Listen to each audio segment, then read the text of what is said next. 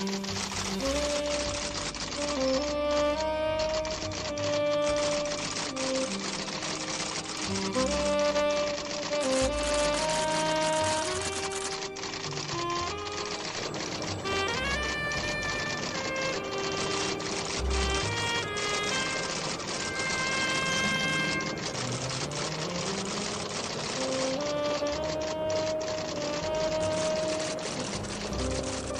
world runs on deadlines.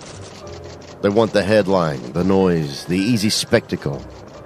But here at the Wednesday Wire, we know the real story is always in the fine print. The archive folders the day shift ignores. The only deadline that matters is the one you set for yourself. It's late. The city's awash of neon and rain, and the truth is out there waiting in the shadows. I'm your night editor. We're cutting through the static for 5 hours of hard facts and even harder choices. Tonight we start with the cost of a lie. Looks like the first signal's coming in now. We start with a man who travels the globe and files the action-packed expense account. Johnny Dollar is on the case, trading shadows for hard numbers. Tonight, it's a deceptively small claim, the missing mouse. But in this town, the smallest details often lead to the biggest pile of troubles. From Hollywood, it's time now for Johnny Dollar. Hi, Johnny. Who dat? George Reed. Well, Merry Christmas, George. Is it? Oh, what's the matter? You ever hear of Jediah Gillis? Eccentric? Owns about half of Rhode Island? That's the boy. A couple of weeks ago, he wrote a special policy on an item he wanted insured. And it's up and disappeared, huh? How'd you know? Oh, just a wild guess. What did he lose? I hope you're sitting down, Johnny. Yeah? Why? Because the insured item is a mouse. House? Mouse. What?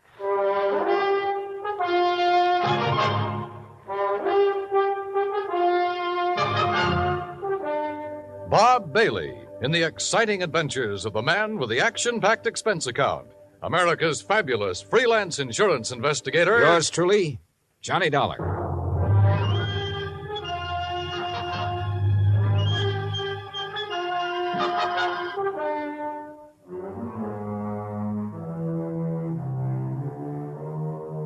Expense account submitted by Special Investigator Johnny Dollar to Floyd's of England, American Branch Office, 443 North 15th Street, Hartford, Connecticut. The following is an account of expenses incurred during my investigation of the missing mouse matter. Expense account item 1, 85 cents, taxi from my apartment to George Reed's office. He was on his feet waiting for me. His Ivy League suit looked as though it had been slept in, and he needed a shave. Close the door, Johnny. Yeah, sure. Johnny, I'm going to level with you. This thing has me going. Well, it serves you right. Anybody who'd insure a mouse deserves what he gets. Yeah, but it isn't an ordinary mouse, Johnny. No? Not according to Mr. Gillis's original application. Yeah, take a look. Item to be insured. One unusually talented grayish-brown mouse. Unusually talented? Like how? I don't know. What? I tried to find out, but Gillis wouldn't tell me. And still you issued the policy. You know our company, Johnny. We have a reputation for insuring almost anything, but we have to draw the line occasionally, and we would have here, except for one thing. What's that? And believe me, it better be good. It is. Gillis carries all of his insurance with us. Yeah, but even so. Just one of his several policies is a straight life for $350,000. Wow, wait. King-size premiums, huh? Exactly. So when he called asking us to insure this fellow's mouse for a few weeks... Wait a minute. Gillis doesn't own it? No. Well, who does? It belongs to a friend of his, a man named Glazer. He's spending the holidays with Gillis. Gillis didn't want to be responsible if something happened to Glazer's mouse while he's there, so he asked us to write the policy. How much did you insure it for? All the company would allow, $5,000. Oh, now, George, you think I want to get all worked up over a lousy $5,000 loss? What kind of a commission can I possibly make on that? Look, give me a chance to finish, will you? All right, but only because it's Christmas. All right. Late last night, I received a call from Gillis. He wanted to know whom we considered the best investigator in this part of the country. When I told him, he told me about the mouse and insisted I send you up to help look for it. No, George, I'm sorry, but I'm going to pass. I've handled some screwy cases in my time, but this is... Please wait till I finish, will you? I told Gillis you wouldn't be interested. That's when he started putting on the squeeze. Squeeze? How do you mean? He said if I didn't get you, he'd cancel his policy. Oh, Oh, come on. You don't believe that, do you? I don't know what to believe. Gillis is a screwball of the first water. We've known that for a long time, and frankly, I'd rather not take a chance. Well, you've got to. Maybe not. I've received an okay from upstairs. On this one, you can write your own ticket. Well, why didn't you say so in the first place? You didn't give me a chance. Look, there's a train for Providence at 3:30. Here's Gillis's address. He wants you to stay with him. That'll cost more, Georgie. It figures. Merry Christmas, Johnny. Same to you, Santa Claus.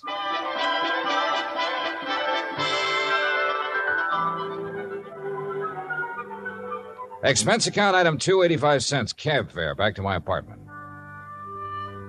I was intrigued by what George had told me and by what his company was going to add to my bank account, so I didn't really mind changing my plans for the holidays.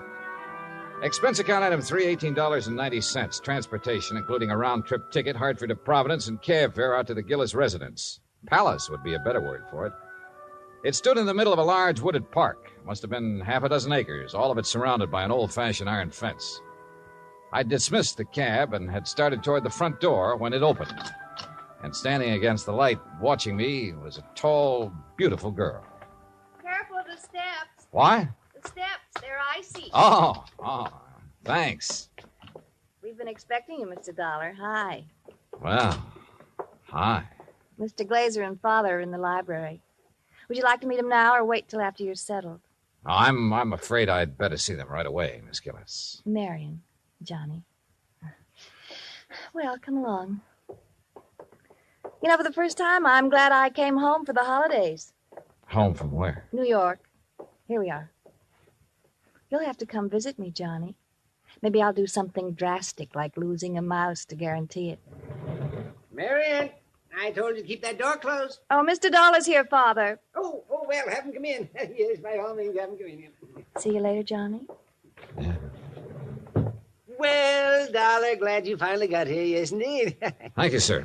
This is my friend and associate, Bert Glazer. Hi, Mr. Glazer. Bertie and his pals, Mr. Dollar. Beg pardon? My dog act. You investigators are supposed to have good memories. I hoped you might have caught us at some time or other. No, I'm afraid not. Oh, would you like to have a drink, Mr. Dollar? No, thanks. Now, suppose I got anything you want to drink. I got an eggnog, hot buttered rum. Well, maybe later. Right now, I'd like to hear the details of your loss. You mean that insurance agent didn't give you all the information? He didn't know it all, Mr. Gillis. All he did know was that a so-called talented mouse has disappeared. So-called. And he hasn't disappeared either, not at all. He's been kidnapped, that's what. Kidnapped, yes, sir, and we know who did it, too. And why. We know why, too. And it's your job to get him back, Dollar. Oh, now, wait a minute. And I'm not going to pay 1 red cent for ransom. Not 1 cent. Not 1 cent. Okay. But what makes you so sure the mouse was kidnapped? Well, I'm afraid I can't tell you that without Bert's permission. Well, Mr. Glazer? Well, if we tell you, we must have your solemn promise you won't repeat it to anybody until Christmas Day. Well, I'm not sure I can do that. If you can't, we don't open our mouths. Right. Well? Okay. Till Christmas Day. Good. Dollar, suppose I told you Gulliver was worth at least $50,000. Gulliver? The missing mouse. Oh. You'd be surprised if I said he was worth that much? Depends. You claim he's talented. Does that have something to do with this valuation you put on him? Something. Oh, it has everything to do with it. Yes, sir. Well, what does Gulliver do that other mice can't? Nothing. But it's how he does it that counts. How he does what? Sings. What? Can't you hear the man, Miss Della? Can't you hear him? Gulliver sings. He carries a tune. You know. With the clarity of a clarion, the fervor of a female opera star, and the tone of a tenor. That's how we plan to bill him. I see. But he doesn't believe us. Oh, no, wait. I didn't say that. There's no need to. We can tell by your face. Can't we, Bert? But a mouse. Mr. Dollar, it is a scientific fact that mice sing. Mice sing? Well-known magazines have published articles proving it. Unfortunately, most of them sing in a scale too high for human hearing. But not Gulliver. Well, not Gulliver. Yeah, that's right. He's a basso. A basso. By mousy standards, that is. Oh, no. No, Bert, he still doesn't believe us. Very well, Jedediah, there is only one thing to do. There's only one thing to do. You follow us, Dollar. We'll erase the doubt in your mind forever. I took a good look at Bert Glazer, then reluctantly followed the two of them out of the library and down a long hall. At the moment, this thing had all the earmarks of a good old-fashioned con game. Or better still, a benefit on behalf of Bert Glazer with Josiah Gillis and Floyd's of England as the sole cash contributors. We wandered for what seemed like blocks through the old mansion and finally reached a large playroom. On top of one of the billiard tables was a small brass cage. In it were two small grayish-brown mice. Glazer opened the cage and let them out. Mr. Dollar, allow me to present Hecuba and Esmeralda. Oh, how do you do? I suppose they sing, too. Oh, they certainly do. But not nearly as well as Gulliver. Just don't have the instrument, you know. Instrument? The voice, Dollar, the voice, the vocal cords. Oh, yeah, I see. But, now, where did you keep Gulliver? In here with the others. Bert didn't want to separate them. That's right. I originally started to make the three of them into a singing, trio, like the Andrews sisters. But Gulliver advanced so rapidly, I decided he should be a soloist. Oh, sure. You aren't afraid of mice, Mr. Dollar? No. No, well, that's fine. They sense it if you are, you know. It upsets them. Upsets them. All right, now, Hecuba, move over a bit. Give Esmeralda some room. That's it. Now, up on your haunches. Up, Esmeralda. There we are. Now, what would you like to hear, Mr. Dollar? Oh, anything at all? Oh, Bert, how about my favorite, Over the Waves. Good. You got it, Esmeralda? Over the Waves. That's it, Hecuba. All ready then? Good. That'll be fine. Ready now? 1, 2, 3. 1, 2, 3. Oh, that's it. Oh, beautiful, Esmeralda. Beautiful. Yeah.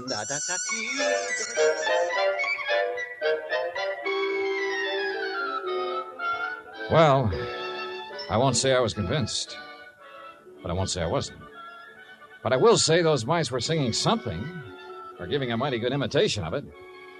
We returned to the library, and this time I sampled the eggnog liberally.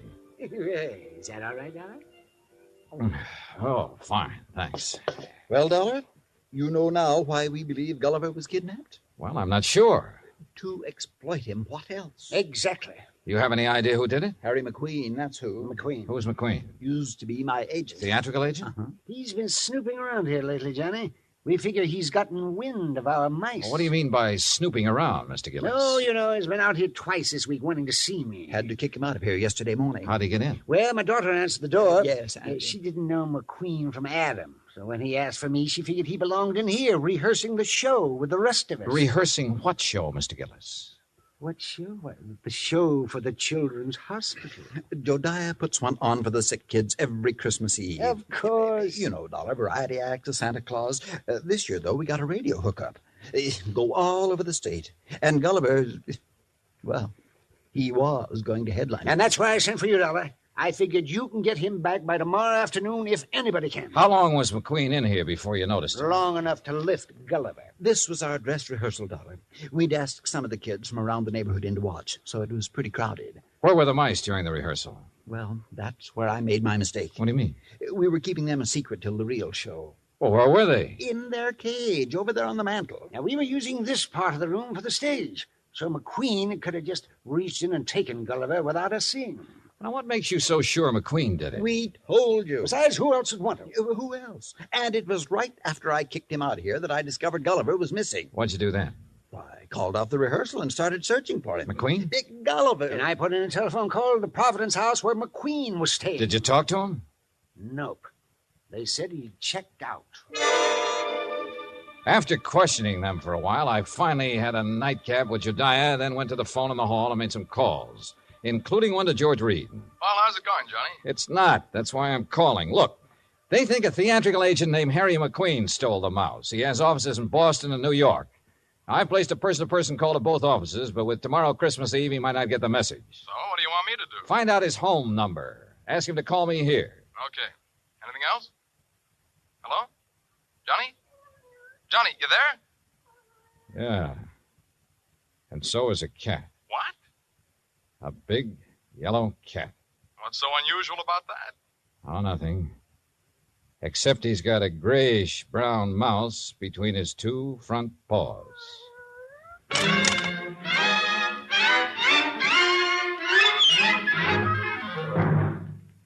Act Two of yours truly, Johnny Dollar, in just a moment. You can't buy happiness by the pound or the yard, but you can have it by the hour with no strings attached every Monday through Friday evening and each Saturday in the daytime when the Robert Q. Lewis Show is on the air. Join him and his fun-loving gang 5 nights a week and Saturdays in the daytime on most of these same stations. Now, Act Two of yours truly, Johnny Dollar, and the Missing Mouse Matter.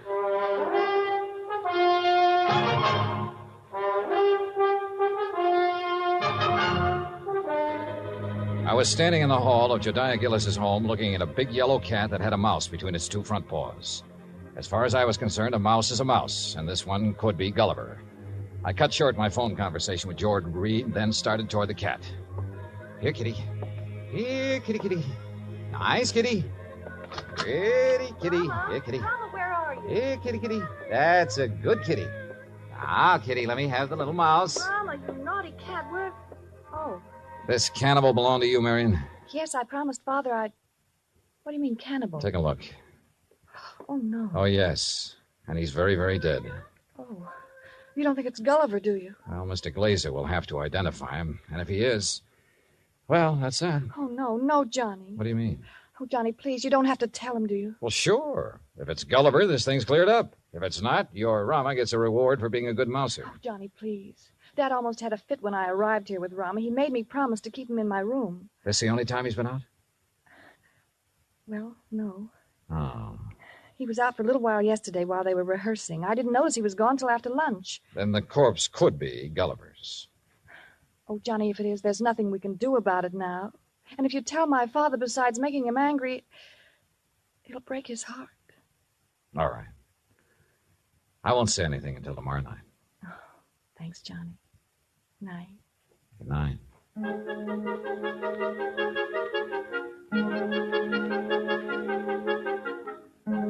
Christmas Eve morning came cold, crisp, and clear. The Gillis grounds were covered with new fallen snow, and the trees were heavy with icicles, giving the whole place the look of a winter wonderland.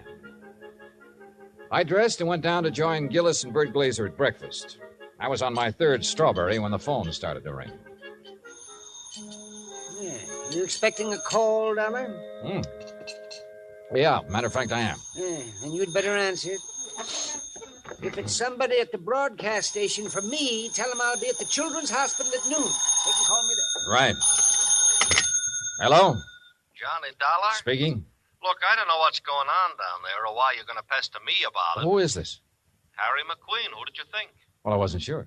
Well, your friend Reed got me out of bed this morning, Dollar. He told me you wanted to ask me some questions about a mouse that's missing from Jediah Gillis's place. That's right. What do you know about it? Well, I've done a lot of pilfering in my time. I've taken towels from hotels from Maine to Miami and Seattle to Bridgeport. But I never had to stoop so low as to steal a mouse from any hotel, garbage dump, trap, or field. Do I make myself clear? Perfectly. Except for one thing. Yeah?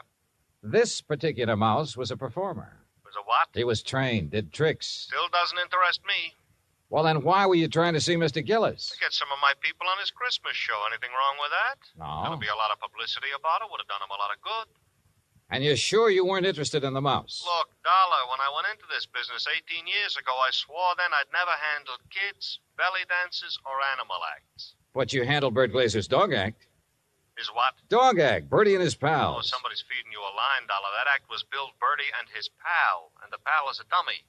Glazer's a top-notch ventriloquist. He's a master. You hear me, Dollar? Yeah, Harry. I hear you fine. I had to do some thinking, so I put on my coat and went outside for a walk around that wooded park. What I had just learned about Glazer confirmed what my instinct, my common sense, had been telling me all along. Except for one thing. The performance given by Hecuba and Esmeralda the night before. If Glazer had been doing the singing for those two mice, he was a master ventriloquist. Which was exactly what Harry McQueen said he was. I'd started back toward the house, wondering if I should get Jediah aside now and tell him or wait until after the show, when something soft and cold hit me on the back of the head. Hey! Sorry, couldn't Oh. resist such a serious target.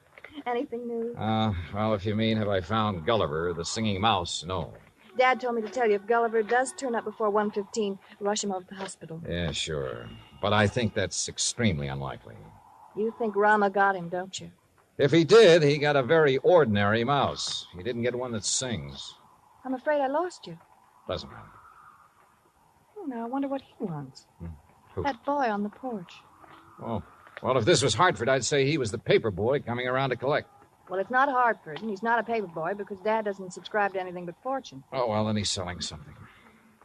Well, if he is, he's not going to give us a chance to buy any. Johnny, looks like we scared him off. That's funny. Hey! Hey, come back! He sure tore out of here when he saw us. Wonder what he wanted. Do you suppose he was one of the kids they invited in to see the dress rehearsal? Well, if he was, what would he be doing back here today? I don't know. Let's take a look around. We found it in the playroom, near where Gulliver's cage had been. It was a roundish metal clamp, the kind of boy wraps around his trouser leg when he's riding a bike. I was about to call the hospital and ask Jediah for a list of all the kids they'd invited to the rehearsal when the front doorbell rang. Johnny, it's that boy again. Better let me get in.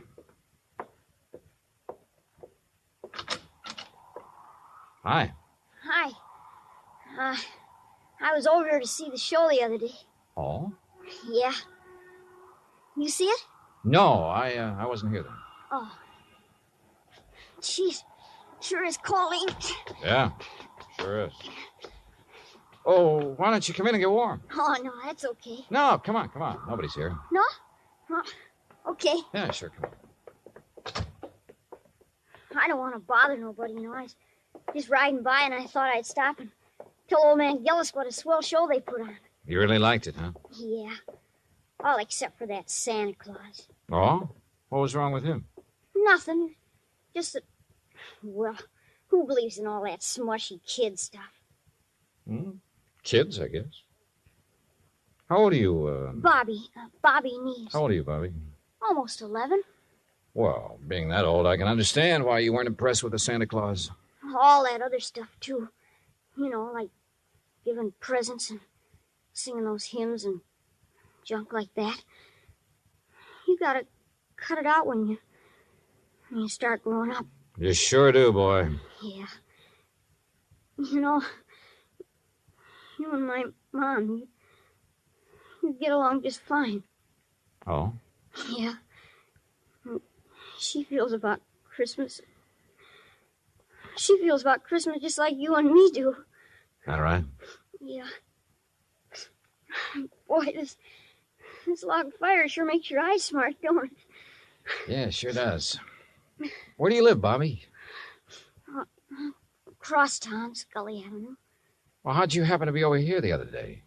Well, I was riding my bike when I saw this dog. Well, gee, he was... Anyhow, when I tried to catch him, he ran from me. I followed the silly mutt clear over here. Uh-huh. You ever catch him? No. I was about to when this man hollered and asked me if I wanted to see a free show. So I came in. I see. Well, you must like dogs a lot, huh? Sure. You got one?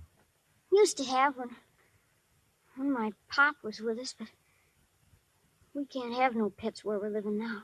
Oh, that's rough. Yeah. You know that poem? Which one? You know, about all through the house not a creature was stirring, not even a mouse. Yeah? Well, that fits our place. Especially now. How do you mean? Well, I didn't think he'd miss it, you know. Man with a house as big as this one and all. So when I saw this cute little fella up in that cage, well, I didn't really mean to take him on holding me, but when he got under my sweater and was real quiet, like he liked me, well, you know what I mean. Yeah, Bobby. I know. But I got to thinking and decided to bring him back. So would you give me to the old man, to Mr. Gillis for me, please? No, I think you'd better do that yourself. Oh, no, please. He might be awful mad at me by now. No, Bobby. In fact, you're going to get a reward. Yeah? Word of honor. Now, what do you say we go down where Mr. Gillis is putting on that Christmas show and see it? Okay? Oh, sure. Bobby, Yeah? did you notice anything unusual about this mouse? Yeah, I sure did. What was it? He got some white on his right hind foot.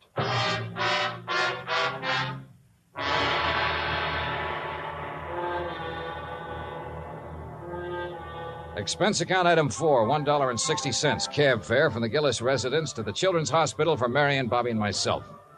Inside, we followed the sound of children laughing and reached the auditorium. Marion found a seat among the nurses, and I took Bobby backstage. When Jediah saw Gulliver, his face lit up like one of the trees he'd had delivered to the war. Gulliver! By golly. I knew if anybody could do it, you could, Dollar. I didn't do a thing, Mr. Gillis. All the credit goes to Bobby. Oh, to Bobby. Well, I'll speak to you after the show, young man. Yes, sir. Bert, look, he's back. So glad to go, my stout Gulliver. Oh, I do declare I have never been so glad to see a person before. You better hurry, Bert. He's scheduled to go on in just a minute. Oh, he will. Well, I'll go check on the microphone when everything be just so. Don't go away, Dollar. No, he won't. Bobby, why don't you sit over there where you can see the stage? Yes, sir. Bert, you think Gulliver will sing today? I know he will. Oh, get ready, Gulliver. But that boy had Gulliver all day and all night, and he didn't sing once. Did the boy ask him to? Ladies and gentlemen, boys and girls, for the first time in a while, one of the wonders of the world, Gulliver, the singing mouse. Hey, Mr. Dollar, can that mouse really sing? That is what we're going to find out, Bobby. Exciting, isn't it, Dollar? Sure is, Mr. Gillis. All right, thank you, folks. Thank you. And now for Gulliver's first number, he'd like to sing with... what's that, Gulliver? I see. He's going to sing Jingle Bells, but he wants me to get off stage so everybody will know it's really him doing it and not me. Thank you. Is he all right, Bert? Oh, fine. Just feeling his out. Well, why doesn't he start? He's going to. Listen.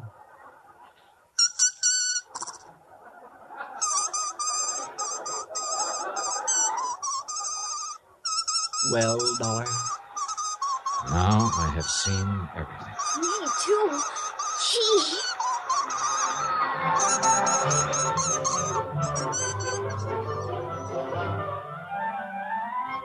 Bert Glazer had a logical answer for having lied about his old vaudeville act.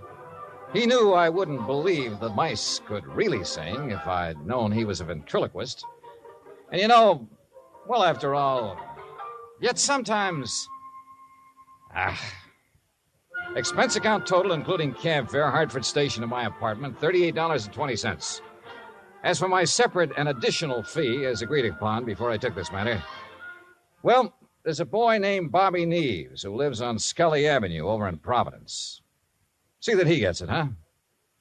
Yours truly, Johnny Dollar.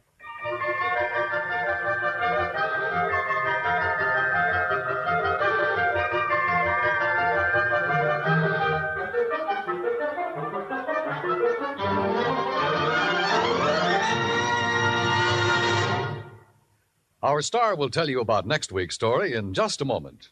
Meantime... Hey, Dan, I'll make a deal with you. Oh? Let me have the mic for a second, then you can tell them about next week's story. By all means, be my guest. All right.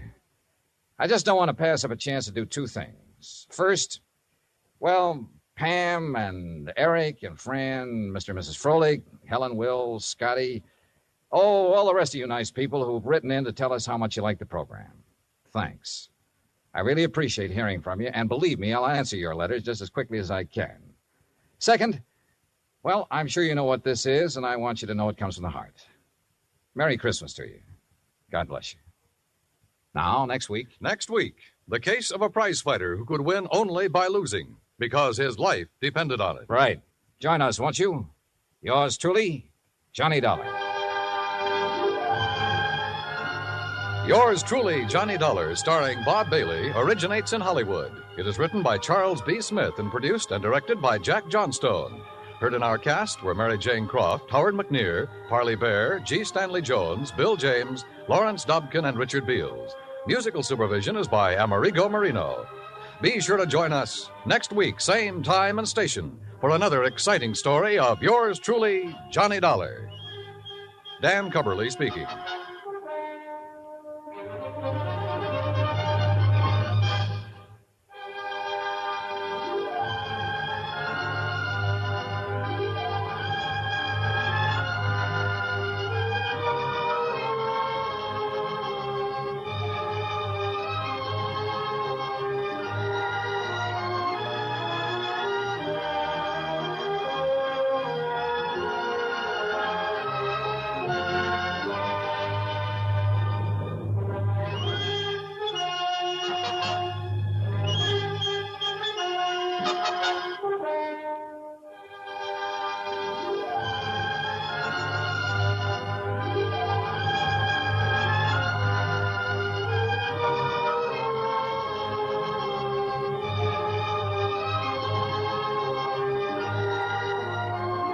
See how the size of the item rarely matters.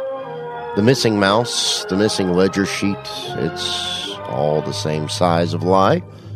Johnny Dollar followed the trail of the small fraud right to the edge of something much larger. Well, that's a wrap on the claim. We'll be right back after this.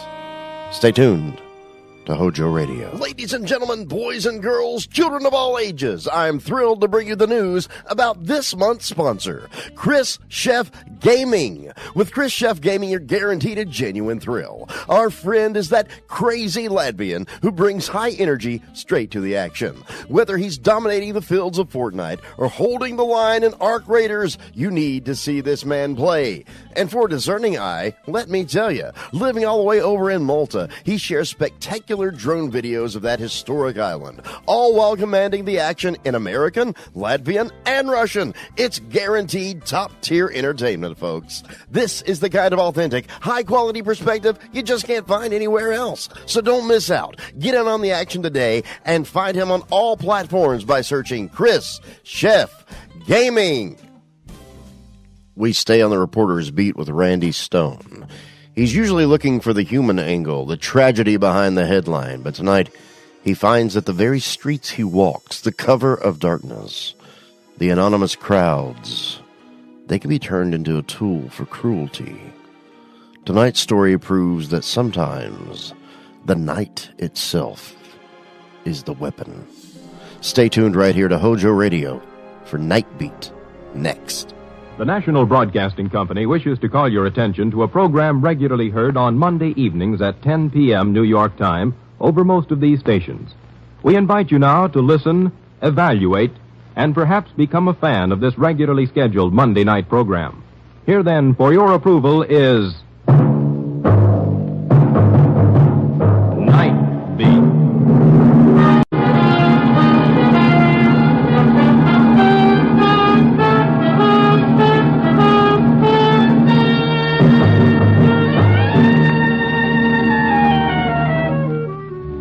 Hi, this is Randy Stone. I cover the Night Beat for the Chicago Star. Stories start in many different ways. Tonight's story began when one man tried to destroy another with the strangest weapon of all, darkness.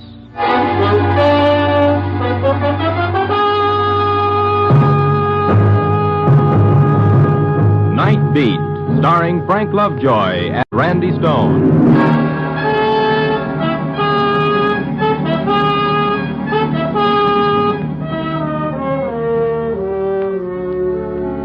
When your job is to walk into the darkness and discover what makes a city tick, you pick up some mighty strange friends. The winos dreaming of a muscatel paradise and cold, dark doorways. The petty larceny boys with their fast deals. The painted little dames defying the world with their brassy laughter. The homeless and the hopeless. In the city, the night is for the lost. Sometimes you feel a hunger to be with someone of the everyday world, some nice, well-adjusted soul who's got a reason for waking up tomorrow morning. I guess that's why I dropped in to see Bessie Chatfield tonight. Bessie, a little gray-haired librarian who has charge of a small storefront library on Huron Street. No one around this time of night but Bessie and a young fellow in a gray raincoat alone at a reading table. Mr. Stone!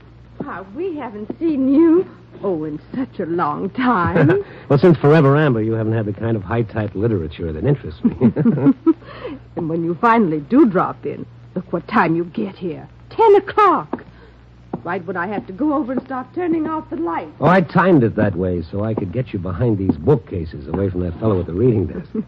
I'm afraid your timing is about 35 years off, Mr. Stone. Oh, these light switches, why do they always put them so high up? Aren't you going to tell that fellow it's time to go home? This is the way we tell them. We flick off the lights and then flick them on again. First, off like this. No! Don't do that, no! What? Turn the lights on quick. Let me handle this. What was the idea of doing that, mister? Is that supposed to be smart or something? Oh, now take it easy, fella. Or Take did it he easy. pay you to do it? Is that the deal? You tell George Brewster that the game doesn't amuse me anymore. You tell him if he keeps it up, I'll kill him. I turned the lights out. It's closing time. What? Closing time? Oh. Yes, of course. What's wrong with you, buddy? Are you sick or something? Sick. Yeah, that's me. Sick. Only mine is a childhood disease. Childhood. Now, what in the world was that? Ever seen him before? He's come in a couple of times this week. Spent all his time reading some reference books at the table. Seemed to be such a nice, polite young man. Considerate, kindly. Let's take a look at those books. Oh, my heavens. My heart is beating a mile a minute. And did you see his face? It frightened me. He was even more scared than we were. Of what? These are the books he was reading? Yes. The Mind in Limbo, Abnormal Psychology, Modern Psychiatry. Why would he want books like this? Maybe he was looking for somebody in these books. Who? Himself, Bessie. Probably himself.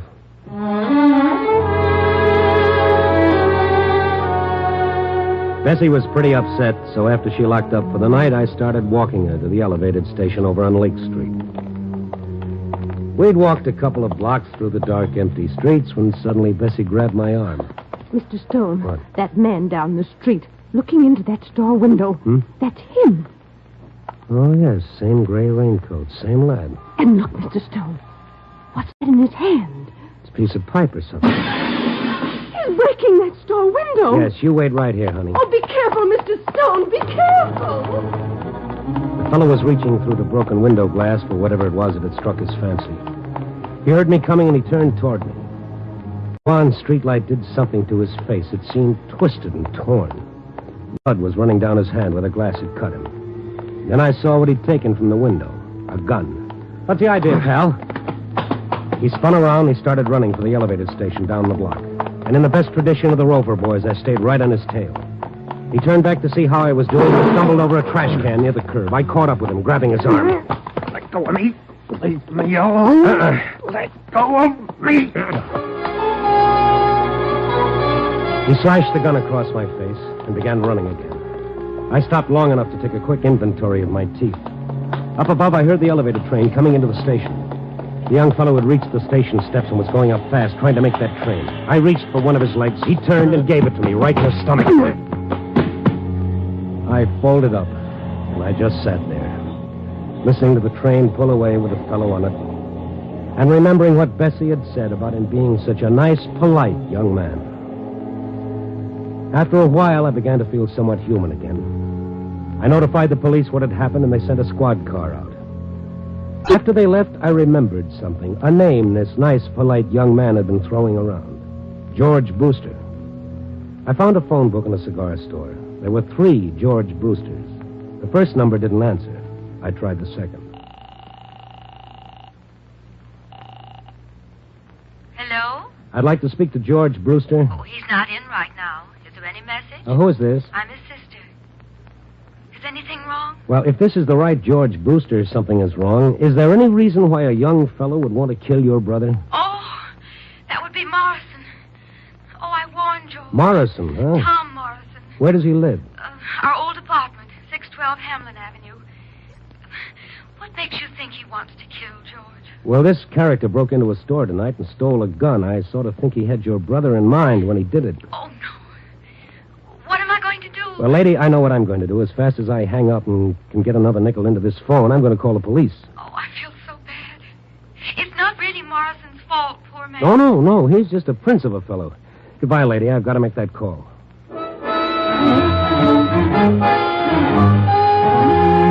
But then it turned out I didn't have a nickel. And on the way to the counter for change, I started wondering why the sister of the man he was going to kill felt sorry for Morrison. And why Bessie thought he was such a sweet character. And, well, the night was young. 612 Hamlin Avenue couldn't wait, and I could call the cops later.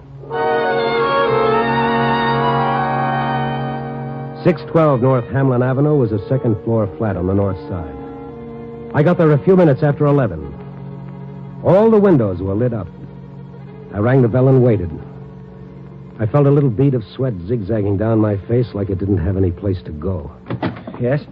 Oh, it's you? No, let's not close the door just yet. In fact, let's push it open all the way. What do you want? My 2 front teeth and a few ribs. Get out of here. Now, look, pal, don't tempt me. Wait a minute. Now, look. I can't against my better judgment to listen to what you've got to say. If I leave now, the only place I'm going is the nearest police station. Police station. I guess maybe that would be the best. Otherwise, I don't know what's going to happen. Yes, I get it. I guess you better call the police, mister. What do you think you're doing? Calling my bluff? The phone's right behind you. Okay, buddy. You asked for it. You're sure this is the way you want it? Yeah, it's better this way. I'm at the end of my rope. I don't want to kill him. George Brewster? Yes, George Brewster. I know how it'll end if he doesn't stop. Stop what? You call the police, mister. You'd be doing me a favor. Since when have I got to do you favors? Why aren't you calling? I'm an Eagle Scout in good standing, and I haven't done my good deed for today. Well, you can't help me, whoever you are. Stone is the name. What makes you so sure that I can't? Thanks for even wanting to. After the bad time I gave you. Bad time? That's the understatement of the year. Well, I was panic-stricken. He's got me half crazy. What have you got to lose if you tell me about it? No. Okay. Oh, wait. I don't know. I'm like a drowning man grasping at straws. Look, maybe if you talked to Brewster, told him what he's doing to me, maybe then he'd leave me alone. Well, you never can tell, but I'd have to know what I'm talking about. Quite a story, mister. These lights. Look at them. Bright as the sun, aren't they? Lamps, overhead chandeliers. Just look at them. I'd hate to see your light bills. Well, like some men need drugs. That's how I need these lights. Come again? My sanity depends on it. On these lights? Yes. You see, it's a sickness. They've even got a name for it. Noctophobia, it's called. It's fear of darkness. Fear of darkness? But that's for kids. I'm sorry. Don't be. I quite agree. Kids or neurotic women. But in a man of my age, it's quite ridiculous. Only when the day starts drawing to a close. When the night starts crowding in. Have you been to doctors? Sure, I've been to doctors. They tell me I shouldn't feel too badly. Plenty of people with my trouble. Hangover from childhood. An illness like heart trouble is an illness. I'll take the heart trouble. Maybe you haven't gone to the right kind of doctor. Maybe psychiatry could help you. Nothing is going to help me. George Brewster's going to see to that. What about this Brewster? He's trying to destroy me. With the strangest weapon of all. The strangest weapon of all? Yes. His weapon is the night.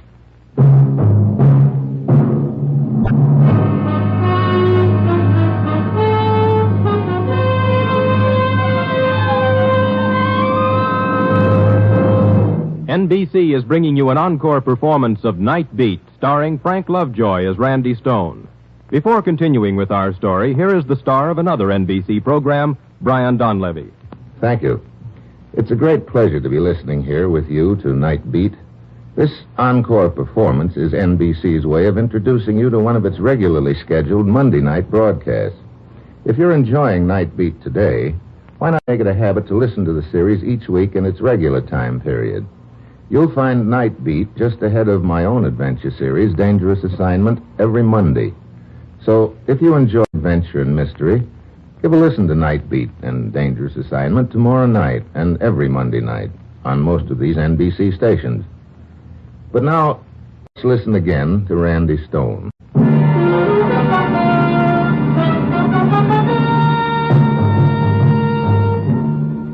It was a weird feeling standing in Morrison's brilliantly lighted parlor listening to him tell me about his terror of darkness. A sturdy, healthy-looking man trapped by a childhood nightmare. I felt guilty listening to him, like I was eavesdropping into a dark corner of his mind that was nobody's business but his own.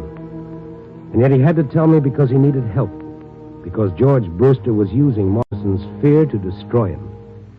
I was sent to Chicago by our company to replace Brewster. Until he found out why I was here, he couldn't do enough for me. He even got me this apartment. Oh, greater love hath no man. Then he found out what the setup was, and he changed fast enough. How did he find out about this fear of yours? I'm trying to tell you how. The other night, the two of us were working alone in the big vault down at the office. Working on some old account. And the overhead light blew out. Mm-hmm. Well, it was so sudden, I couldn't help myself. I tried to keep calm, but it's like something tearing me to pieces inside. I couldn't breathe. I couldn't.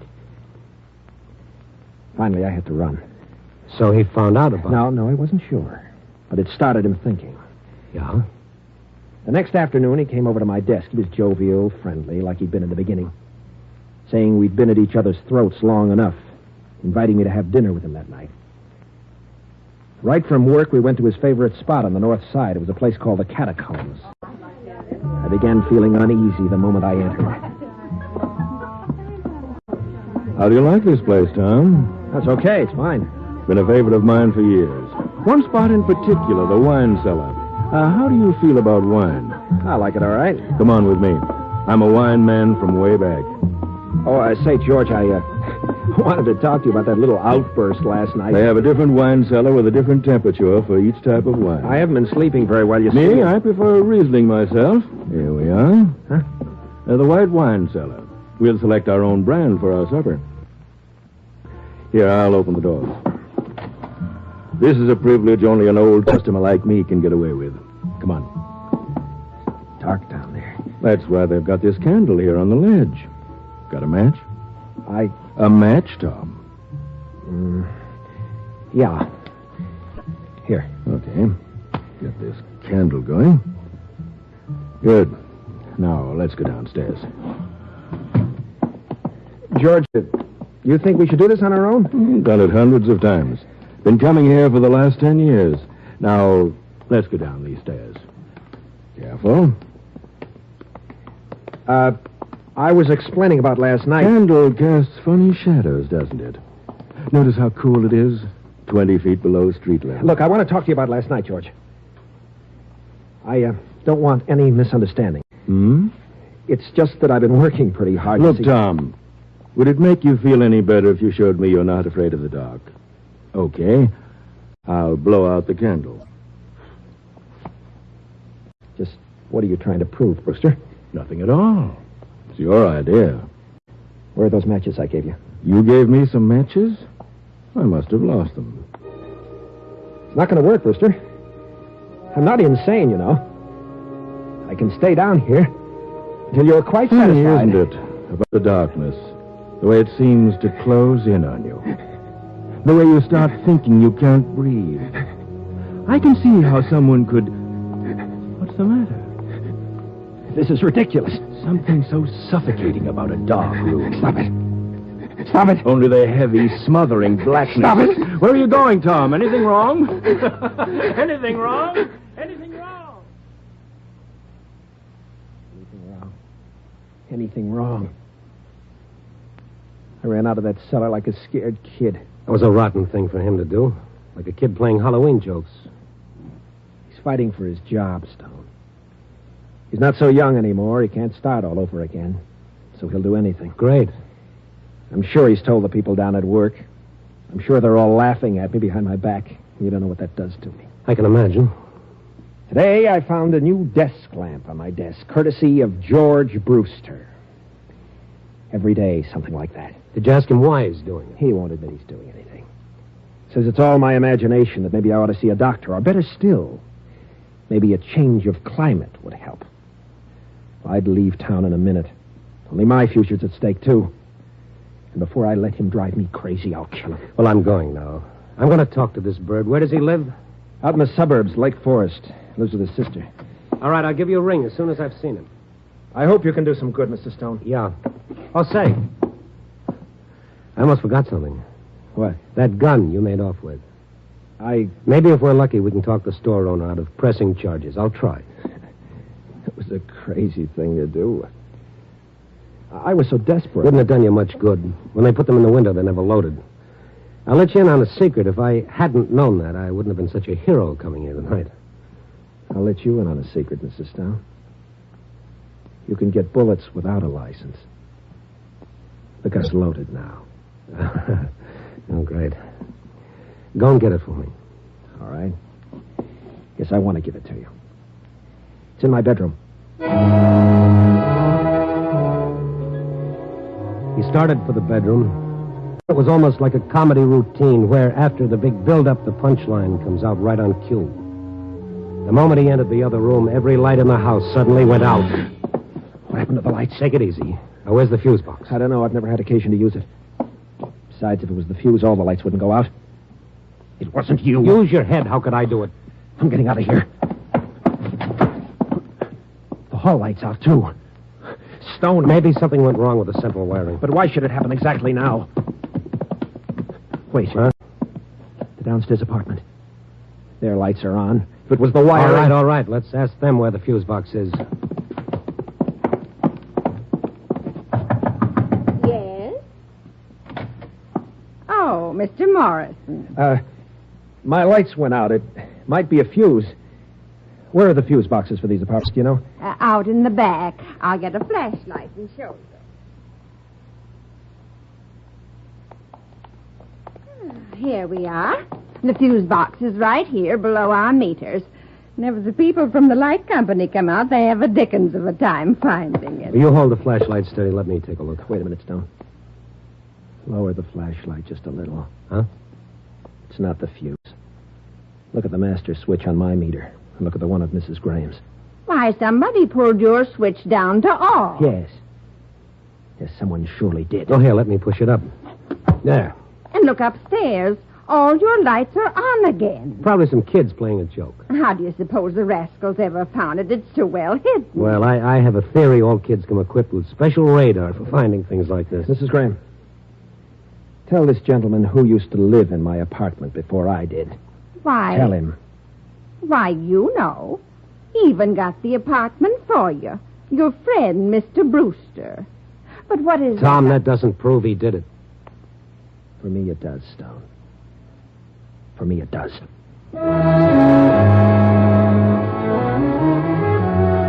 Morrison went around to the front of his house and up the stairs to his flat. I waited in the hallway until he came down again. He looked different. His face was hard and set. His eyes were like chunks of glass punched into the flesh. What are you waiting for, Stone? Well, when we were so rudely interrupted, you were going for the gun. I've got it now. Oh, yeah. Well, hand it over and I'll bring it back. No, thanks. Where are you going, and what are you going to do? I'm fighting for my sanity and my life. He's never going to do this to me again. Never. I can't let you do that. You're going to have to. The minute you leave here, I'm going to call every cop in the book. Yes, that's what you do, isn't it? Yeah. And I'd better give you the gun. This could become habit forming. I dropped to my knees in the hallway, and then the hallway subdivided like something under a microscope, and there were 2 hallways, and then there were 4. And then everywhere I looked, there were hallways. Morrison tried to push me aside to get by me, only it was a whole circle of Morrisons. I grabbed at his legs to hold him back. It was like grabbing at a centipede. And then all the Morrisons in all the hallways brought all their guns down on my one poor head. And that was it, brothers and sisters, that was it. Feeling better, Mr. Stone? Oh, if I felt any better, I'd call the embalmer. Oh, what a business. I heard a commotion, and I came out, and you were lying here. Is this a head or a cantaloupe? Oh, how did it happen, and where's Mr. Morrison? Oh, Morrison, yeah. How long ago did you hear this commotion? Just a couple of minutes ago. Oh, you came out of it real fast. Yeah, unironed Constitution. Have you got a phone? Yes, but don't you think you're better... Come on, lady, grab my head, put it back on nice and neat, and let's get to that phone.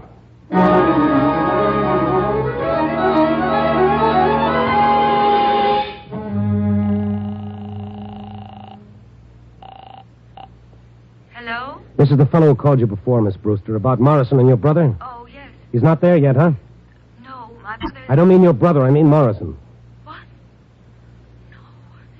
Is he... Yes, he sure is. Now, give me your address. The minute you hang up, get away from your house as fast as you can. Morrison's got a gun. He's half crazy. Maybe we should call the police. Maybe we should, but I'm not going to. They'd throw the book at him 10 years for attempted murder. I think I can stop him before he does anything. I can't tell you how sorry I am about this. Lady, you and your brother should be.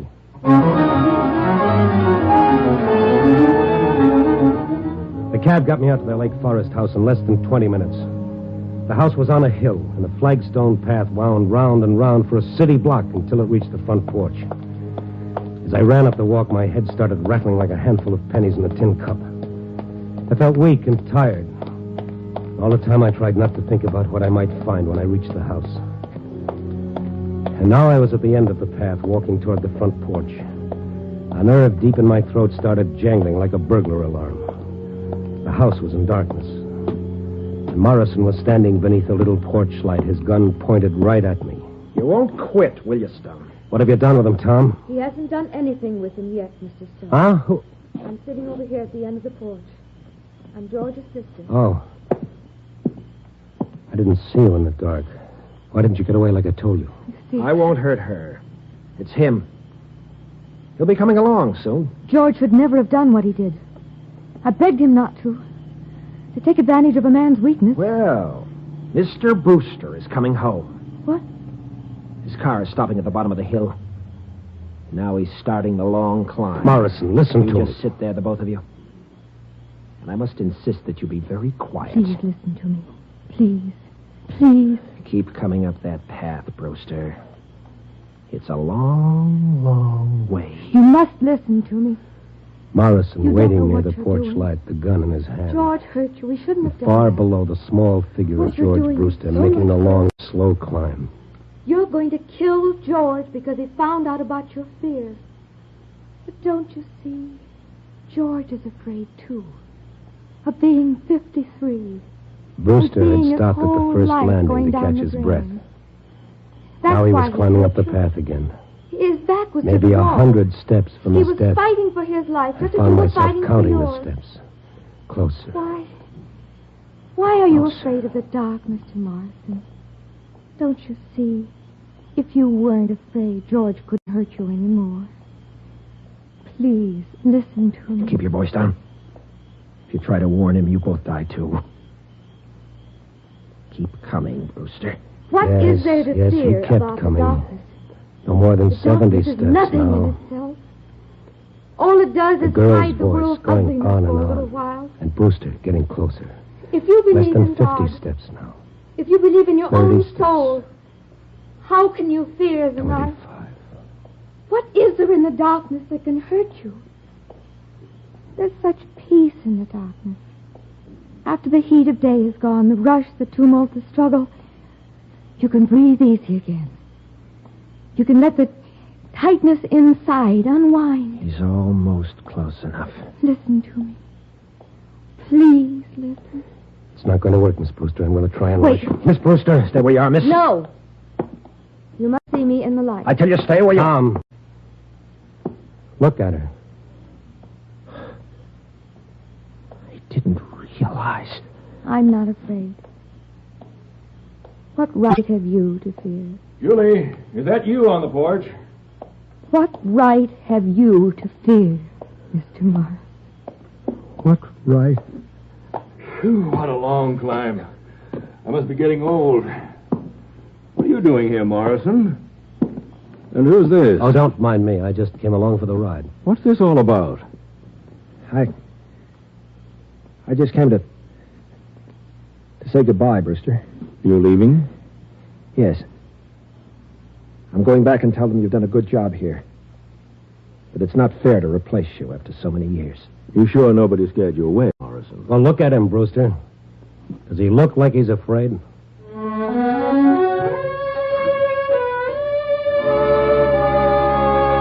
I don't know if Julie cured Morrison of his fear of darkness. Cure is a pretty strong word. But maybe she helped. I kind of think so. I do know this. It's going to be mighty hard for Tom to fear the darkness knowing Julie is not afraid. But neither Tom nor I will ever forget what we saw as that porch light lit up her face. Julie Brewster, who did not fear the darkness, was blind.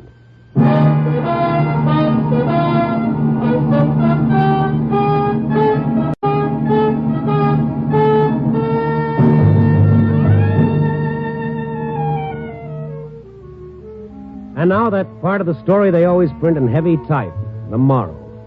And don't smile so indulgently. Morals are very nice things. Some of my best friends have morals. Seriously, Julie's whole life is a moral in itself. And trying to top it is like trying to follow Al Jolson with a Mammy song. The best you can do is tip your hat to the fellow who wrote, "Out of the night that covers me, I thank whatever gods may be for my unconquerable soul." He must have had someone like Julie in mind.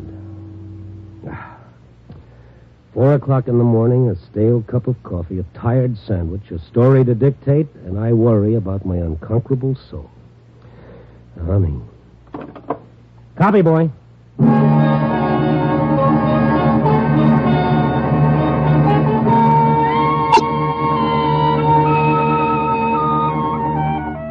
Night Beat, the new dramatic series, stars Frank Lovejoy as Randy Stone. Night Beat is written by Larry Marcus and directed by Warren Lewis. Music by Frank Worth. David Ellis played Tom. Lorene Tuttle was Ruth. Others in the cast were Charles Seal, Margaret Brayton, and Ruth Parrott. Frank Lovejoy will next be seen in Milton Sperling's production, Rock Bottom, released by Warner Brothers.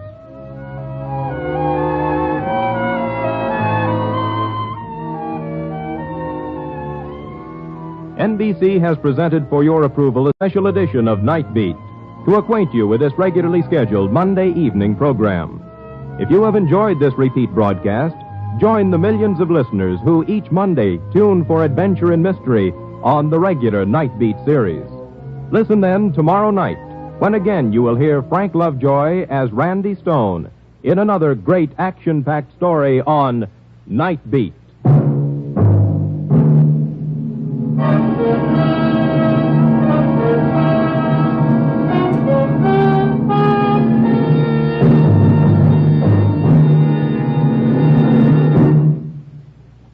For music today, the night hear provides the cover, but it never keeps the secret. Randy Stone found that the dark can be used as a shield, but the consequences still fall in the daylight. We've had our look at the claim and the headline. Now it's time to follow the money and the sharp wit of the private eye. Stay tuned to the Wednesday Wire, right here on Hojo Radio. We're moving off the news desk now and into the back office of the private eye. The reporter chases the fleeting headline, the flash of the camera. But the private investigator, they chase the consequence. They chase the money, the secret, the things someone paid a lot of cash to bury. They don't care about justice. They care about the truth for a fee. They operate in the space where the law runs out and human nature takes over. And that, my friend, is a much darker place to work. Now we deal with the kind of trouble that starts with a priceless artifact and ends with a corpse. Richard Diamond is on the line, hunting the ruby idol. It might be cursed, but Diamond only cares about one thing: the price of its safe return. Beneath the smooth talk, he's as tough as they come. Stay tuned right here to Hojo Radio for Richard Diamond, Private Detective, next.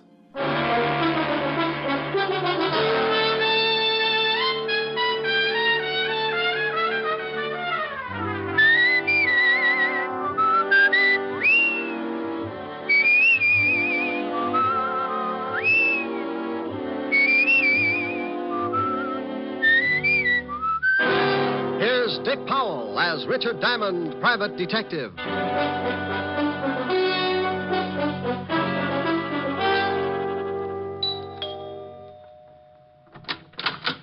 Oh, good evening, Mr. Diamond. Evening, Francis. You look like you're going out. Yes, sir. Miss Asher wants me to go down to the delicatessen for some cold cuts. Oh, where is Miss Asher? In the study, sir. Well, I'll see you later, Francis. Why don't you bring back some roll mop? Roll mop, sir? Herring with the bends. Very toothy. Yes, sir. Ollie Ollie oxen free. Rick. Hi. Hi. Well, get the silk thing there. Lounging pajamas. Yeah. I guess we're going to stay in, huh? Uh-huh. I just sent Francis out for some food. I met him at the door. Look, I've got to do a few things in the kitchen. Why don't you stretch out on the couch and take it easy until dinner's ready? Okay, I'm pretty tired. Might rock out. No, a little sleep might do you some good. Here, read a magazine if you want to stay awake. Oh, swell. Gory detective. Who sends you these things? The Corpse of the Month? Pretty bad. I won't be long. Okay. Oh, no. The case of the bloody... Oh. It was going on 11 o'clock, and the fog encircled the old house like a thin, wet blanket. Oh, swell. The figure of a man crept stealthily across the gravel of the garden path. These riders really dream it up. Mr. Diamond? What? How did you get in here? I followed you from your office. Shh. You left the door unlocked when you came in. Well, now, look. I know I shouldn't have come into someone else's house, but this is a matter of life and death. Hey, stop pulling down the blinds. I don't want anyone to see us talking. Well, you're on the 8th floor. Who's chasing you? A herd of monkeys? Please, you must listen. Now, look, if you got troubles, come to my office in the morning. Tomorrow morning may be too late. I'm supposed to die tonight. Try breathing. You expand your chest, take a lung full of air. No, Yes, it does wonders. Keeps you around for days. You better get out of here. Please, Mr. Diamond, don't give me away. Please. Yeah, baby. Wait a minute. Duck under that desk. Oh, bless you, Mr. Diamond. Rick, I thought I heard you talking to someone. Talking? Oh, no. Must have been reading out loud. This is swell literature. The case of the grisly ghost. Oh, fine. I like to keep up on the exploits of a private detective. You don't tell me anything about your cases. I'm modest. Hey, you got your coat on. Where are you going? Oh, Francis just called. He's had a flat tire. I'm going to pick him up in the other car. Don't you want me to do it? Oh, I'm not going to let you out of this house. I'll be right back. Okay. Read The Grizzly Ghost. It's not bad. Bye, baby. Bye. Okay, Spider-Man, you can come out now. Oh, thank you. Now, what the devil's going on? I told you my life's in danger. I need help. Tell me about it. I haven't time now. Come to this address in about an hour. My name's Leeds. Leland L. Leeds. Oh, for Pete's sake. I must get back before they miss me. I don't want them to know I got out. Say I called you and told you to come over. Here's the address on this card. Please don't fail me, Mr. Diamond. Now, wait a minute. My fee's $100 a day in expenses. Of course. I'll have a check for you. Goodbye.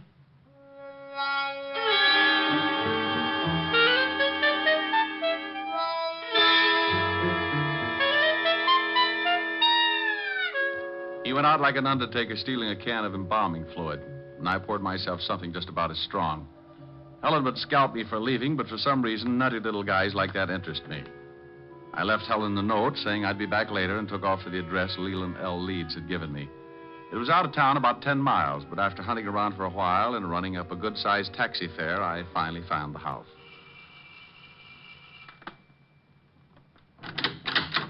Yes? Yes. I got a call from a Mr. Leeds at this address. He asked me to come over.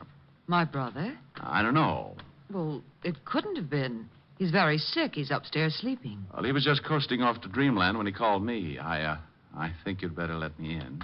Oh, a detective. All right. Just what did my brother tell you, Mr. Diamond. He said his life was in danger. I'm Nina Leeds. I think you'd better come into the living room, Mr. Diamond. Dr. Miller can explain things better than I can. Sure. Roger? This is Mr. Diamond. He's a detective. Oh? Lee just called him. This is Dr. Miller, Mr. Diamond. Hello, Doctor. How do you do? You from the police? No. Private stuff. Oh, I see. Now, Mr. Diamond, I'm afraid you made a trip for nothing. Well, here are the drinks. George, this is Mr. Diamond. He's a private detective. What? Mr. Diamond, this is George Brodeen. How are you? Well, fine, thank you. Anything wrong? I don't know. Lee phoned Mr. Diamond and told him he was in danger. How did you know that, Doctor? I told Miss Leeds what he said, but not you. I'm Mr. Leeds' doctor. He's having a nervous breakdown and suffers from an extreme persecution complex. If he called a detective, I'm sure he must have said something like that. That's quite correct, Mr. Diamond. What do you do, Mr. Brodeen? Why, I'm with the New York Museum. I'm a friend of the family. I've been watching Lee break up for the past month. Mm-hmm. May I talk to your brother, Miss Leeds? I don't think you can. I gave him a very strong sedative. Let me get you a drink, Mr. Diamond. When Lee wakes up, you can talk to him. Sure.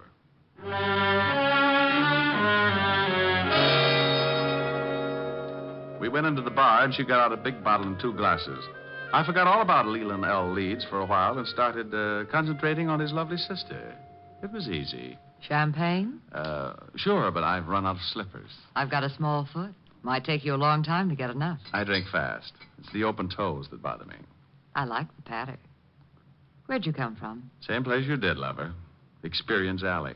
What do people call you after they get to know you better? Oh, different things at different times. For now, you can call me Rick. And later?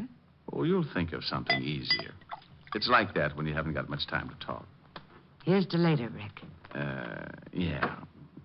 What does the doctor specialize in? Roger's a brain specialist. Mental disorders mostly. It's Lee. He's off again. Maybe he's been listening to Sam Spade. Come on. You'd better stay down here, Nina. I'll take care of it. I'm going up. Lee needs me. George, get my bag. It's in the hall. Right. You'd better not come in, Mr. Diamond. I think I'd better. Nina. Lee, what is it? I saw the blood again. Oh, Mr. Diamond, I'm glad you came. Now, calm down, Lee. Everything's going to be all right. Get away from me. He thinks I'm insane. You all do. You want my idol, and you stop at nothing. Now, there's no sense in this much self-indulgence. Here's your bag, Roger. Thanks. What are you going to do? Just give you something to make you sleep. I don't want to sleep. I'll wake up and see the blood again. There's no blood. It's just your imagination. You're overwrought. You think I'm crazy. But I saw it. I tell you, I saw it. Now, this won't hurt. No, I don't want to sleep. Please, Mr. Diamond, help me. Lee, do what Roger tells you for my sake. Come on. The injection should take I'll get just up. a minute. I won't go to sleep. Lee, please. Then leave Mr. Diamond with me. I want to talk to him. Well, I guess it'll be all right. Don't stay too long, Mr. Diamond. I want him to rest. Okay, Doctor. Remember, he's not at all rational. Come on, Nina. I'll see you downstairs, Mr. Diamond. Hey, what's the idea, Leeds? I'm locking the door. I don't want anyone coming in. Pardon me for walking around in circles. I got to stay awake. Uh-huh. Those people downstairs are trying to drive me crazy. They must have been working overtime. They're after my idol. Your what? My idol. That carved image standing on the night table. Oh, yeah. Here, look at it. Look at it. Well, that's dandy. How many box tops did you have to save? Mr. Diamond, at this moment, you are holding $100,000 in your hand. I am? Last month, my grandfather passed on and left his entire estate to my sister and me. Among the effects was that idol. It was left to me. What is it, platinum? Oh, no, Mr. Diamond. That is the lost idol of King Tut. I always wondered what happened to it. Oh, then you know the legend. Well, I'm a little hazy on it. Maybe you'd better bring me up to date. Oh, of course. It was supposed to have been buried with King Tut. However, the story goes that a slave absconded with it before they sealed the tomb. And that makes it worth $100,000? I guess so. You guess. You don't know? I only know what my grandfather told me before he passed on. He told me its value and said there was a curse on it. What does it say? Crime doesn't pay? Well, Mr. Diamond, it seems that on the first night of the new moon, after one has gained possession of the idol, he will die. Next week, Tom Swift and his electric grandmother. You don't believe me? Oh, sure. No, you don't. You're just like the rest.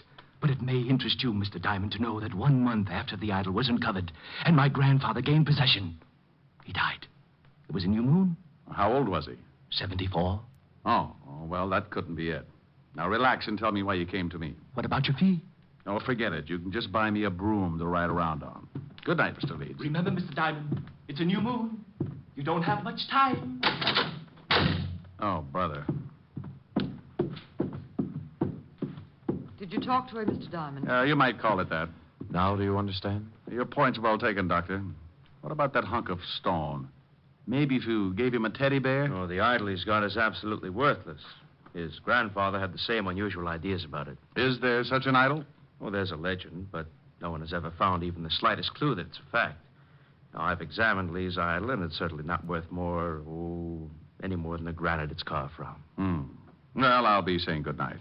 I hope he gets better. Can't I get you another drink, Mr. Diamond? You certainly deserve something for your trouble. No, thanks.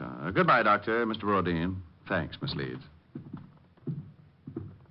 I wish I could make this up to you. I'll take a rain check. It'll be raining a lot this month. Yeah. Well, good night, Miss Leeds. Good night.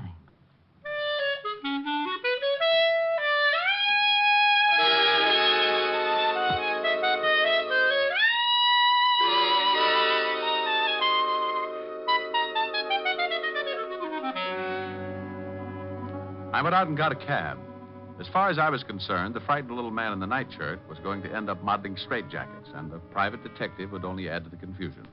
It was 8 o'clock, and I told the cabbie to take me to 975 Park Avenue. Helen would be angry, but it was worth going back to. A couple of hours with her could make a guy as contented as a bear that had just cornered the honey market. We pulled up in front of Helen's apartment, and I paid the cabbie. I was just going in when a small convertible skidded to a stop in front of the building. Mr. Diamond! Mr. Diamond! It was Leland L. Leeds again, and you could still see part of the nightshirt under his topcoat.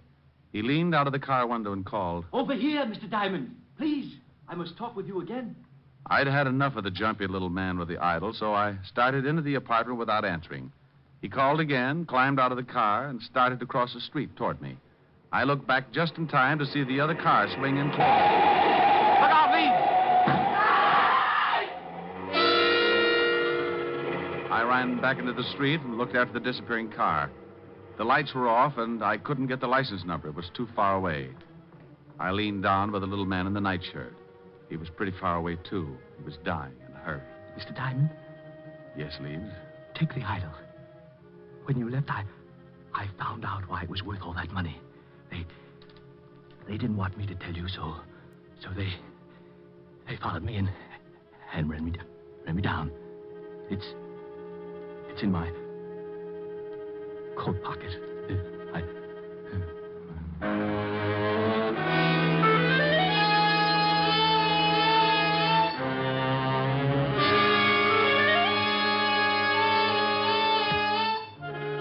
He died lying on his back in the street.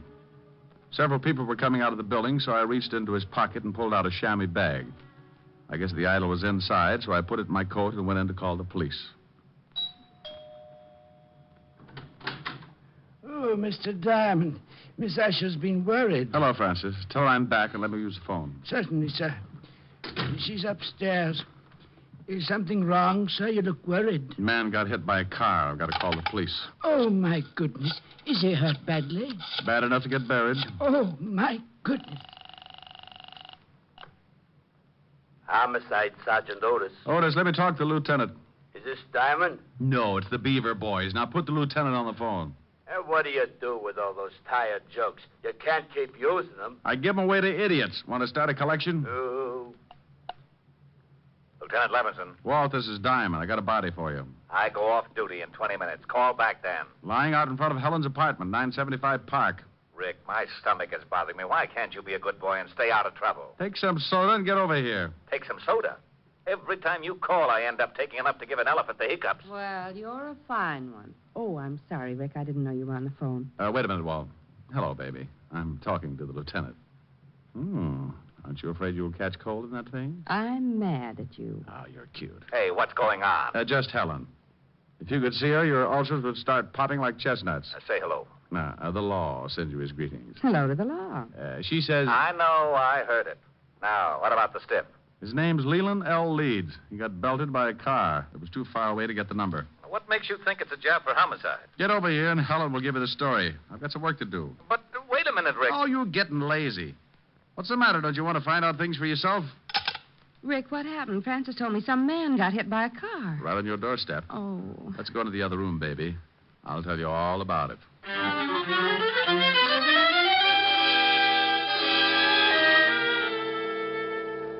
We went into the warm study, and Helen poured me a tall drink. I briefed her on what had happened earlier in the evening, and she sat down next to me. There's something about red hair that does things to me. It smelled fresh and clean, and with her that close, I could have been sitting in the middle of the Arctic and still kept my temperature above 102. Rick, do you have to go back out there? Well, somebody's got to tell his sister, and in a way, I feel a little responsible. Are you going to give her the idol? Hmm? The idol. The thing you took from poor Mr. Leeds' coat. You could at least show me what I'm playing second fiddle to. Oh, that's right. Yeah, I nearly forgot about it. Oh, here it is in this chamois bag. Oh, What an ugly little thing. And that's supposed to be worth all that money? Well, that was what Leeds, Hey, something's missing. Yeah, one of the eyes. Must have come loose when the car hit him. Probably in the bag. Yeah, there it is. Rick! Yeah. It was painted over. You'd never guess it unless you pried it loose. Why, it's as big as a marble. Is it real? Well, you've got enough of them around, you tell me. It is. Rick, I think it's the pigeon blood. Why, it's worth a fortune. What are you doing? I'm scratching the other one. Well, Mr. Leeds wasn't so squirrely after all. This is ridiculous. You only read about things like this. 2 pigeon blood rubies. No wonder he thought it was worth $100,000. He said he found out tonight. He must have been scratching at them. Oh, then it wasn't just a hit and run. I don't know. Baby, I don't want to get hung up with a lot of explanation to Walt. Rick, what are you doing? Taking the other eye out. There. Now here. Hang on to these and don't let them get out of your little hot hand. When Walt gets up here, tell him what I've told you. Well, will you be back? An hour ago, I laughed at a little guy when he told me he was going to die. He said it was a full moon and he had a curse on him. I'm still a skeptic, but I'm a new boy when it comes to voodoo. I've got to hurry over there before the whole bunch of them turn into bats.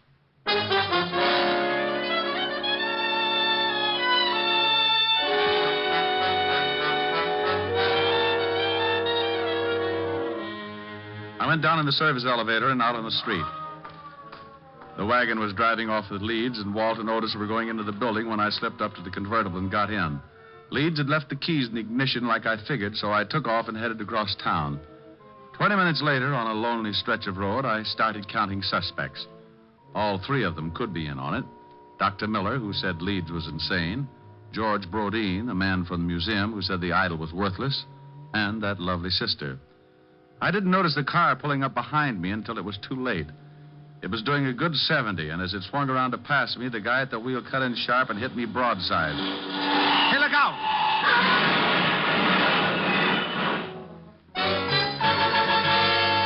I went through a white fence and over an embankment. The car rolled, and somebody dropped the night on my head. I went to sleep.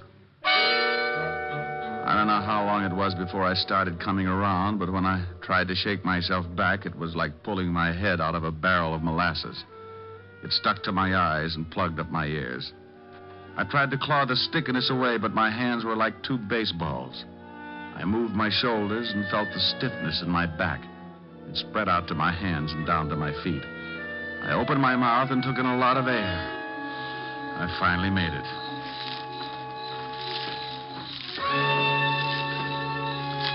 Someone was trying to get me from the highway, so I pulled myself clear of the wreck and started moving in a circle, keeping whoever it was at a good distance. I was too pushed around to put up a fight, so I made it back to the highway and walked along until I found a little gas station on the road. The joint ain't open. And then your lock's busted. No, it ain't. Then I floated through the wall. Where's your phone? It ain't for public use. Try isn't. Okay, wise guy. The joint isn't open. The phone isn't for public use, and you isn't so big you can't get tossed out on your face. And you isn't so wealthy, $5 won't make a difference. Oh, why didn't you say so? Phone's on the wall. Thanks. You know the Leeds family? Yeah, they get gas here sometimes. Hello. Evergreen 34369, operator. How far is the house from here? I'm a little turned around. About a half a mile. Hello, Francis? Is Lieutenant Levinson still there? No? Well, just tell him to get out to 19319 Jackson Heights Boulevard. I've got a killer for him. Yeah, oh, my goodness. Now, hurry it up. You a cop? Shamus. What do you take for the use of your car for an hour? My wife would kill me. I'll drive you wherever you want to go.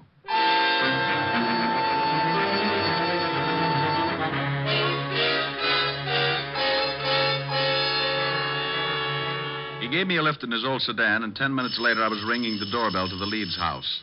I was glad the girl answered. She made me feel better right away. Oh, Mr. Diamond, come in. Thank you. Where are your friends? Raj and George? They went out to look for my brother. He disappeared right after you left. I'm terribly worried. Oh, have you got that drink? I could use it now. Certainly. I don't know why Lee ran off like that. He shouldn't have been driving in his condition. Were Roger and George together when they left to look for Lee? No, they took separate cars. Why? Has something happened, Mr. Diamond? Have you heard from my brother? I guess I'd better give it to you straight. Your brother's dead, Miss Leeds. I'm sorry. Dead? Oh, no. He was hit by a car. It's all because of that horrible idol. That stupid, horrible idol. If my grandfather hadn't told Lee it was worth that much money, this never would have happened. Did you think it was worth anything? No, of course not. But we couldn't convince Lee. Now he's dead.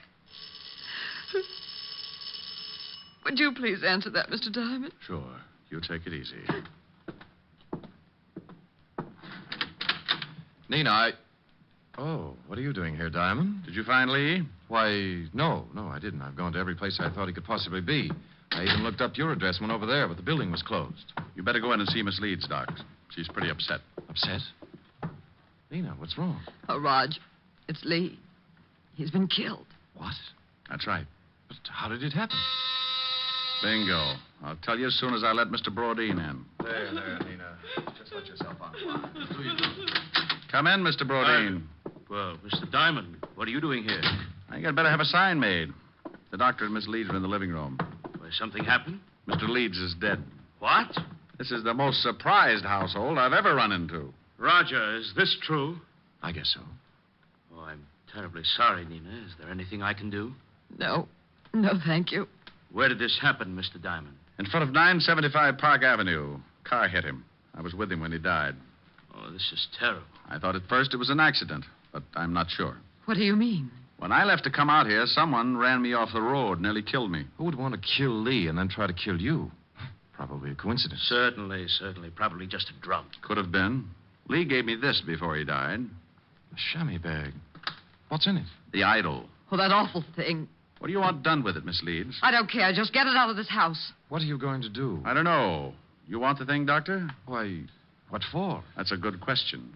How about you, Brodeen? You want it? Oh, well, what would I want a worthless piece of stone for? Well, as long as no one wants it, may I use this fire poker, Miss Leeds? What are you going to do with it? The idol is worthless. It's caused a lot of trouble for you and your family. I'm going to break it up. No! Give me that, George. Well, Brodeen, you're sure getting grabby. All right, now all of you stay right where you are. Well, for a museum collector, that's a pretty modern gun. Yes, and I know how to use it. George! This is the hokiest case I've ever been on. Even the dialogue's bad. I suppose you think you're pretty clever making me show my hand like that. I read Gory Detective. I found that the idol was really worth all that money, but I had to make the killer tip himself. You did. Mr. Diamond, do you mean my brother was really right all along? In a way, yes. He believed what his grandfather had told him. But it wasn't until tonight when he scratched one of the eyes of the idol that he knew for sure. Scratched one of the eyes? That's right. Pigeon blood rubies, painted over. Well, now I'm leaving you. Well, that's good, but you're minus something. Minus what? A couple of rubies. I took them out of the idol. You're lying. Take a look at the bag. What? They're gone. I'll kill you for this. Give me the gun, George. Look out. He's going to shoot. Give me the gun. All right, everyone. This is the police.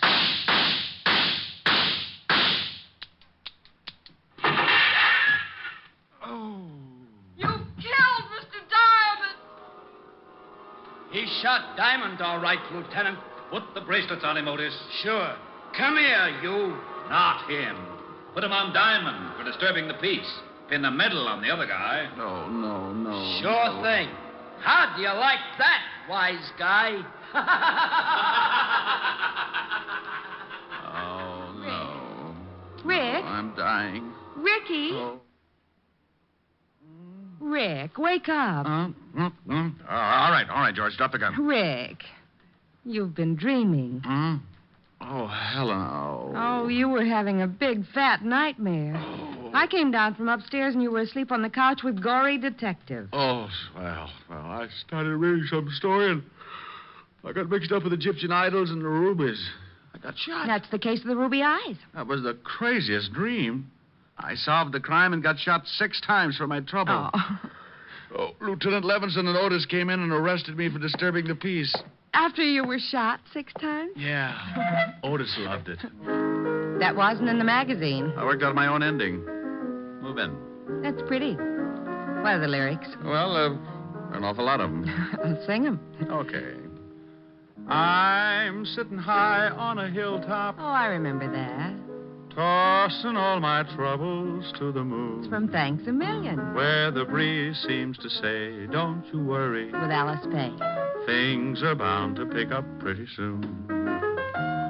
Here, 'neath the sky on the hilltop, seems to me the world is all in tune. I forget all the bustle and hurry, tossing all my troubles to the moon. I know someone will love me, and everything will be just grand. Just so the stars up above me continue doing business at the same old stand. It's mighty sweet in the evening when I've had a busy afternoon, sitting high, high, high on a hilltop, tossing all my troubles to the moon. Sing it again, Rick. I'm sitting high on the hill. Oh, Rick, the grouse. Yeah, listen to that. Where the breeze seems to say, don't you Hey. worry. How you like that, wise guy? Oh, that's really awful. Yeah, well, maybe you know how I feel when you open that big bazoo of yours. You mean I sound like you do? Look, Diamond, what do you think the rats keep jumping out of my window for? Well, maybe if you had some plastic surgery. And your crummy jokes are as bad as your crummy singing. So please, save the world from a horrible fate and cut your throat or something. Oh, yeah? Well, let me tell you, old boy. I'm sitting high on a hilltop, tossing all my troubles. Hey, you! Shut up! We want to hear Diamond. Yeah, shut your big bazoo. Yeah, shut up! What's that? You heard us. We want to hear Mr. Diamond. No. Rick. Yeah, my dear public.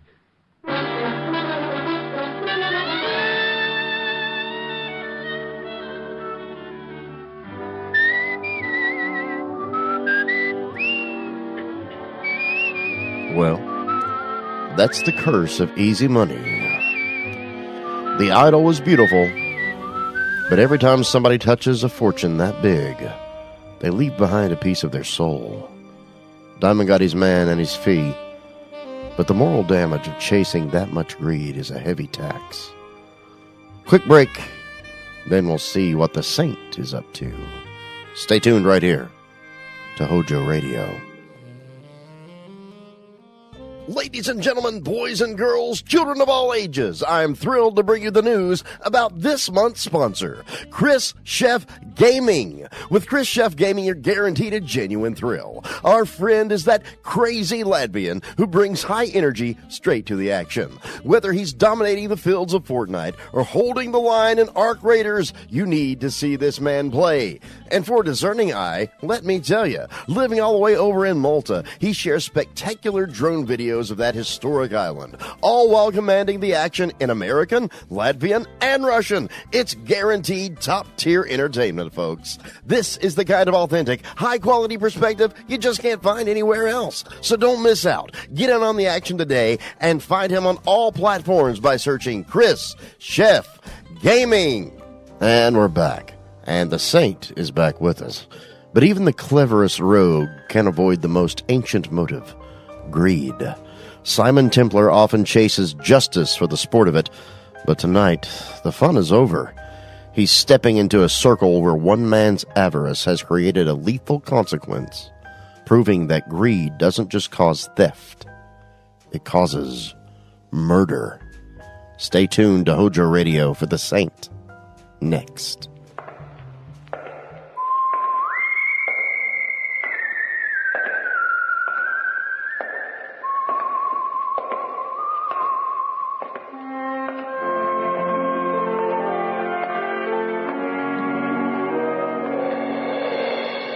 The Adventures of the Saint, starring Vincent Price.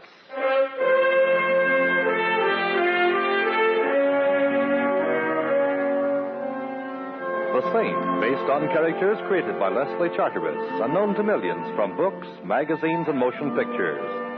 The Robin Hood of modern crime is now transcribed for radio, starring Hollywood's brilliant and talented actor Vincent Price as the Saint.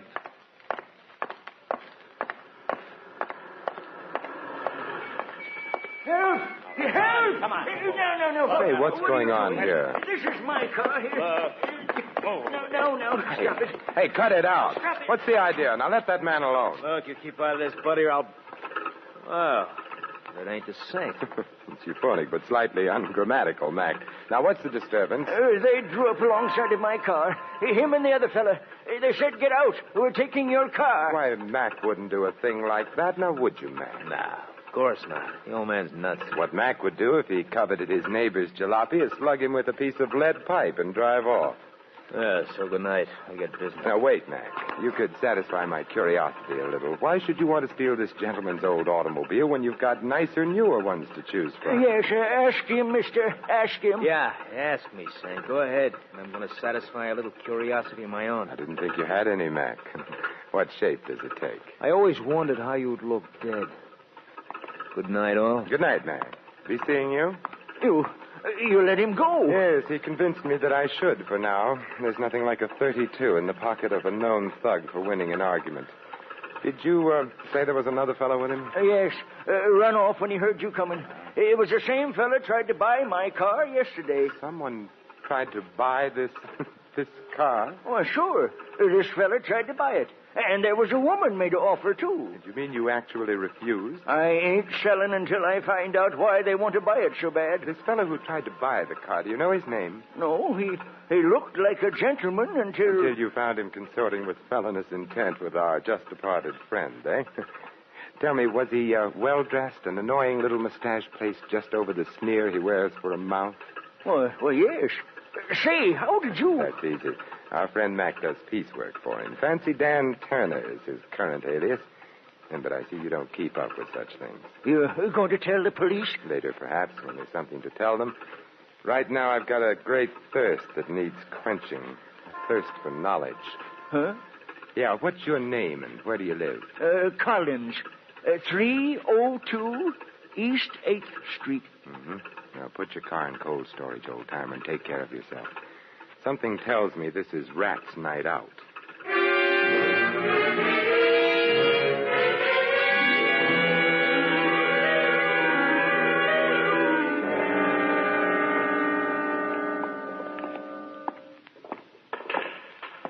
Hello, Smitty. Back making book, I see. You got the wrong joint, Saint. Take a look around. I run a pool room. You interested in a horse? No, a man. Well, like I said, Saint, you got the wrong joint. His name's Mac. He hangs out here. Now, where is he? In the back room? I'm the three monkeys, Saint. Deaf, dumb, and blind. The only Mac I know is a truck. Oh, then if you don't mind, I'd like to look in your back room and see if he's parked there. I mind. But you won't even know, Smitty. You're deaf, dumb, and blind. Oh, have a heart, Saint. I ain't got no back room. And besides, last time you dropped in my place, a lot of my customers started patronizing elsewhere. Including you, Smitty, remember? I've only been back from the gray place a week, and I ain't forgetting it. Oh, come on, Saint. Be a good guy. Beat it, huh? No, Smitty. Let him stay a while. Hello, Mac. I was hoping you were smart enough to go home and get some sleep. How could I sleep with you out roaming the streets, Mac? You know how I worry. Yeah, too much. What does he want, Smitty? You. Why, Saint? I want to talk with Fancy Dan Turner. What about? Now, let's not be coy, Mac. It doesn't become you. I want to ask Turner why he's trying to steal a jalopy from an old man. Well, what do you know? I got a surprise for you, Saint. I'll take it to him.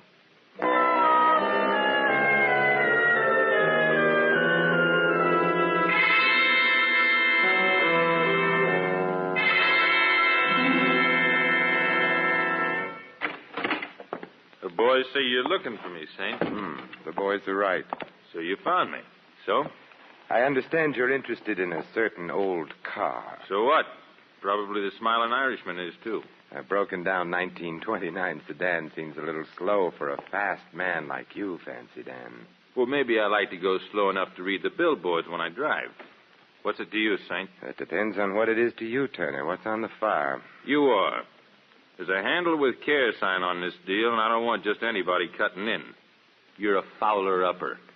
You've been stepping high and fancy-free too long, Turner. You're beginning to irritate me. The feeling's likewise, Saint. Only I got more than fingers in my fist, and you haven't. That's a nice gun you're so bravely wearing, Turner. It must be a pretty big pot to change a small-time con artist like you into a fire-breathing gunman. Big potatoes, huh? Yeah, plenty big, Saint. So big I wouldn't hesitate to shoot at the slightest move. Am I clear? You couldn't be clearer if you were a day ordered by the Chamber of Commerce. Good. Now, it ain't a palace, Saint. It's just the back room of a pool parlor, but please stay and be my guest. Oh, very well, for a little while anyway. Where are the boys? Out. They're wasting their time. Collins won't sell his old wreck. Some old men are stubborn. And Collins seems like a hard man to intimidate. Well, that all depends on who's doing the intimidating, Saint. Now, Mac's a chowderhead, and Smitty's even worse, but put the two boys together, and you'll get a job of work done. Dan, I've adopted old man Collins as a friend. Ah, how big are you? Yes. You know how I feel about people who push other people around, Turner? Especially when the guy getting the shoving is a friend. You know, if I had a glass of beer, I'd cry into it. Sit back and relax, Saint. The boys will be back with what they want after soon enough, and maybe then I'll let you go home. You mean they're coming back with a car? Well, maybe not the whole car. Sit back and relax. Hey, relax. Hey, what are you doing? Sitting back with my chair to the wall, Turner. You want me to relax, don't you? Yeah, Hey, let go of that cue stick. As my old grandmother used to say, Turner, there's nothing as relaxing as a game of pool. Particularly with a hoodlum's head as the cue ball.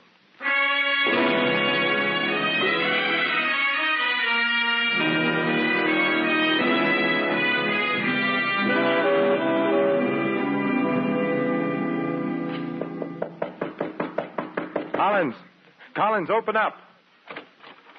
You wouldn't be from the police now, would you? No, I'm no more a policeman than you are, old man Collins.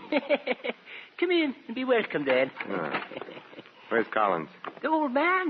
He's here. Where? Behind the sofa. But if you're of a mind to look at him, make it a quick look. Dead? Very. How? Every way. Beaten, stabbed, and tortured. Maybe even shot, for all I know. Yes, and for all I know, maybe you've got a gun with an empty chamber, for all I know. Bless me, no. Me business doesn't allow it. Just what sort of business are you in, Irish? The name's O'Brien. Ah. When a job is pulled and the police go after the boys who pull it, I make an end run and go after the swag. Or at least part of it. Oh, I see. What's the swag here? Collins' wallet? Not unless there's 400 grand in it. 400? Oh, no, I'm afraid you'll find the old man a few cents short. Who killed him? Not I. How do I know? You don't. You're right. What brought you here? Why, I'm here about the old car, of course. You want to buy it? Certainly, don't you? Say, maybe you're not being cute. Maybe you really don't know about the... About what? Well, now, I'm greatly relieved. When I first saw you come through that door, I said to myself, O'Brien, here comes some more competition. But I see you're not. I'm relieved, laddie. Greatly relieved. Turner is competition enough, eh? Yes, but Turner and his ugly ducklings are nothing compared to... Who? In time. I got here just a minute before you, laddie. The old man was dead when I arrived. Beyond that, I know nothing. Get down. Oh, O'Brien! Competition. Getting worse. All the time. I'll call the doctor. No. Thanks, laddie. Lay off this frolic. He'll get you next. You're gonna die, mister. You're gonna... O'Brien, the old man's car, what... Well, I guess I'll have to try another angle. This one's pretty dead.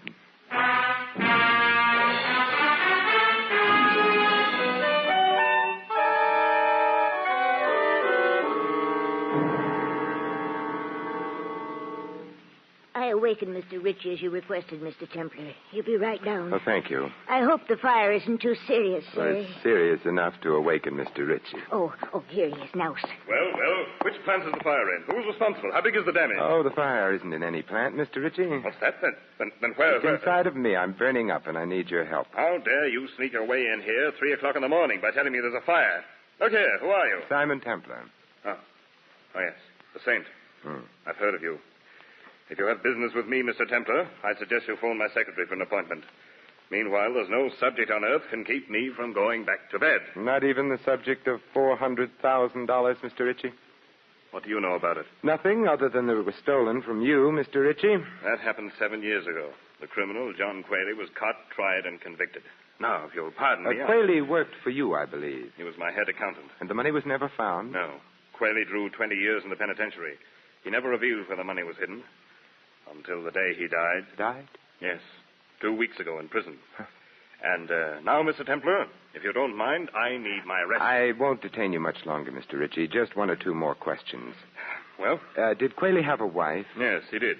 If he knew he were dying in prison, it's quite possible he made an attempt to get word to her, to tell her where the money was hidden. He may have made the attempt, but he couldn't possibly have succeeded. He was too closely watched. Oh. After all, $400,000 is a lot of money. A lot of money. Yes, you could almost buy a second-hand car with it. If I hadn't been fully covered by insurance, my firm would have gone under in the face of a loss that large. And now, Mr. Templar, if I might ask a question. Certainly. Why this sudden urgency, this 3 o'clock in the morning business? An old man was tortured to death. Then a fellow named O'Brien, who came calling on the old man, was shot to death. But before he was killed, O'Brien told me he was tracking down $400,000 that had been stolen. Oh, I see. Yeah, and some checking back over how many people have ever had that amount stolen from them. Led you to me. Yes. I wonder what I've led you to, Mr. Templar. I wonder, Mr. Ritchie. I wonder.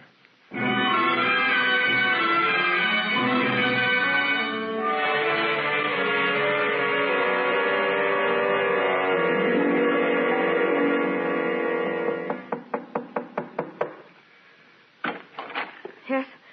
What is it? Mrs. Qualey? What do you want? Several things, Mrs. Qualey. Like what? A murderer. You've got the wrong apartment, mister. An old automobile. No sale. Anything else? Maybe you'll buy this, Mrs. Qualey. Collins was murdered a little while ago. Collins? Oh, the old man. Why? Someone wanted his car. Someone who evidently couldn't wait any longer for the newer models. So? So I saw Collins' car in your garage, Mrs. Qualey. Maybe you better come in after all, mister. But come in careful. Careful enough? Keep those hands high. I don't like you, mister. You're nailing together a frame and you're trying to put my picture into it. Collins sold me that car. When? Tonight. I could have bought a Cadillac for cheaper, mister, but I wasn't in any position to haggle. Yes, I know. What do you know? That's what I want to find out. I know that Collins' car as a car is worth about $20, but as something else, it's worth in the neighborhood of $400,000. And you know that's an awfully nice neighborhood. Nice and exclusive. Chiselers aren't invited to move in. I've been gathering that impression all evening. Well, what have we here? You name it. An acetylene torch, welder's mask, a few chisels, a hammer, steel wire. Either you've gone to work for Henry Kaiser, or the hand that customarily rocks the cradle is going in for rocking a safe. I had to go into a hardware store to make a phone call, and I just couldn't leave without buying a few things. Now, fortunate you didn't make your call in an establishment that sells steamrollers. I see you have a set of license plates. You see too much. From Collins Jalopy, aren't they? These license plates. So that's how Qualey smuggled out his message. You're getting awfully close to a bullet in your head, mister. Give me those plates. Shh, there's someone at the door. Stay where you are. I'll see who it is. Better not take the license plates with you. Yes? Oh! Mrs. Qualey! Oh! Mrs. The devil. He got the plates. Yes, he got them. Don't let him. Oh, catch him there. Where? Where? Where Johnny worked. Shaft. Top. Before 6. Before... Mrs. Qualey. Collins, O'Brien, and now I have 3 reasons for wanting to meet a certain party.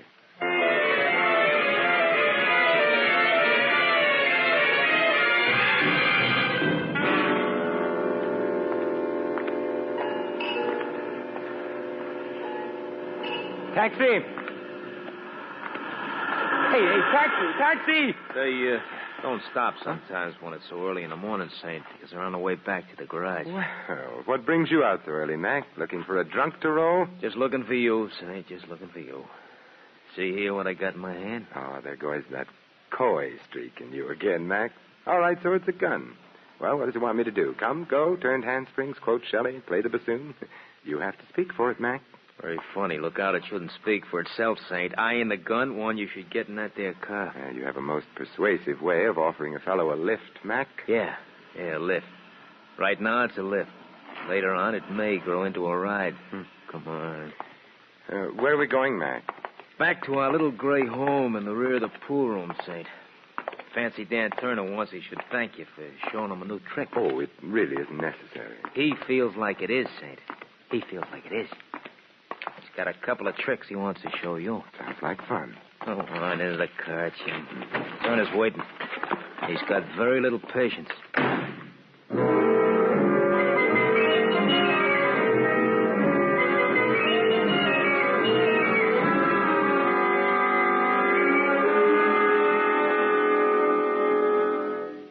Nice to have you back with us, Saint. I missed you. From the looks of that bandage on your skull, Turner, I'll bet you wished I'd missed you. Not now, I don't, Saint. It's a nice feeling having you here, knowing that I owe you something. I pay my debts, Saint. I pay off. Yes, I know. O'Brien was paid off. So was Mrs. Qualey. Paid off with lead checks. They're dead? Oh, now save that innocent expression for the jury, Turner. You'll need everything you've got. Well, when were they killed, Saint? Okay, I'll stooge for you. They were killed an hour or two after I so abruptly left you before. Oh, well, I'll have to find another pigeon, Saint. My alibi's fat. How fat, Turner? City Hospital. Having Remember the Saint embroidered where a cue stick hit me. And Smitty and Mac were there, too, to see me through it. Hospitals have records, Saint. We're clean. We're clean. Huh. Then you've got a competitor you don't know about, Turner. Yeah, looks that way. For a job that was supposed to be as simple as this one, I got too many competitors. I wonder how come. Who fingered the job for you, Turner? Who told you Qualey got word out to his wife about where the money was? I got nothing for you, Saint. Smitty, wasn't it? Smitty just finished a stretch up the creek. My guess is he ran into Qualey, maybe shared a cell with him. No. It was in the jail hospital they met. Smitty worked there. Qualey was dying off his nut. Smitty made him talk. Yeah. And Smitty, not being mentally suited for solo work, spilled the pitch to you, Turner, for a price, of course, for money on the line. Yeah, 10 G's to buy in on a 400,000 job. But what are you driving at? What are you picking Smitty's bones for? I was just wondering, Turner, how much O'Brien paid Smitty for his slice of this exclusive information, and how much your other competitors shelled out. The one who happily goes around killing people. What do you mean? If you ask me, Turner, your pal Smitty is the sort of rat that even rats on rats. He sold Qualey's secret 3 times that we know of. Hey, thanks for handicapping it for me, Saint. If you're really grateful, Turner, you can return the favor by telling me what time is it? It's 5:15 in the morning, Saint, but you ain't going nowhere. I have a date to keep before 6, Turner, with your competitor. Yeah, Saint, that's what you think. Maybe not, Turner. What do you say we play a little pool while we're waiting for the boys? Get away from that pool table. I ain't playing any games with you, Saint. Well, maybe pool was the wrong game. How about a game of pitch and catch? What? Yeah, I pitch like this. Oh! And you catch it like that. Hate to leave you all by yourself there in the side pocket, but like I said, I have a date to keep.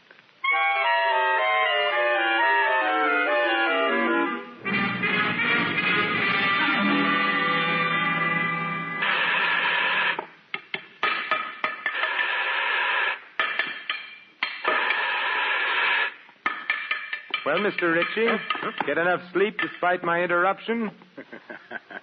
I wasn't really asleep when you called on me, Mr. Templar. I know, Mr. Ritchie. Your hair was a little too carefully combed for a man who's been suddenly awakened and told he's having a fire. You're very clever, Mr. Templar. But not clever enough to catch you before you committed 3 murders. So you're Smitty's silent partner, huh? See what low company's gotten you into, Ritchie? Yes, I see. $400,000. Buried in the siding of this elevator shaft. And with the help of this acetylene torch, it'll be all mine. A very ingenious fellow, Qualey. And to think the money never left this building. The place where Johnny worked. Yes, he was ingenious. It was very smart of him to use his prison job making automobile license plates as a means of smuggling out the information to his wife. How did he do it, Ritchie? Very simple, Templar. There's an extra piece of thin metal in this particular plate, forming a sort of pocket. And inside the pocket, a note on cigarette paper telling poor Mrs. Qualey how to get the money. Of course, once he managed to tell her the number of the license plate, well, the rest was easy, wasn't it? Yes. All poor Mrs. Quayle had to do was ask the Motor Vehicle Bureau to whom the plate was assigned. Mr. Collins, in this instance. Poor old fellow. Mr. Templer, would you mind joining me here in the shaft, please? Yes, right on top of the elevator. I'd like to keep an eye on you while I finish burning out this metal partition. You see, I've only until 6 o'clock when this elevator is switched on downstairs. Oh, well, Come, in the shaft, please. Well, really, I have a gun, Mr. Templer. Oh, well, that makes it official, then. There we are. Careful, Mr. Templer. I wouldn't want anything to happen to you. Anything accidental, that is. You know, it's funny. I've known you such a short time, and I have exactly the same sentiments towards you. I've never been astride the top of an elevator before, Richie. And we're right near the top of the shaft. Yes. I don't mean to worry you, Templar, but when this elevator power turns on in a few minutes, it will rise to the top before it descends. How's your treasure hunt coming, Richie? Almost finished. One last strip of metal to cut away, and the partition will come off. Then we'll decide your fate, Mr. Templar. Your future. Here goes. A last blow.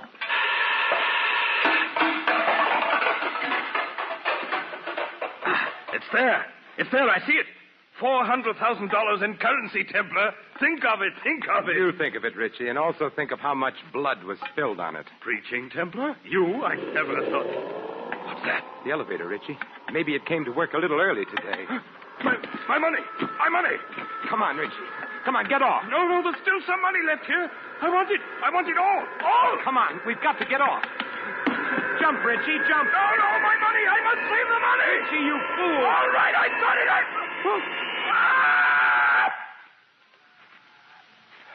Yes, Richie. You saved your money, and you saved the state some money, too. I'm sure you didn't plan on saving the cost of your execution.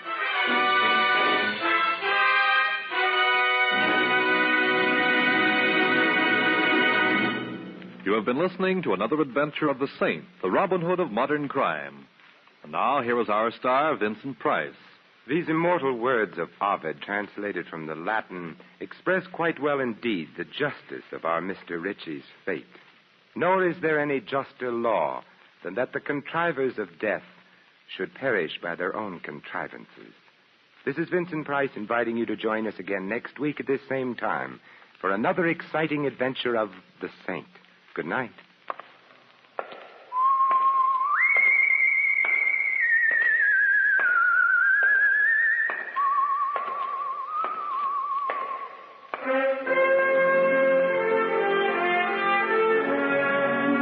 Tonight's script of The Saint was written by Michael Cramoy. Our cast included Laureen Tuttle, Barney Phillips, Tony Barrett, Fred Howard, and Dan O'Herlihy. The music was composed and conducted by Harry Zimmerman. The Saint is a James L. Safier production and was transcribed and directed by Thomas A. McAbiddy. All you Saint fans will be glad to know that the Saint comic books are on sale at all newsstands. Your announcer, Merrill Ross. This is the Mutual Broadcasting System.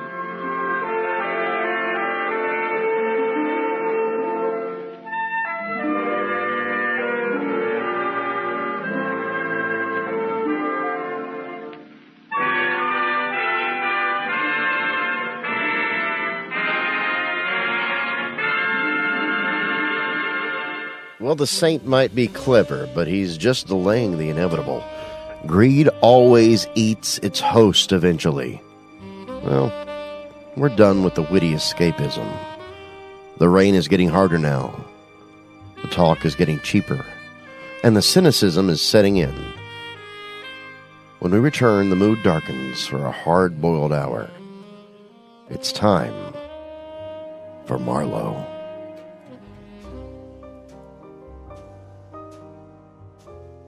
It's the cost of staying alive in this town.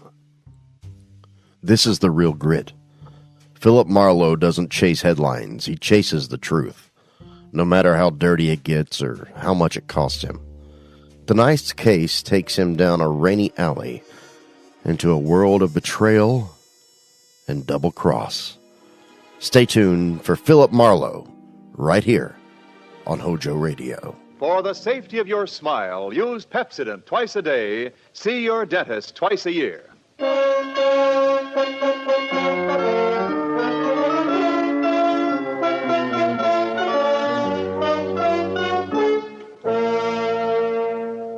Lever Brothers Company presents the Pepsodent program, The Adventures of Philip Marlowe, starring Van Heflin.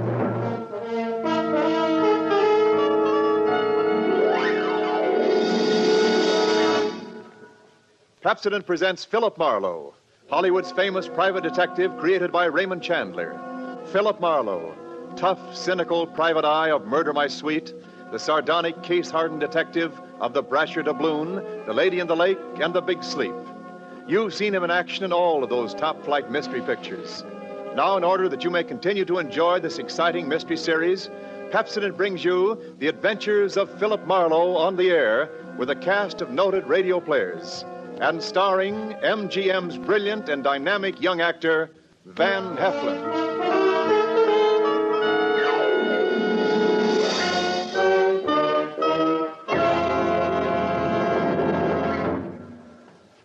Now, families all over America have named their favorite toothpaste. New Pepsodent with Irium. New fresh-tasting Pepsodent with the new cool, minty flavor. It's the 3-to-1 favorite over all other toothpastes. It's true. With families all over America, new Pepsodent is the favorite 3-to-1. Families from coast to coast recently compared new Pepsodent with other toothpastes at home. They preferred new Pepsodent by an overwhelming average of 3-to-1 over all other brands they tried. These families, 3-to-1, said new Pepsodent tastes better, makes breath cleaner, makes teeth brighter. Yes, families 3-to-1 say new Pepsodent tastes better, makes breath cleaner, makes teeth brighter. Get new Pepsodent toothpaste for your family right away.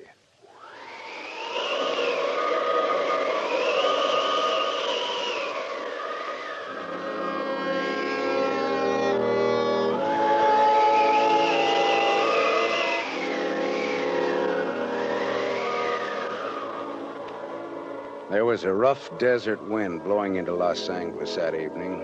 It was one of those hot, dry Santa Anas that come down through the mountain passes and curl your hair, make your nerves jump and your skin itch. On nights like that, every booze party ends up in a fight, and meek little housewives feel the edge of a carving knife and study their husbands' necks. Anything can happen when the Santa Ana blows in from the desert.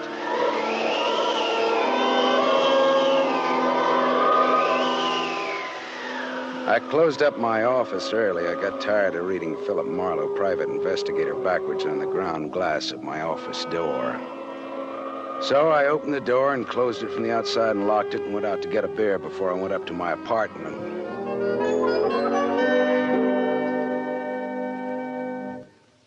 Fill her up again, Mr. Marlin? Marlowe. Marlowe. Marlin is a fish. Yeah, I know. Hey, you bartender. Give me another rye.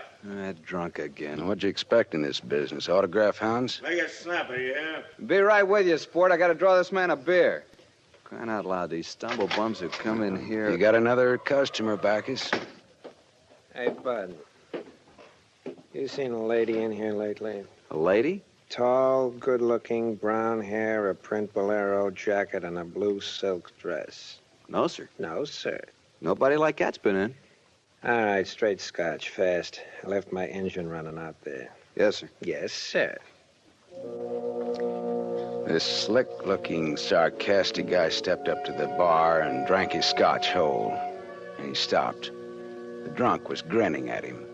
And then, without changing his grin, the drunk swept a gun from somewhere so fast it was just a blur coming out. Made a couple of hard snaps, and a little smoke curled. Very little. All right, you other guys. Don't move. So long, Waldo. All right, don't move, you two.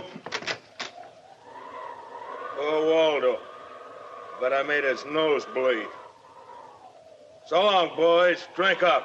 All right, get on that phone, kid. I'll get his license number. Holy smoke. Holy smoke. Not too late. Drove away with this dead guy's car. Maybe he ain't dead. He's dead, all right. Where's your phone? This is for the police.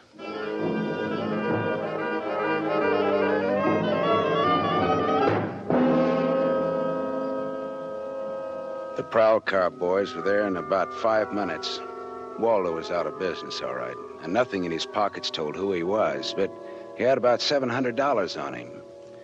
I told the cops what I knew, including about Waldo's tall, brown-haired, pretty girl in the bolero jacket. It was about 9 o'clock when I stepped out of the elevator in my apartment house and almost walked right into a tall, brown-haired, pretty girl in a bolero jacket, waiting for the elevator on my floor.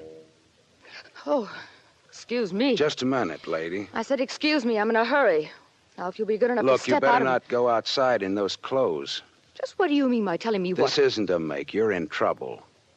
Trouble? Yeah, the cops are looking for you in those clothes. But I haven't done anything that... I'm in room 41 across the hall now. I never collected an etching in my life. All right, I'll go with you. I'll go. I got to my room and rustled up some scotch and soda and brought the girl her glass. She had a small automatic in her hand. It jumped up at me, and her eyes were full of panic. I put down both glasses on the table slowly so that I wouldn't be misunderstood. Look, sister, maybe this wind has got you crazy, too. Don't move. Be careful, don't move. A man just got shot in a bar down the street. Before he got it, he'd been asking about a tall, pretty girl with a bolero jacket, like yours. What did he look like, this man? Tall, 5'11", slim, dark brown eyes with a lot of glitter, dark suit, white handkerchief in the breast pocket. And he must have seen you earlier tonight to know how you were dressed. Am I getting anywhere? He used to be my chauffeur. You had an appointment with him, didn't you? Why? Listen, he asked for you, didn't he? Yes, I had an appointment with him. He'd stolen something from me when he left 3 days ago. I was going to buy it back from him. Why didn't you tell the police? I couldn't tell them. It was valuable, wasn't it? Valuable enough for Waldo to steal? $15,000. Oh, it's peanuts. But it wasn't the value. It meant something to me. The man I love gave it to me, and now he's dead. He was a flyer shot down over Germany. I'll go back and tell my husband that. He probably hired you. He did? Well, how much is he paying me? And, where is this husband of yours? He's at a meeting. This late at night? He's a very important man. He's a hydroelectric engineer. I'll have you know that my husband is one of... Skip it. I'll take him out to lunch sometime and have him tell me himself. And about Waldo, whatever he had on you is dead stock now, like Waldo himself. You mean he's dead? Waldo is dead? Yes, sister, he's dead. Dead. Lady, he is dead. Oh. I scream and I'll give you 2 black eyes.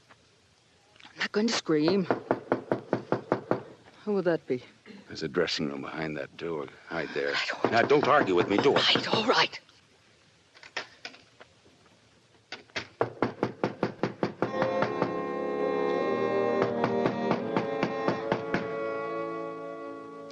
Then I went to the door, making a loud, yawning sound. The backs of my hands were wet. I opened the door. Without a gun, that was a mistake. I certainly knew the gun I was looking into, a .22 target automatic that had already killed 1 man that night. And I knew the bald head and the flat, shiny eyes and the face like a poisonous lizard. Baldy put the muzzle of his gun lightly against my throat. I backed into the room, and Baldy kicked the door shut. You alone? Look for yourself. I'm asking, not looking. I'm alone. You and that dumb bartender saw me dust off Waldo. What did Waldo do to you? Who's asking? Just making conversation. He stooled on me on a bank job we did together. Got me 4 years in Michigan pen. How is he? Dead. I'm still good, drunk or sober. Tell me why I came here, pal. You heard the barkeeper and me talking. I told him my name, where I lived. That's how, pal. I said why. Skip it. The hangman won't ask you to guess why he's there. Oh, you're pretty tough at that, ain't you?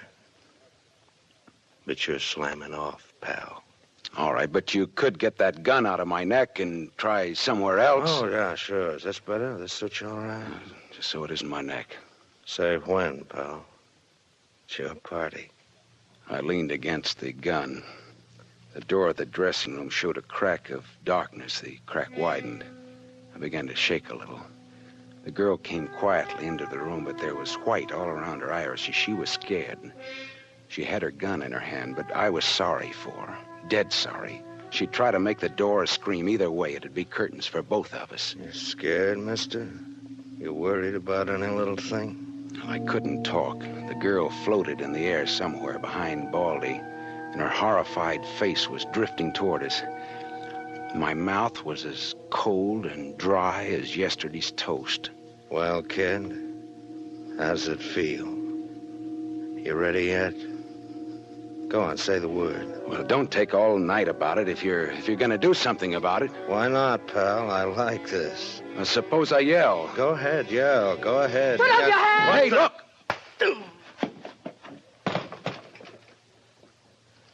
Oh. Thanks, sister. Thanks. That buys me. Everything I have is yours now and forever. Is he dead? You flatter me no end, lady. I only punched him. All right, now get out of here while I call the cops down on this killer. Yes.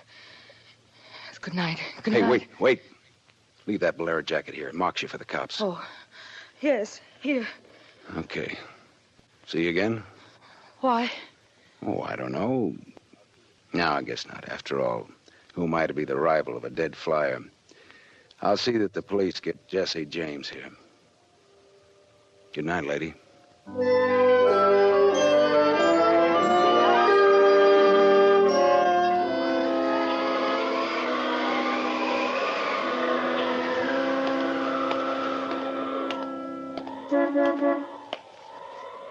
Yeah? You mean me? Yes. Please. Oh, you. Again, huh? Get in. I must talk to you. You want to know what happened at headquarters, huh? Yes. Well, I went down there with the law and gave them the story. I left you out of it. Oh, thank you. You saved my life, so no one knows a thing about you. Well, incidentally, neither do I. Well, my name is Mrs. Frank Bossley. 212 Fremont Place, Olympia 24596. Is that what you want? I guess so. Well, there it is. Now, why did you really come back? I wanted my pearls. Pearls? Yes. Pearls, too, huh? All right. Tell me about the pearls. We've had a murder and a beautiful mystery woman and a sadistic killer and a heroic rescue. Now we will have pearls. I was to buy them back from the man called Waldo. Well, I saw everything that came out of his pockets, and there weren't any pearls. Could they be hidden in his apartment? It's possible. Waldo lived on the same floor you do in this apartment house. And why didn't I know him, at least by sight? He moved in last week. He managed to get a sublet. Great, a sort of an amateur magician on the side, huh? It's getting rather late. Yeah. What about your husband this hot, mysterious night? He's still at his meeting. Well, you could have brought him along. You could have sat in the back seat working out a problem in hydroelectrics while... While what? Well, I didn't have any answers. They wouldn't sound cheap or just ridiculous or from the sophomore class in repartee. I had an unlit cigarette in my hand. I threw it out of the window. I took a hold of her and kissed her. She sat very still. I was shaking when I let go of her. Her voice trembled a little when she spoke.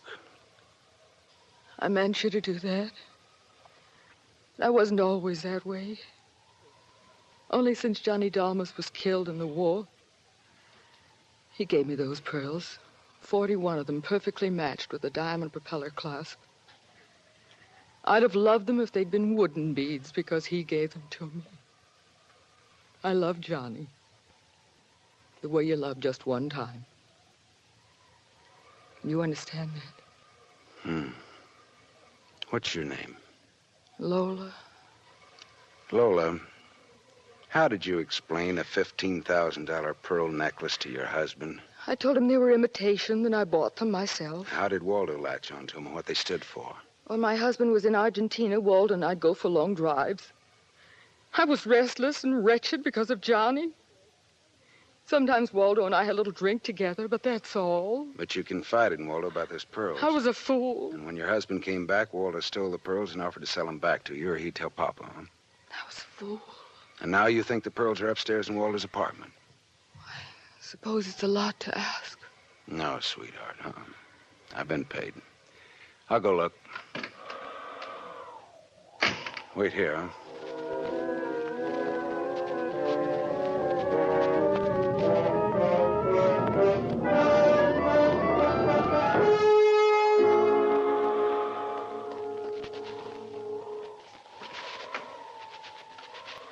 Was the gun long, Lola?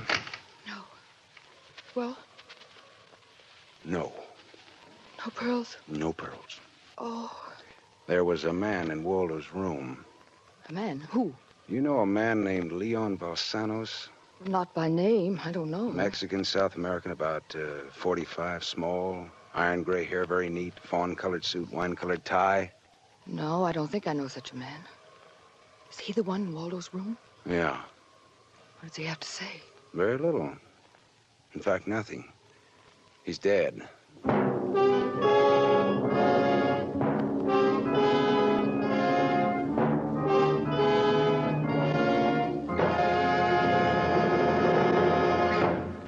You are listening to The Adventures of Philip Marlowe, starring Van Heflin, with music composed and conducted by Lynn Murray. Yes, families all over America have named their favorite toothpaste. New Pepsodent with invigorating Irium foam. New, fresh-tasting Pepsodent with a new, cool, minty flavor. It's the 3-to-1 favorite over all other toothpastes. It's true. With families all over America, new Pepsodent is the favorite 3-to-1. The Farrell family of Evergreen Park, Illinois, preferred New Pepsodent on every single count. The Farrells say New Pepsodent tastes best of all, makes breath cleaner, makes teeth brighter. On all these counts, by an overwhelming average of 3-to-1, families prefer New Pepsodent over all other toothpaste they've tried. It's a fact. Families 3-to-1 say new Pepsodent tastes better, makes breath cleaner, and makes teeth brighter.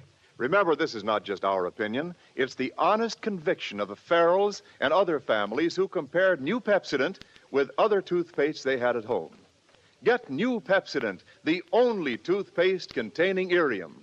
Get it for your family without delay.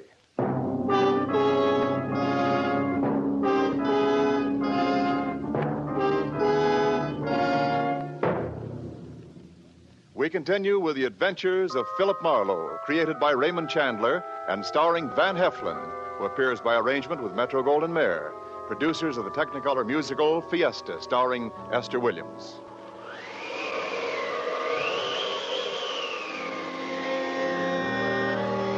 I sat with Lola Barsley in her car listening to that jittery, infuriating desert wind gallop around in the midnight streets.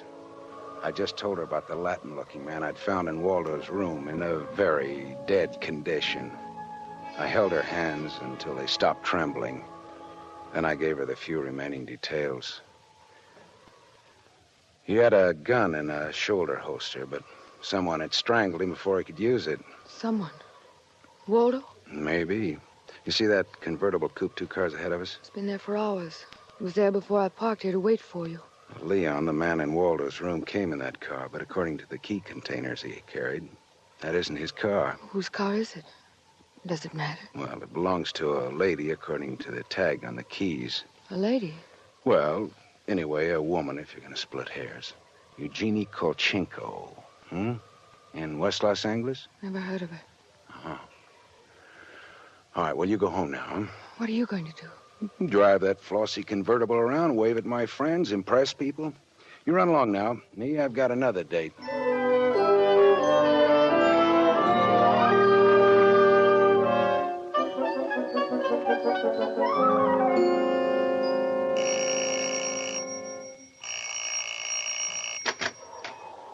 Yes?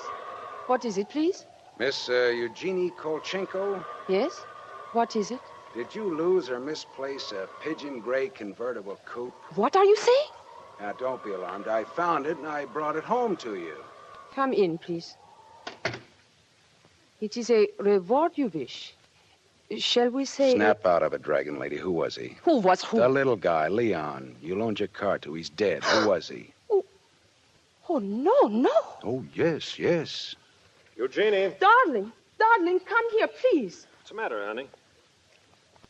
Who is this man? I came about Miss Kolchenko's car. What about her car? The gentleman who borrowed it couldn't return it on account of he isn't alive. He's dead. Darling, he's dead. Well, that's putting it more bluntly, of course. Dead, huh? Completely. Who are you? Philip Marlowe, private investigator. My card. Mm-hmm. You told the police yet? Never do at once what can be deferred pending negotiations. Aesop. I might negotiate. Oh, peachy. What do you know, Marlowe? A man named Waldo was shot in a bar tonight. I happened to have the inside as to who he was, and when I visited his apartment tonight, I found this Leo Valsanos dead. He wouldn't have had $500 in 20s on him, would he? No, but this Waldo had over $700 on him when he was killed at that cocktail bar, mostly in 20s. Hmm. Is there a basis there for negotiations yet? Very well, Marlowe. I'm a married man. There were certain unpaid bills for some stuff Miss Kolchenko here had charged to my account. But you told me I might charge to your account. All right, so I wasn't very bright. That might be the understatement of the decade, but go on. I had the unpaid bill safely in my briefcase. Somehow this Waldo had a chance to steal the briefcase.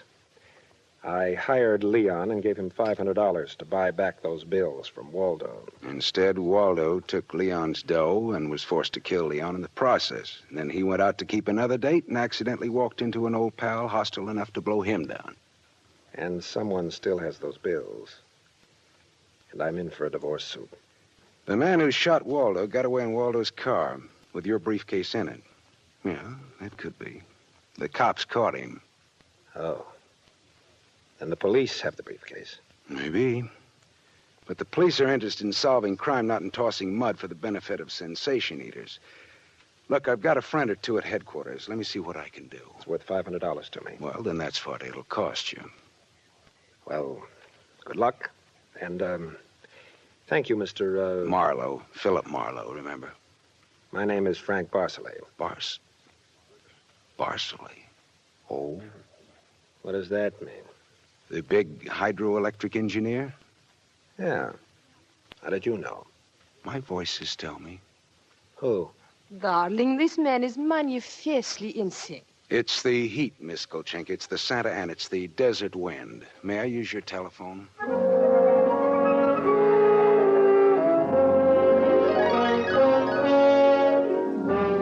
Someday I must tell you about Ibarra. Salt of the earth Ibarra, detective lieutenant over at Central Homicide. I phoned Ibarra from Miss Kolchenko's house and told him where he could find a well-dressed cadaver named Leon and furnished a few small details. I gave Ibarra time to check my tip, and then I went down to see the good lieutenant and told him why I'd been up in Waldo's room, only to find Leon instead of a certain lady's string of pearls. Pearls, eh? Well, I thought Waldo might have them up there. Whose pearls were they? A lady's. Go on. Or they might have been in Waldo's car that Waldo's killer drove away in. Yeah. Oh, what, yeah? They might have. Also a batch of unpaid bills charged to the account of a certain Frank Barcelay? Yeah. Uh-huh. Well, now, the police aren't interested in domestic scandal. They want to prevent or to solve crime, right? So? So I've got $500 for the police fund if those pearls and those bills are returned to their rightful owners. Quit your kidding. No, it's a valuable necklace. Yeah? There's your necklace. That's it. 41 pearls, perfectly matched diamond propeller clasp. That's it. That's the one. Take it away, Marlowe. On the level? Just tell me straight what it's all about, all I ask. Sure. Well, this Waldo was blackmailing a wife with the pearls and her husband with the bills, a guy by the name of Barcelay. Well, Barcelay sent Leon to get the bills from Waldo. Instead, Waldo killed Leon, then stepped out and happened to get shot by that guy at the bar. Now, if Barcelay's name stays out of the paper, I get $500, and that goes to the police fund. We'll keep him out. Well, now, I'm not in this case for money. I just want to get back the bills and the pearls. As you say, Marlowe, the police aren't in business to sling mud. Well, you can deliver the pearls to the lady yourself if you like. She lives at... No, Marlowe. You better take them to her. You see, except for the diamond propeller clasp on them, they're phony. Phony? But... All but the clasp, Marlowe. All but the clasp.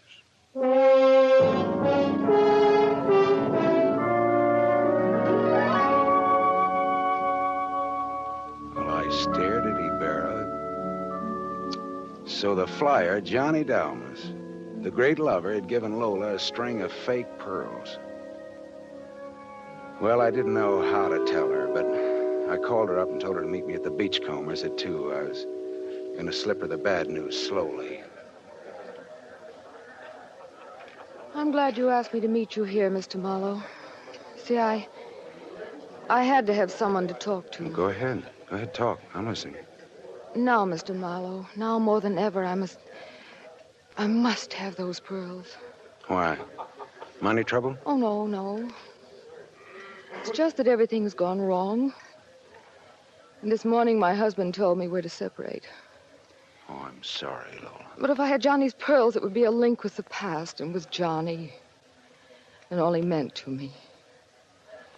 It's how a woman feels, Mr. Marlowe. I wouldn't blame you for not understanding. Maybe I do, though. So please, Mr. Marlowe, please, you'll try to find my pearls. Lola, look. Even if it isn't all of them. Any part of them. Any single smallest one of them. It'll be Johnny's. Look, will you meet me here again around 4 o'clock? I'll be here. Okay, I'll see what I can do.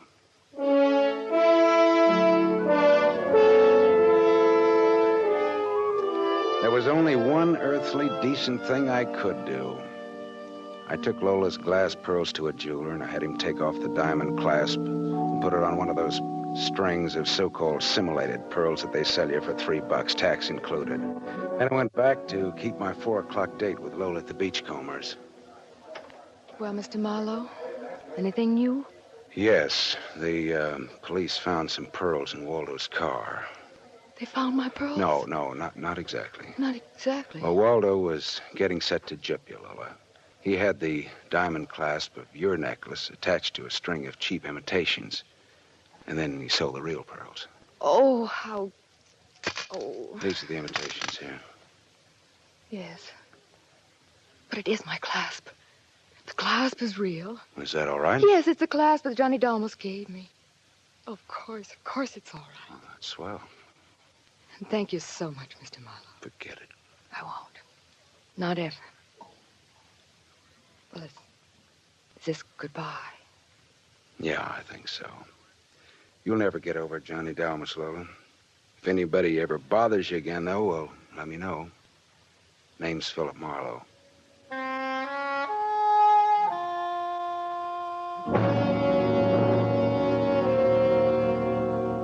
I drove almost to Malibu, and then I parked and walked out on a rock cliff jutting into the Pacific Ocean.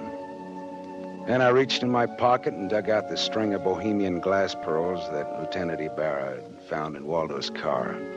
I cut the knot at one end and slipped the pearls off one by one. One by one, I flipped them into the water. The gull swooped down on them and then flapped up again, screaming indignantly. The phony pearls had fooled Waldo and Lola Barsley, but they couldn't fool a seagull. I said to myself, to the memory of Johnny Dalmas, just another four-flusher. I listened a while to the wheeling seagulls. All at once, I realized that the wind had died. The Santa Ana had blown itself out. The red wind was done. It was over.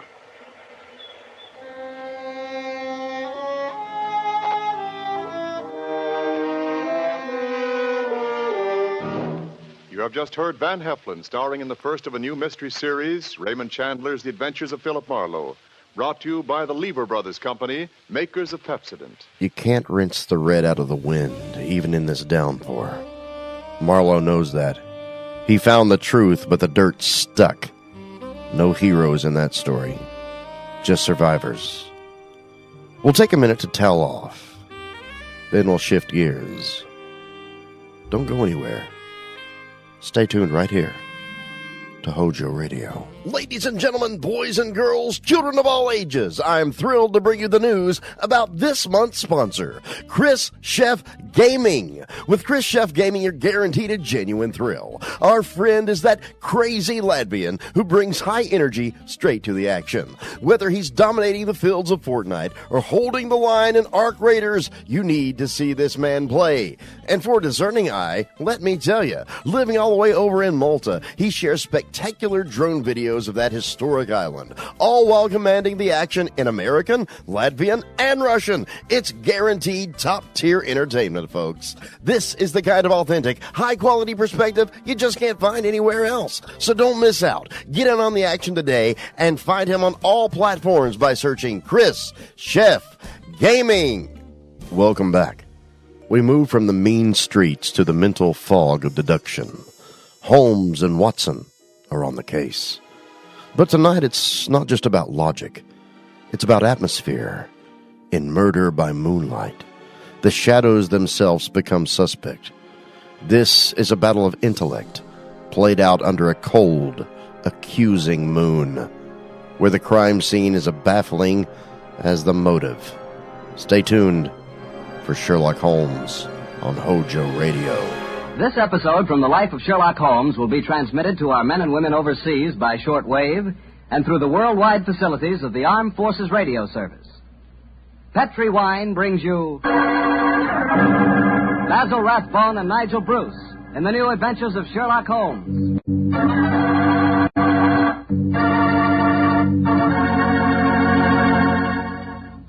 The Petri family, the family that took time to bring you good wine, invite you to listen to Dr. Watson tell us another exciting adventure he shared with his old friend, that master detective, Sherlock Holmes. So let's settle back comfortably and listen, and while you're getting settled, I'd like to know if you like seafood. And by seafood, I mean everything from broiled lobster to fried halibut. Because if you like seafood, any seafood, you'll love it together with Petri California Sauterne. Fish and Petri Sauterne were made for each other. No kidding. Boy, I'll never in my life forget a broiled brook trout on the plate in front of me and a glass of well-chilled Petri Sauterne right next to it. That fish and that Sauterne. Petri Sauterne has a pale golden color that's really good to look at. And as for taste, well, that Petri flavor is really something. Take my word for it and try it, won't you? Oh, and I'll tell you something else. Try that Petri Sauterne with chicken sometime. Look, I better stop before I get hungry all over again, but just remember this. The best friend a good meal ever had is a glass of Petri wine.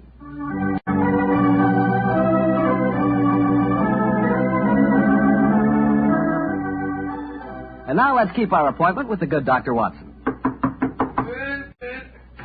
Good evening, Doctor. Good evening, Mr. Bartell. Come over here and join me by the fire. I didn't think it was cold enough for a fire tonight, Doctor. Oh, I suppose it isn't really, but there was one late, so I just couldn't resist putting a match to it. Fire's a good accompaniment to storytelling anyway. Yes, my boy, a fire and a glass of port. Care to join me in one? Thanks, Doctor. So, you're going to tell us a sea story tonight? Yes, Mr. Bartell. The whole adventure took place aboard a small steamer as it plowed through the stormy seas of the Indian Ocean. Here's your glass, my boy. Thanks. And what were you and the great Sherlock Holmes doing on the Indian Ocean, may I ask? We're on our way to Calcutta to solve the case of the vanishing elephant of Parbhuti. Oh, yes, the story you told us a few weeks ago. That's quite right, my boy. It's in the summer of 1894 that we left Liverpool aboard the steamship Lucifer. It wasn't a large ship, and as both the Mediterranean and the Red Sea proved somewhat, shall we say, unfriendly, I may tell you the first part of the voyage was quite unpleasant. In fact, until we left Aden, I'd spent most of the time in my cabin. I'm not much of a sailor, you know. However, as we headed eastward towards Colombo, the weather cleared up a bit, and I came on deck and joined home. I remember on the second night out of Aden, we paced the decks together. The stars above us twinkled, the promise of a bright tomorrow. And the faint tinkle of a piano being played in the passenger lounge formed a perfect setting for an evening stroll. Only seems like yesterday, as Holmes said. Watson, it's good to see you on your feet again. Yes, it's good to be on 'em, Holmes. It's been a miserable trip for me so far. The captain told me tonight that we can expect good weather between here and Calavati, our next port of call. I thought Colombo was the next stop. And where is Calavati, whatever you call it? Anyway, I never heard of the place. It's a tiny island in the Indian Ocean. It's a British protectorate. Those are the only facts I was able to glean from the encyclopedia and the ship's library. Did you ask the captain why we're stopping there? No, I didn't.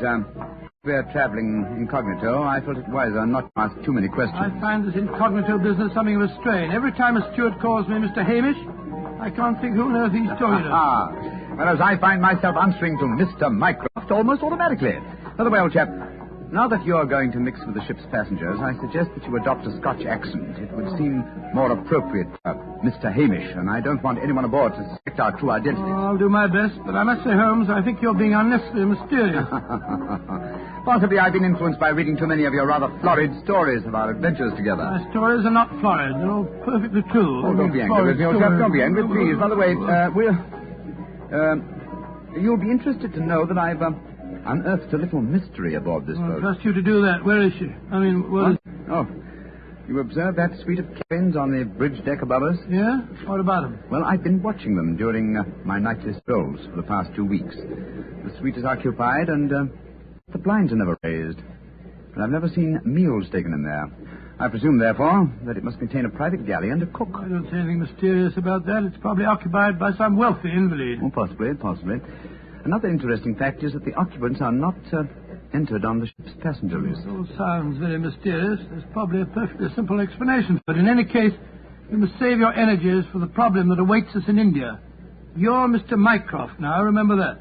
I will, Mr. Hamish. Mr. Mycroft? Yes, Mr. Hamish? Would you care to join me for a wee drop of brandy in the smoking room? Mr. Hamish, I shall be delighted.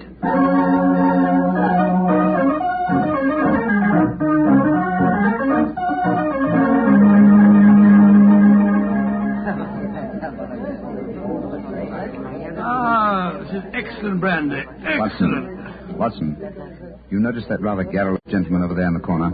You mean the one at the table with the oriental-looking fellow? Yes, the talkative man is the ship's doctor, but I haven't seen the other gentleman before on this voyage. I wonder if he's an occupant of the mysterious suite on the bridge deck. Let's go over and talk to him, shall we?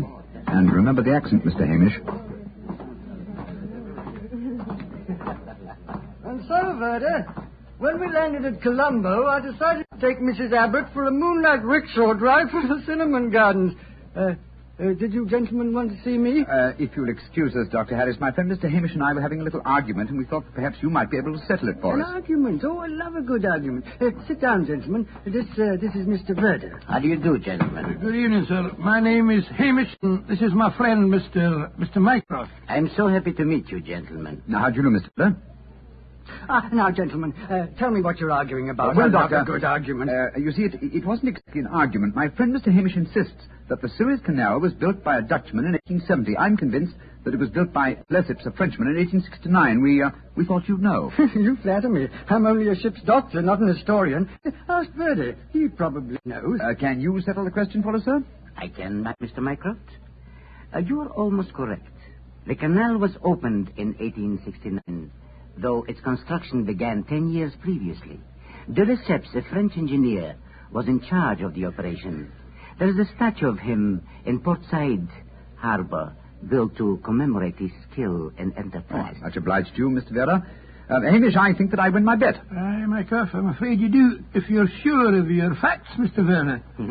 I'm sufficiently sure of them, Mr. Hamish, to venture a small wager myself. No. I think I'll not make any more bets on the subject, thank you. Well, gentlemen, if you will excuse me, I shall return to my cabin now. Oh, don't go. No, don't go, sir. You'll make us feel as if we'd driven you away. Oh, not at all, Mr. Hamish. I enjoyed meeting you both, but I have some letters to write. Good evening, gentlemen. He's a charming person.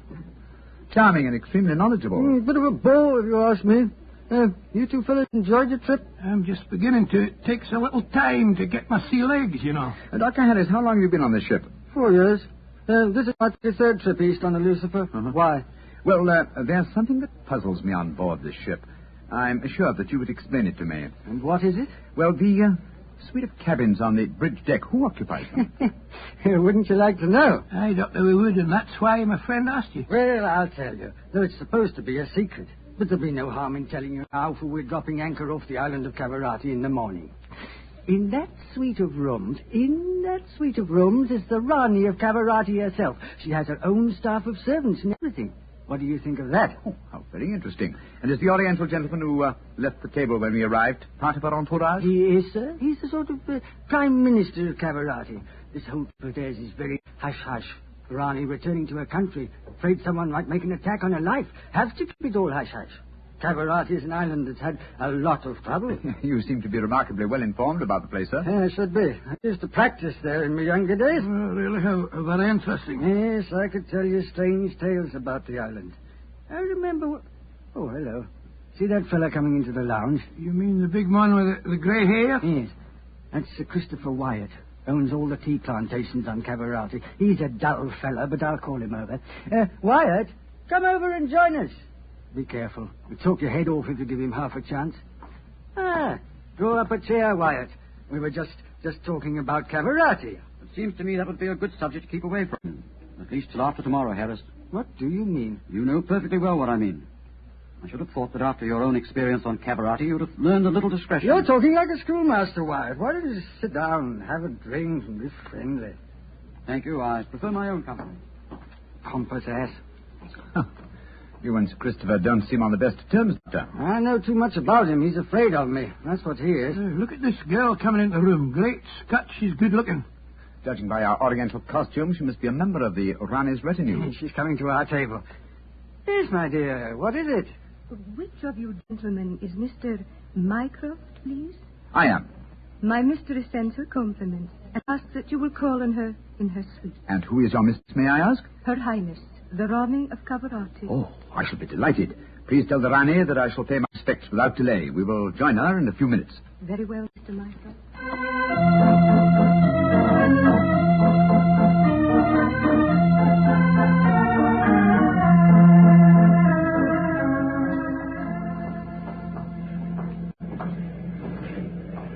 You know, Holmes, this is pretty exciting. The girl that just brought us the message was a stunning creature. Imagine what the Rani herself must be like. Oh, what an incurable romanticist you are, Watson. I suppose you picture the Rani clad in oriental splendor, reclining like an odalisque on silken cushions. No, there's no need to make fun of me, Oliver. Oh, here we are, Captain. Ah, it is you, gentlemen. Follow me, please.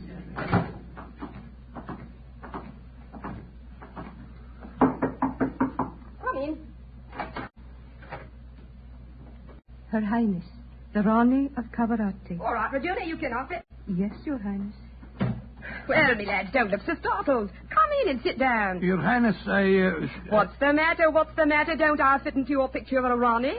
What did you expect? A slant-eyed beauty with a veil and big hips? Well, I've got the big hips, all right. Your Highness... never mind, Your Highness. Sit yourselves down and talk free and easy like. I may as well begin by telling you that I know who you both are. Mr. Sherlock Holmes and Dr. Watson. I've seen you in the good old days in London, you know. May I ask if our visit is purely a social one, or are you in need of professional advice? Oh, a little of both, Mr. Holmes, a little of both. And we'll start off with being social. Roll up. Mem Sahib. Champagne. Botachi, Mem Sahib. If you'll pardon my asking you, madam, but I've never seen you before, somewhere. Oh, that's a question I always haven't answered. Yes, you probably have, Dr. Watson. You see, I was in the chorus at Daly's Theatre in London for quite a few years, until the Raja of Cavarati decided I'd look better on his island than I did in front of the footlights. Your husband, the Raja, is dead, isn't he? Yes, he was killed playing polo. Champagne, Mem Sahib. Call Champagne to the sector. Acha. He doesn't speak English, so I'll get along with telling you my troubles. Mr. Holmes, somebody's trying to kill me. Kill you? Good Scott. May I ask what reason you have for saying that, madam? You may, Mr. Holmes. Before I left England, I had threatening letters warning me that if I ever went back to Cavarati, I'd never get to the island alive. I got another letter in Port Said that said the same thing. You kept these letters, I trust? No, I didn't. I tore them up. I never did pay attention to letters that weren't signed. Oh, that's a great pity, madam. Those letters might have been invaluable. Well, it's too late to think about that now, Dr. Watson. Here's what's on my mind. I land at Cavarati in the morning, and if anyone's up to a bit of no good, tonight's their last chance. You destroyed the threatening letters, madam, thereby indicating that you did not believe in the threats, and yet you now appear to feel that you are in danger. I wonder what made you change your mind. The Ace of Spades. Yes?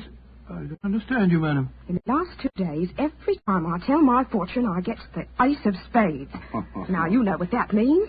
Death. Oh, come now, madam. If you'll pardon my saying so, that's a very childish superstition. Well, the cards have never lied to me yet. Oh, you can laugh at it if you like, but I know. Well, You mind if I ask you a few questions? Anything you like, Mr. Holmes, fire away. How long is it since you were in Cabarati? About 18 months. We were in England when my husband died, and I couldn't face the idea of going back to that island alone. 3 months ago, Verda... Oh, he's the chief minister of Cabarati. Yes, madam. We met him for a moment in the lounge. Verda came over to England to persuade me it was my duty as the Ronnie to go back. I see. As far as you know, have you any enemies among the passengers on board the ship? Oh, that's an odd one to answer, Mr. Holmes. But I can tell you right here in my suite there's someone who doesn't like me. That girl Raduna, the one that brought you my message. She was in love with the Roger herself. I know she hates me, even though she did stay with me in England after my husband died. How about Ferda, your minister? Oh, he's all right. My husband thought the world of him, and he's been wonderful to me. He came from Cabarati recently, you say, to persuade you to return there. That's right, Mr. Holmes. Well, Bruma seems to be all right after drinking that champagne, so it'll be safe for us to have some now. Champagne omlogido? Botace, memsai. Oh, I've been burning with curiosity to know why you gave him a glass of champagne a few minutes ago, and yet we didn't have any. Well, surely that's obvious, Watson. Fruma is the official poison taster, isn't he, madam? That's right, Mr. Holmes. He tastes everything I eat or drink before I do. And if it doesn't affect him, then I know it's safe. Berta brought him over to England when he came to fetch me. On the island of Cavarati, poisoning's quite an hobby, you know. There were 2 people in the smoking room tonight who seemed to know quite a lot about your island. The ship's doctor, a rather garrulous gentleman by the name of Harris, and Sir Christopher Wyatt, who owns tea plantations on the island. Do you know either of them, madam? I should say I do, both of them.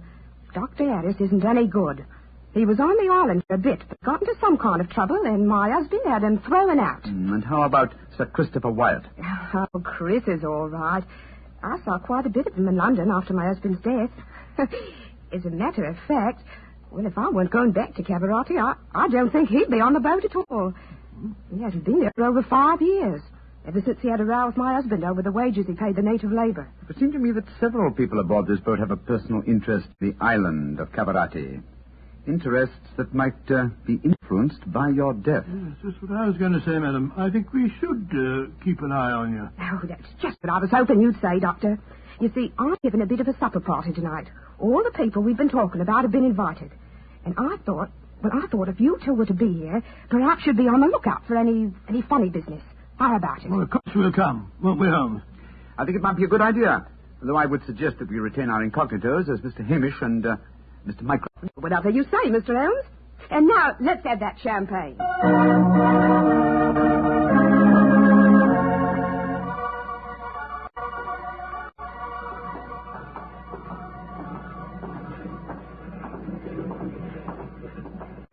You know, Holmes, I remember the Raleigh when she was in the chorus at Daly's. She looked stunning in tights. There was one night I... Yes, no time, old chap, if you don't mind. At the moment, there's a question I want to ask you. Oh, sorry? Is your metal bag fully equipped with all the antidotes to poison? Poison? It's ridiculous.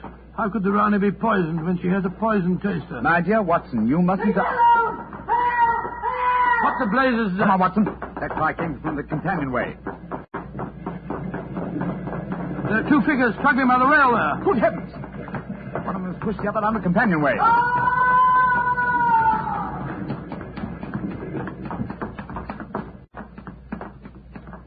Good Lord. His skull smashed in. I'm afraid that he... What's happened? Sir Christopher Wyatt. What are you doing here? I was taking a stroll. I heard a yell from this direction and came here as fast as I could. Great Scott, this fellow's bleeding badly.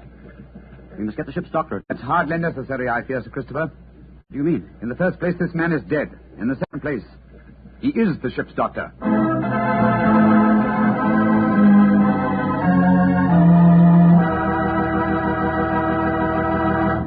We'll hear the rest of Dr. Watson's story in just a second, so I'm just going to ask you to do one thing for me. Well, I should say for yourself.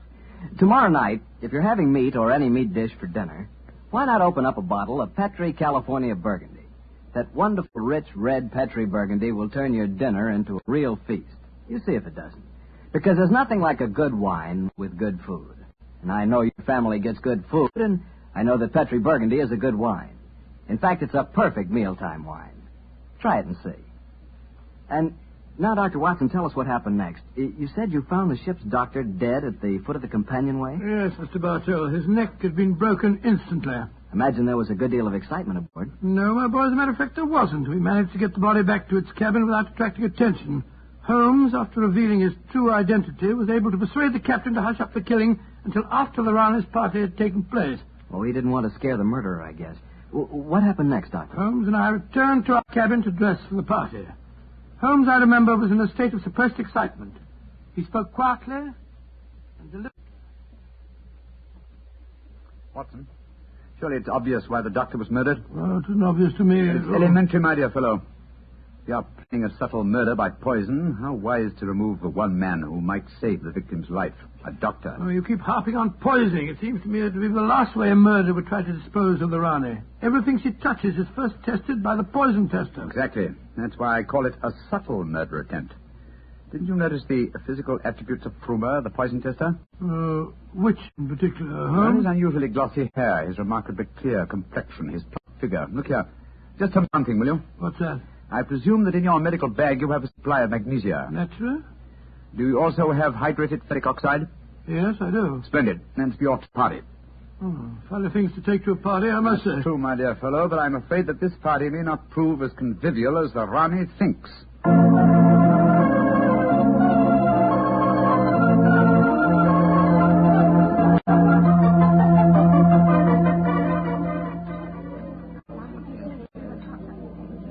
Holmes, it's nearly 1 in the morning. Everything seems to be going splendidly. It seems to be, Watson, but keep your eyes on the Rani. Yes, I have been. The poison testers tested everything that passed her lips. We dropped Doris to you, Christopher. You having a good time? Yes, indeed, thank you, Mr. Hamish. How about you, Mr. Mycroft? Oh, the Rani's a perfect hostess. Who could help having a good time? I don't think that girl Regina should be here, though. I don't want to be pompous, but after all, she's only a glorified servant. Possibly the laws of etiquette are not so strict in Cavarati as they are in London, Sir Christopher. Oh, perhaps you're right. But I don't trust the girl. Something shifty about her. I've told the Rani more than once. Oh, well, I suppose it's none of my business. I think I'll try and persuade the Rani to sing us one of her old songs. He doesn't trust Regina, and I don't trust him.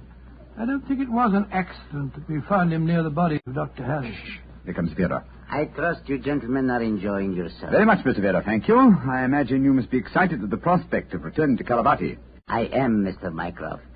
Though I only left it 3 months ago, it has seemed more like 3 years. Do you ken what time we'll arrive there? I am told that we shall be there in 5 hours, Mr. Hamish. Oh, look. The Rani's at the piano. She must be going to give us a tune. Yes. Let's move a little closer, shall we? Chris here has asked me to sing something. Yeah, my voice isn't what it used to be, and don't I know it. But me spirit's the same, and that's enough to put a number over. So, old time, boys, here we go.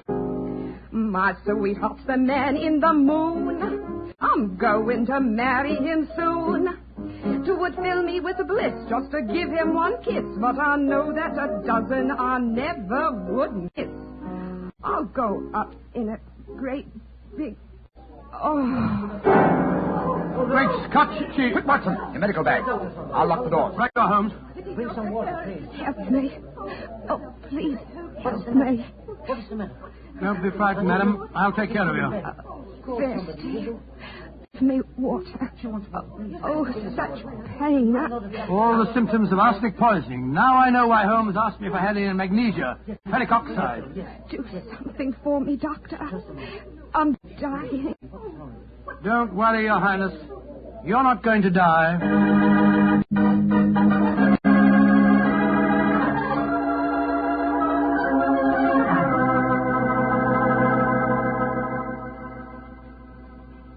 She's going to live, Holmes.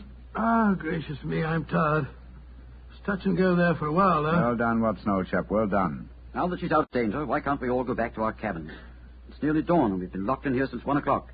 We've no right to do this, you know. Possibly not, Sir Christopher, but there's a murderer in this cabin, and I don't intend to let him escape. Mr. Holmes, what happened? How could I have been poisoned when Frumer tasted everything first? Why wasn't he poisoned? For a very simple reason, Your Highness. The murderer has been conditioning Frumer for over a year. What do you mean? He's been feeding him gradually increasing doses of arsenic until he has finally become immune to the poison. Great Scott, I never thought of that. Frumer's glossy hair, his complexion, and stout figure are all typical of a person who consumes arsenic regularly. But who could have done it? Only one person had the opportunity. Well, tell us who that person is. No, not you, Sir Christopher, not you. For you haven't been on the island for years, whereas Frumer returned from Caravati but 3 months ago. Raduna has also been in London with her mistress for the past 18 months, remember? The answer is obvious. You did it, Verda. You brought the taster over when you came to fetch me. You'd prepared him for the year beforehand. Of course I did. No white runner will ever rule over Cavarati. And you murdered Dr. Harris. Equally true. Mr. Holmes, give me the key to the door, please. Oh, no. What? Do not come near me. Please throw it on the floor. Do not hesitate. You see this revolver? I should have no compunction in using it, I assure you. How do you expect to escape, Gerda? The key, please. Thank you. You'll never get away with this, Verda, you devil. But I shall. We are now in the harbor of Cavarati. I shall swim ashore and arrange your welcome, my dear Rane. Turn your backs, please. Turn them. Thank you. Goodbye. He's gone. Come on, Watson. Watson. You have your revolver, Watson? Yes, but I didn't get a chance to draw it. He had me covered. Well, draw it now, old fellow. Aim for a leg or an arm and don't hesitate to shoot. There he is, up on the lifeboat. He's climbing up on the rail. Where is he? Where did he go? Up there on the rail above us, madam. He's going to dive. Give me that revolver, Dr. Watson, quick. That's it. Come down off there, Verda. Wolves, peasants, keep out of my beard. There he goes. He's dived. Madam, you shot to kill. Of course I did, Mr. Holmes. Remember that we're now in Cavarati waters, and that though I may not look like it at the moment, I am still the Ronnie of Cavarati.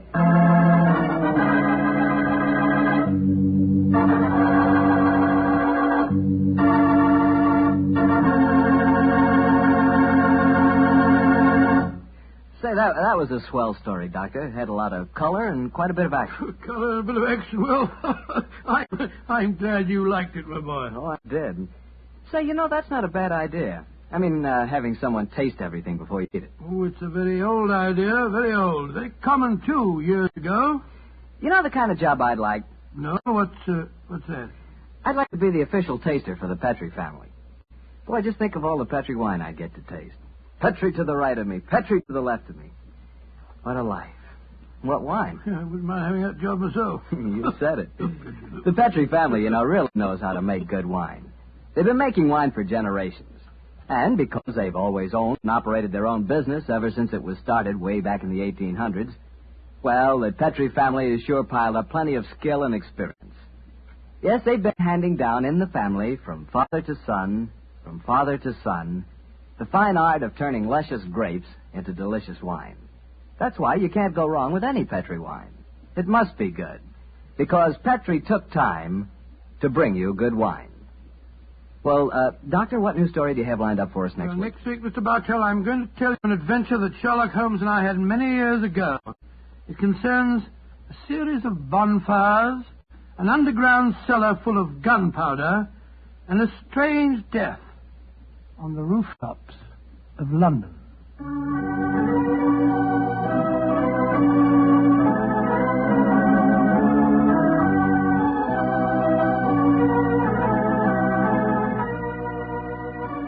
Tonight's Sherlock Holmes adventure is written by Dennis Green and Anthony Boucher and was suggested by an incident in the Sir Arthur Conan Doyle story, The Adventure of the Mazarin Stone. Mr. Rathbone appears through the courtesy of Metro-Goldwyn-Mayer, and Mr. Bruce through the courtesy of Universal Pictures, where they are now starring in the Sherlock Holmes series.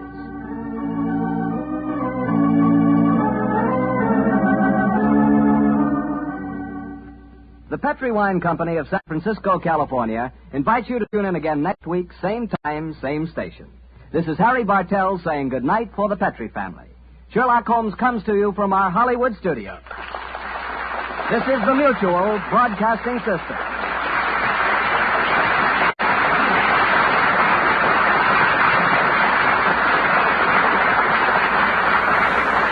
The moonlight can illuminate or it can deceive. Holmes showed us that even a master of deduction can be momentarily fooled by the theatrical staging of a perfect crime. The logical answer is rarely the easy one. We're done with the private codes now. When we return, we enter the harsh, black and white world of the police procedural. It's time for the institution. The PI lives by his own code. But now we turn the lights on. Harsh, fluorescent, police station white. Now we deal with the institution. We deal in facts, in evidence, in the tedious, cold calculus of the law, and that's often scarier than the criminals themselves. Because while the crook is messy and emotional, the system is indifferent. It doesn't care about the why, only the how and the when. Institutional justice is a machine that grinds, and sometimes the innocent get caught in the gears just as easily as the guilty. Back to the facts. But this time the facts are scattered everywhere. Sergeant Joe Friday is on the line. No theories, no glamour, just the patient police work needed to reconstruct a disaster. Tonight, it's the big blast, a sudden eruption of chaos that only methodical investigation can solve. We're looking for the source of the shockwave. Stay tuned right here to Hojo Radio for Dragnet. Next. Fatima Cigarettes is proud to present its Academy Award-winning radio program.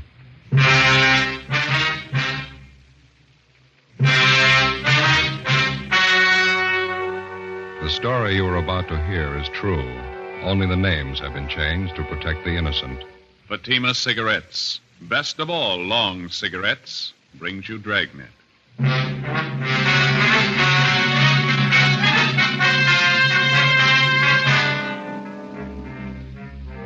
You're a detective sergeant. You're assigned the homicide detail. A young mother is murdered in bed while her 7-year-old son sleeps by her side. The killer was vicious and cunning. Your job? Get him. You'll be amazed when you compare Fatima with any other king-size cigarette. The size is the same. They now cost the same. But in Fatima, the difference is quality.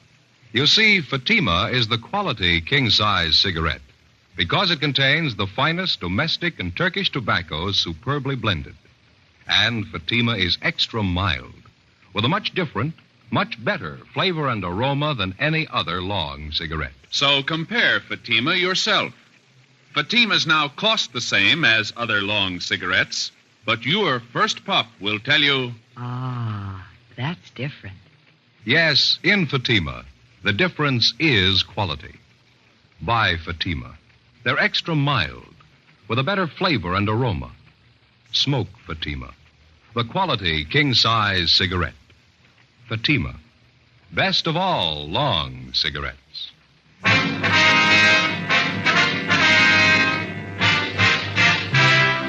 Dragnet, the documented drama of an actual crime.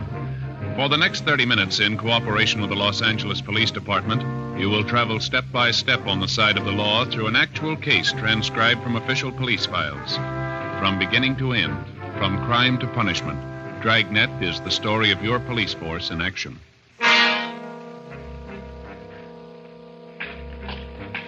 It was Monday, July 9th. It was warm in Los Angeles. We were working the night watch out of homicide detail. My partner's Ben Romero. The boss is Thad Brown, chief of detectives. My name's Friday. It was 11:25 p.m. when we got to 543 West Bixel Street. Front door. Homicide? That's right. This is Friday. My name's Romero. Klein, Unit 69. How are you?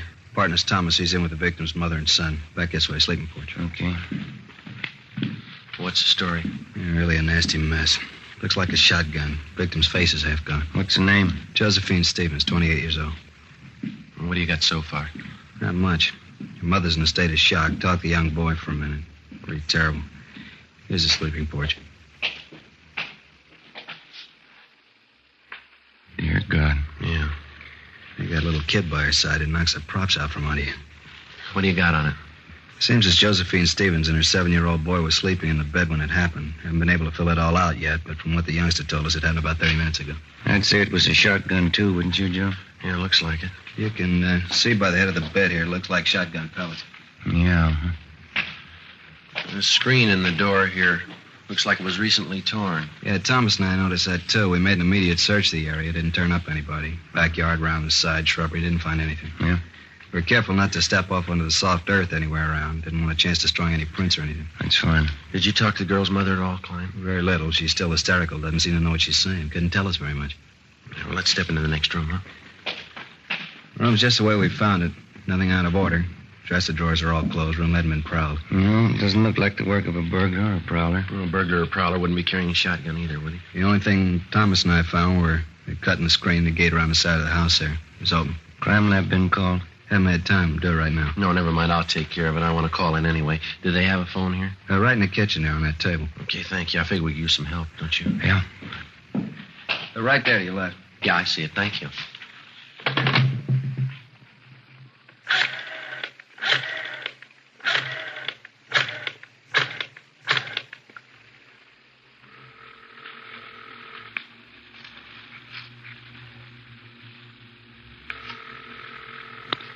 City Hall. 2643, please. 2643? Crime lab, Alan. This is Friday, Jay. Yeah, Joe. We're at 543 West Bixel. Got a homicide. We're going to need prints, photographs, the whole deal, Jay. Looks like the woman was killed with a shotgun. Let me double check that address, Joe. 543 West Bixel. Yeah, that's right. You got a phone out there? Yeah, it's Hollywood 93199. We'll get right on it, Joe. Thanks. Say, Jay, could you transfer me to 2521, please? Right. Operator? 2521. 2521? Homicide, Sanchez. Sanchez, this is Friday. What'd you find out there? Oh, it's a bad one. Shotgun killing. Haven't got too much yet. We're going to have some help. What do you need? We need somebody to cover the area. We don't know what we got yet. Talk to the witnesses, neighbors, cover the parked cars. Right. Will you send out a broadcast for us? Alert all units to be on the lookout for a person or persons with a shotgun in their possession. Take care of it right away. How many men you think you need? Well, at least 4 crews. Could you get them out right away? Okay, anything else? No, I'll fill them in when they get here. Thanks a lot, Sanchez. Right, Joe. All right, bye. Everything okay? Yeah. Klein says we could talk to the youngster. You don't think it'd do any good to talk to Mother, huh? She's still in bad shape. Imagine she'll be all right in a little while, but I think you just wasted time right now. Well, I forgot something. What's that? I forgot to call the coroner. I'll take care of it for you. Well, would you take the boy into the front part of the house for us? Sure. Fine. Then if you'll just call Sanchez down in Homicide downtown, he'll notify the coroner for us. Right. Thanks a lot. Joe, you want to see something to break your heart? Yeah, what's that? Notice the blood on the floor there, leading from the sleeping porch to this bedroom here. Yeah. Look like small footprints, huh? They are. Little boys. Well, let's go in the front room. Yeah. This is a boy, 7 years old, name's Charles. Right. Thanks, Klein. I'll make that call for you right away, Friday. Hello, son. What happened to my mommy? I'm sorry. You better take it, Joe. Yeah. Come over here to me, son. Charles, is that your name? Charlie. Well, my name's Joe, Charlie. Yes, sir. Mr. Joe? Well, it's Joe Friday, son. Mr. Friday, are you a policeman? Yeah, that's right, Charlie. Now, that other man in the uniform, Officer Klein, Yes, sir. he said you might be able to tell us what happened here. Do you feel like talking about it, son? Mr. Friday, do you know what happened to my mommy? Well, that's what we're trying to find out, son. We'd just like to ask you a few questions. She's hurt bad, isn't she? Did she talk to you? She wouldn't talk to me. Grandma and those other policemen wouldn't let me stay in there. Well, can you tell us what happened here? You want me to tell you like I told the other policemen? If you would, please. I wish you'd let me go in and see Mommy. She could tell you a lot better than I can. Well, she's hurt kind of bad, son. We just thought that maybe you'd tell us. Well, we were sleeping in the bed on the back porch. Mm-hmm. We just got to bed, and Mommy was reading me a story. Then I heard this man at the screen door. Did you see the man, Charlie? No, I didn't. Mommy wouldn't let me. Well, how do you mean, son? How do you know it was a man, then? Well, somebody was cutting the screen at the door. I thought it was a man. But you're not sure? You didn't see him? No, sir, I didn't see anybody. It was dark outside. You heard somebody cutting the screen, though, is that right? Yes, sir. And then Mommy sat up in bed. I started to sit up, too, but she wouldn't let me. She pushed me back down and said, keep down. Mm-hmm. Can you remember exactly what she said, Charlie? She said just to keep down. That's all she said. Well, then what happened? I heard this big gun, and Mommy fell down in the bed again. I could tell she was cut. I could see blood all over her. Mm-hmm. I tried to talk to her, but she wouldn't talk to me. So then I went to get Grandma. Now, after you heard the gun, did you hear anything else? I don't know what you mean. Well, did you hear anybody running outside the house? Anything like that? I don't remember, and I don't think so. I got up and went into Grandma's room. I was awful scared. I don't know why Mommy wouldn't talk to me. She always used to when I was scared. Well, now, can you think of anything else that you might be able to tell us, son? No, sir. I just don't know why anybody would hurt my Mommy. She's so good. She never hurts anybody. Where's your father, Charlie? I don't know where he is. They don't live together anymore now. Mm-hmm. How long has it been since you saw your father, son? Just last Sunday it was. Yesterday, I guess. I see him every Sunday. Well, do you have any idea who might want to hurt your mother? No, sir. Nobody. All right. What do you think, Ben? Charlie. Yes, sir? Did your mother and father seem to argue with one another very much? Before we moved here to Grandma's house, they used to argue all the time. That's when we lived in the apartment. Is that why you moved over here, son? Yes, sir, that's partly it. Mama had to work, and she didn't want to leave me alone here. So we moved over to Grandma's house. Mm-hmm. Do you think your father would ever hurt your mother? Did he ever say anything about ever hurting her? My daddy was always so good to me. He used to buy me all kinds of things. I don't think he was ever mean to anybody. See? Do you remember your mother ever saying she was afraid of anybody? No, sir. She was never afraid of anybody. How do you know that, son? She and Grandma used to always tell me that I'm the man of the family. As long as I'm around, they're not scared of anybody. Oh, uh-huh. I see. But when you talk to Mama, you won't tell her, will you? Tell her what, son? She always says that big men don't cry about things. When Grandma came out on the porch, she started to cry, and she took me into her room, and she cried some more. I guess I cried a lot, too. When you talk to Mommy, you won't tell her that, will you? No, we won't. I've never really known. Is that right? Do big men ever cry? Yes, son. They cry.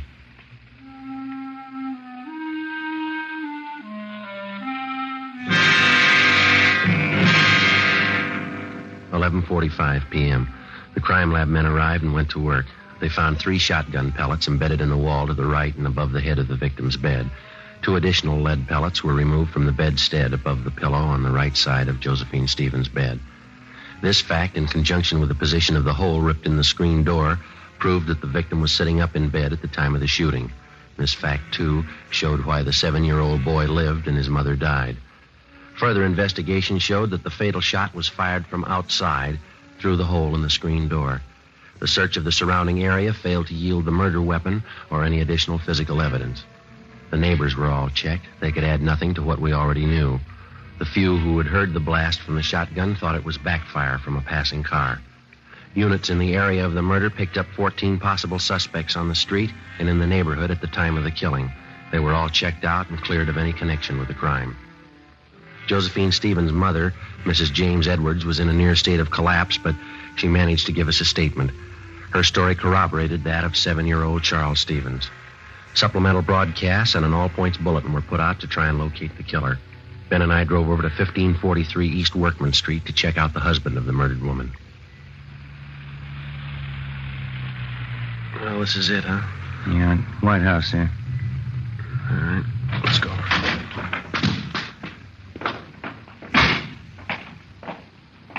Car parked in the driveway. Yeah. The hood's warm. Car's been used recently. Yeah, you got your flashlight? Yeah, here. All right. Car's registered to Keith Stevens. Yeah, come on.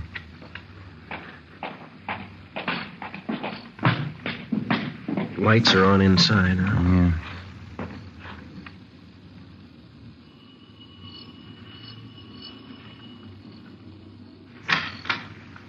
Yes? Mr. Keith Stevens? Yes, that's right. Police officers like to talk to you. Want to come in? Yes, sir, thank you. What's the trouble, officer? When's the last time you saw your wife, Stevens? Why? Well, when did you see her last? Well, I was over there yesterday. Always go over every Sunday to visit my little boy, Charlie. My wife and I are separated. That's what we agreed on. And that's the last time that you saw her? Yes, it is. Why? Well, I'm sorry to have to tell you this. Your wife is dead. What's that? I'm sorry. Your kidding. She was all right yesterday. There must be some mistake here. No, sir, I'm afraid not. Josephine Stevens. You sure? 543 West Bexel Street. I gotta sit down.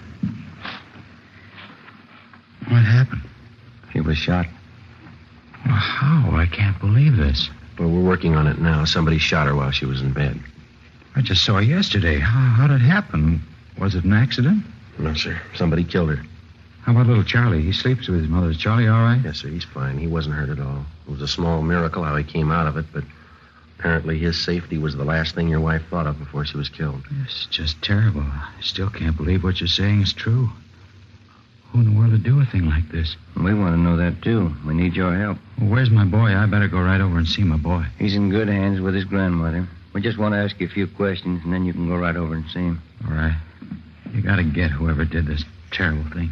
Yes, sir. We're going to try. Well, how is it that you happen to be up this late at night?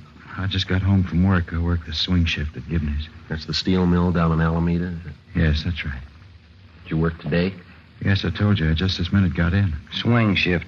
What hours would that be? 4 to 12. Did you work the full shift today? I did.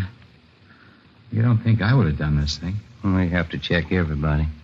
Is there somebody out at the plant that can verify the fact that you were out there during the entire shift today? Yes, my lead man and I always punch my time card in and out. How do you get to work? I drive. My car's right outside there, blue Chevy. Do you own any firearms? No, I don't. You ever owned any? No, never have. Didn't want a gun around with a boy. Let's see. You live here alone? No, since the wife and I split up, I live with another fella here. Mm-hmm. Where is he tonight? He's out somewhere, usually home when I get here. Do you have any idea where he might be? Does he go out much? He goes out quite a bit. He's going with some girl. Might be at a movie or something like that. Does he know your wife? Well, not too well, no. I think I took him over to the house one Sunday. He met my son Charlie and my wife. Try to take it easy, Mr. Stevens. Oh, I'm sorry. It's kind of hard to take. Yes, sir, we understand. This man that you live with here, what's his name? Carl Walters. Where'd you know him from? He advertised in the papers. He said he wanted somebody to share a small house with him. I answered the ad, and we seemed to hit it right off from the start. He's okay. What do you know about him? I know enough to know he's all right. I wouldn't want to get him mixed up in this. Well, has this Walters ever been in trouble? Has he ever been arrested? Not that I know of. He's a good guy. Fine Army record. I see. Have you ever been arrested? No, sir, I never have. Any kind of an arrest? Misdemeanor, anything like that? Never. You never been in jail for any reason? No, sir, never have. I had traffic tickets, but I've never been in jail for any reason. I always paid my fines, never had any trouble. Have you any idea who might want to do a thing like this? No, no one. How did it happen? Did they break in the house? No, it wasn't burglary or anything like that. Somebody just wanted to do away with your wife. If you can think of anybody who might do a thing like this, it'd help. You know, we've been separated for a while. Maybe she took up with someone who'd do something like this. I wouldn't know. I can't think of anybody I know that'd do this. I see. She and I have had our ups and downs, or we wouldn't be apart. We argued time and again over the custody of Charlie, but nothing serious. Can't tell you what a shock this is to me. You say that you don't own a gun. Do you know of any of your friends or hers that might? No, I can't think of anybody. Well, this fella Carl Walters, what can you tell us about him? Now, please, he's all right. He certainly had nothing to do with this. Well, we just want to be sure to check everybody out. If you can tell us, it may save him some embarrassment. Well, I realize you have to be sure, but please believe me, he's all right. You say he doesn't know your wife at all? No, just that one meeting. You're sure he couldn't have had any part in it? Absolutely sure. Mm-hmm. What kind of a fella is he? Oh, average guy, I guess. Likes to swim, plays a little golf. Always wants me to go out camping or hunting with him. You ever go with him? No, I haven't so far. He wants to go on weekends, and I like to see my son on Sundays, like I said. What does he hunt, do you know? He's not much of a hunter, really. He just likes to go out for ducks once in a while. Does he keep his equipment here? No, he doesn't, over at his father's house. Does he ever hunt for anything besides ducks? No, I'm positive about that. He's always saying how he never could shoot a deer. Says he gets buck fever. Can't say I blame him. He ever tell you what kind of a gun he had? No, not that I recall. Still think he had a part in this? We didn't say that. What's his duck hunting got to do with it? Well, when you hunt ducks, you use a shotgun.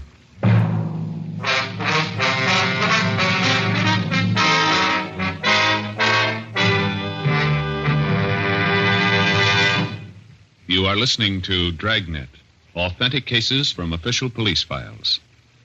And now, let's look at our Fatima files. Listed under K. Kelly, Nancy Kelly, famous actress. She says, Between scenes, I like to relax in my dressing room and light up a Fatima. They have a really different flavor, and they're extra mild. Friends, more smokers now insist on king-size Fatimas than ever before. Because in Fatima, the difference is quality. quality of tobaccos. The finest domestic and Turkish varieties, extra mild, superbly blended, to give you a much different, much better flavor and aroma. Quality of manufacture. Smooth, round, perfect cigarettes. Rolled in the finest paper money can buy. Manufactured in the newest and most modern of all cigarette factories. Quality, even to the appearance of the bright, clean, golden yellow package, carefully wrapped and sealed to bring you Fatima's rich, fresh, extra mild flavor. So, if you smoke a king-size cigarette, compare Fatima. You'll find they now cost the same, but your first puff will tell you, Ah, that's different. yes, in Fatima, the difference is quality. Buy Fatima. Smoke the quality king-size cigarette. Fatima. Best of all long cigarettes.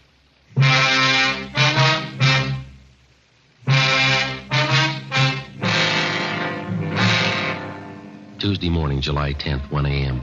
We continued to question Keith Stevens about the murder of his wife. He could add very little to what he had already told us. We made a thorough search of his house and garage. We searched his car. We found nothing that would incriminate him in any way.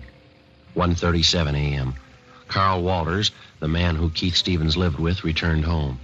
We retraced his steps for the night of July 9th. All his time was accurately accounted for. We talked with his father. We were told that the shotgun had not been used for about 10 months, since last duck season. We looked at the gun and noticed that it was covered with lint and had not been recently fired. We talked to the plant foreman at Gibney Steel Mill. He verified the fact that Keith Stevens worked his full shift on July 9th and did not leave his job until 12 midnight. At this point, both men were clear of any complicity in the murder of Josephine Stevens. Tuesday, July 10th, 8 a.m.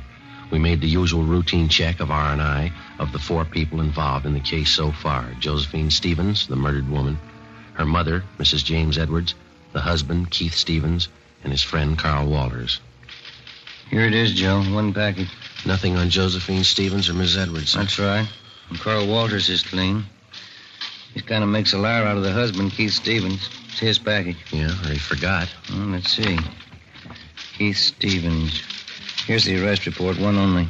Let's see. It's 4127A. Yeah, picked up from drunk charge. He didn't forget, Joe. This was on June 7th last. Yeah, let me look at that officer statement, huh? Mm-hmm. Let's see. Above suspect was picked up in the company of co-defendant Michael Duff, booking number 8023. Both suspects were drunk and disorderly at time of arrest. Their condition was such they were unable to care for themselves. No, he didn't forget. Hey, Mary. Yes, sir? Pull this package for us, will you, please? Booking number 8023. Give us a mug if he's got one, huh? What was that arrest date? June 7th, 51. Thank you. That's an outside chance. He lied once. Maybe he'll lie again. What do you suppose he was trying to prove by not telling us about this? Oh. Here you are. Oh, thank you, Mary. It's a little bigger package, huh? Yeah. Look, his R card. He's done time in Quentin. Yeah. 1933, grand theft auto. Did 4.5 years, paroled out in 37. Here he is, back in again on suspicion of robbery. 1946, charge released. Picked up again, suspicion of robbery, released again. Michael Lewis Duff, alias Mickey Duff. Stevens is moving in pretty fast company. Yeah. Look here, this is the guy, all right. Here's that last drunk arrest. See on that we saw on Stevens, June 7th? Yeah, Is there a mug there, Joe? Let's see. Well, there's this one on that 211 arrest in 47. Yeah, I see that one. It's pretty old, though. It's a little worn. Kind of hard to see. We'll check that last arrest report on the drunk charge. Maybe we got one of those auto photo strips. That ought to do it. I hope so. Yeah, here we are. Let's see. Yeah, those auto photos are good mugs, aren't they? Yeah. What address did he give on that last arrest? 5234 West Main. No, all these other addresses are just transient hotels. That Main Street address, the most recent, looks like the best bet. This is probably why Stevens lied about being arrested. Yeah, let's see if he lied about anything else. We drove over to 5234 West Main Street. It was a small 2-story rooming house. We checked with the landlady, and she told us that she had a man registered under the name of Michael Duff in room 20. She told us that he had just walked out a few minutes before we arrived, saying he was going down to the corner to buy a newspaper. We identified ourselves and stated that we'd wait in his room for him. We asked her not to tell him. She went upstairs with us and unlocked the door to room 20. We made a thorough search of his place. It was a 2-room apartment. I searched the living room, and Ben went over the kitchen. Joe, come here. Yeah. Look here. Look, I'm up under the sink here, cradled in the gooseneck of the drain. Yeah, shotgun. Yep. Just a minute.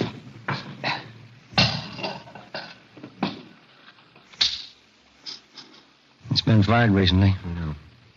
And this much fits in.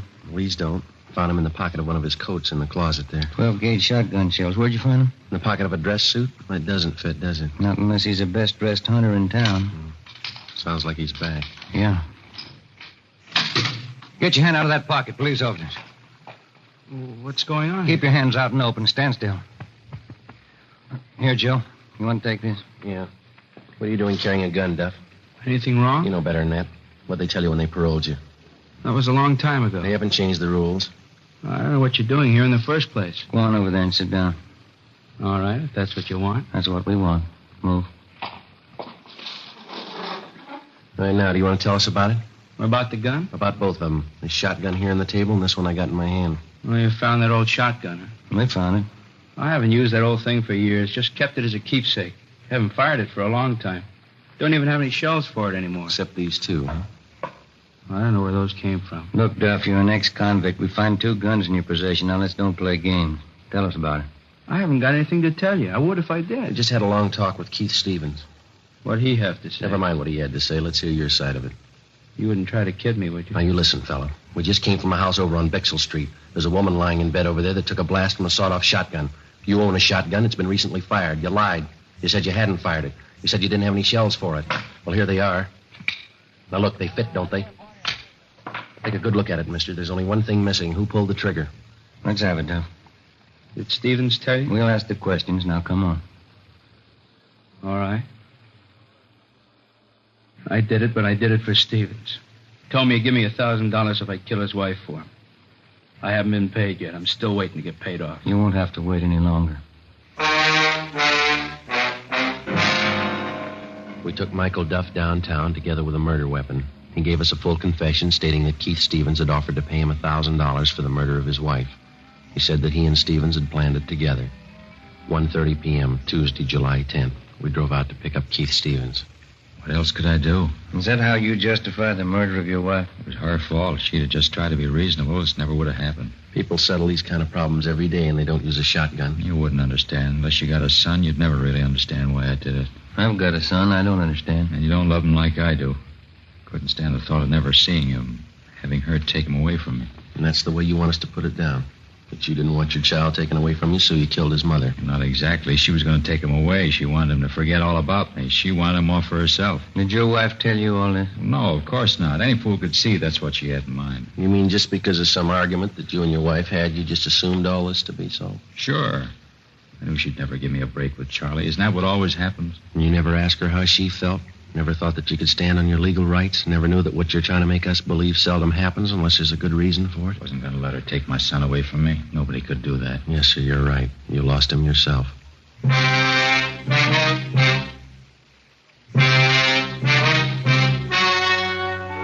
The story you've just heard was true. Only the names were changed to protect the innocent. On October 15th, trial was held in Superior Court, Department 84, City and County of Los Angeles, State of California. In a moment, the results of that trial. And now here's our star, Jack Webb. Thank you. Friends, I'd like you to be the judge while I present our case for Fatima. Now, you've heard me say that Fatima is the best of all long cigarettes. Get a pack of Fatimas and compare them with any other long cigarette. Side by side, I'll admit a Fatima looks the same as any other king-size cigarette. But when you smoke them, you'll find a world of difference. In Fatima, that difference is quality. Quality that gives you extra mildness, a much better flavor and aroma. Compare Fatima, and I'm sure you'll agree with me. Fatima is the best of all long cigarettes.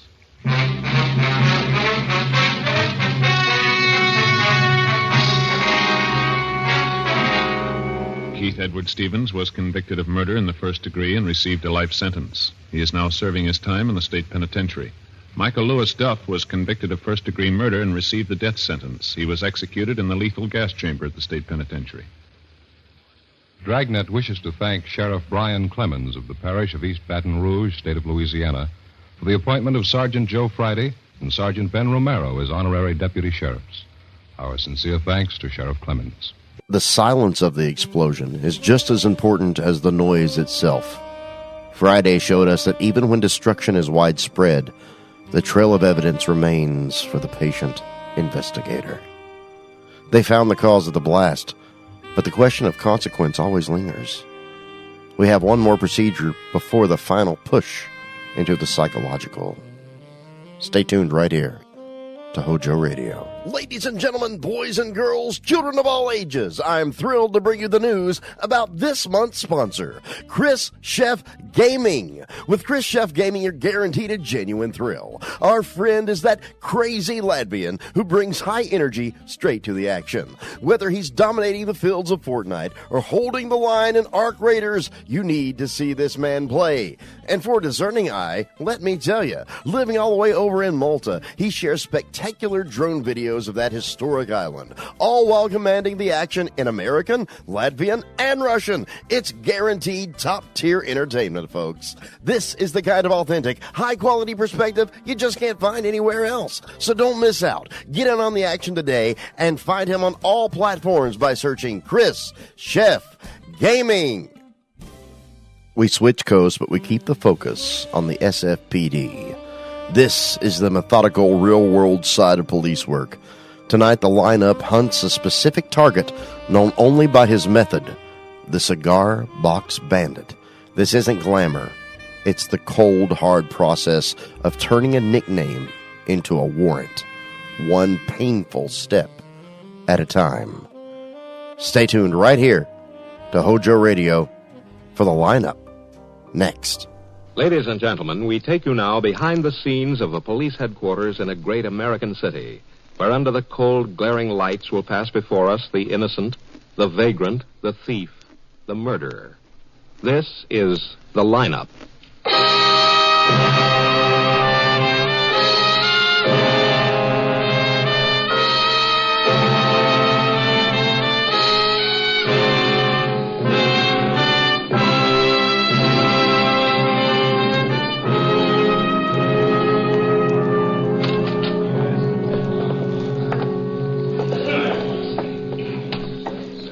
Sit right here, Mrs. Denny, next to me.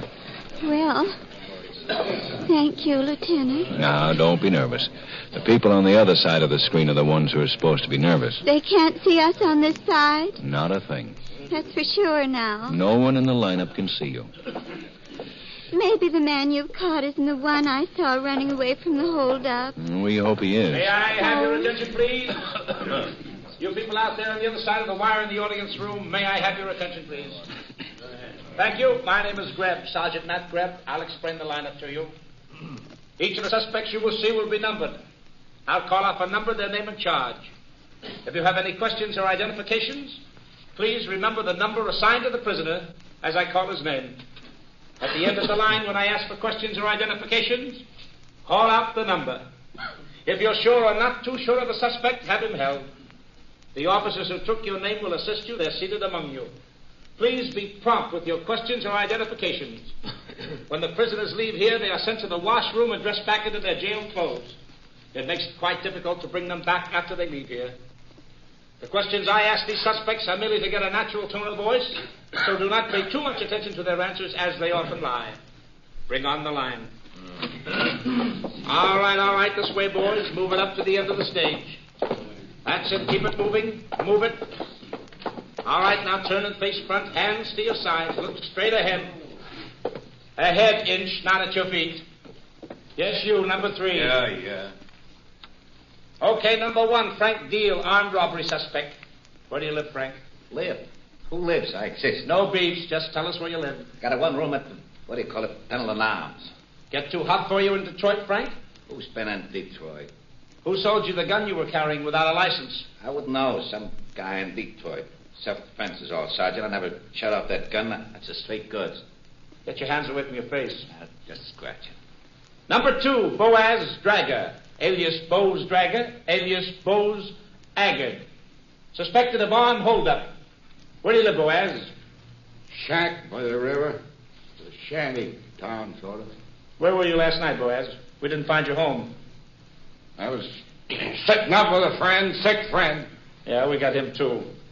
How'd he happen to have that slug in him? These guys are always in bad. We got it out of him. What, the slug? The story of the slug.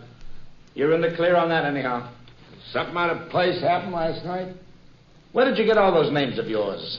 Boaz, Bose, Boss? People are stupid. They can't pronounce. With the dragger, and Aggard, I did that. Aggard is dragger backwards. See?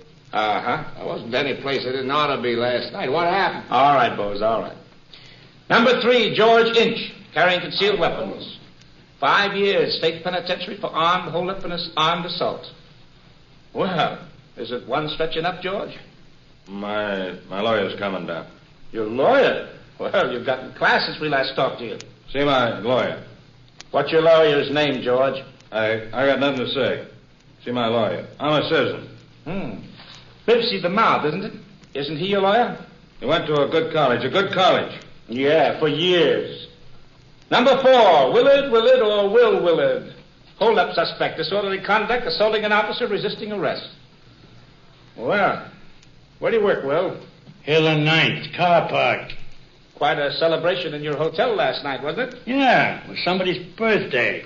The landlady said some shooting was going on. Oh, just a noisy party. Nobody got hurt. Him. Why did you try to beat up the patrolman who arrested Sergeant Graham. I'm sorry. Yes, Lieutenant? Number 4, hold for interrogation.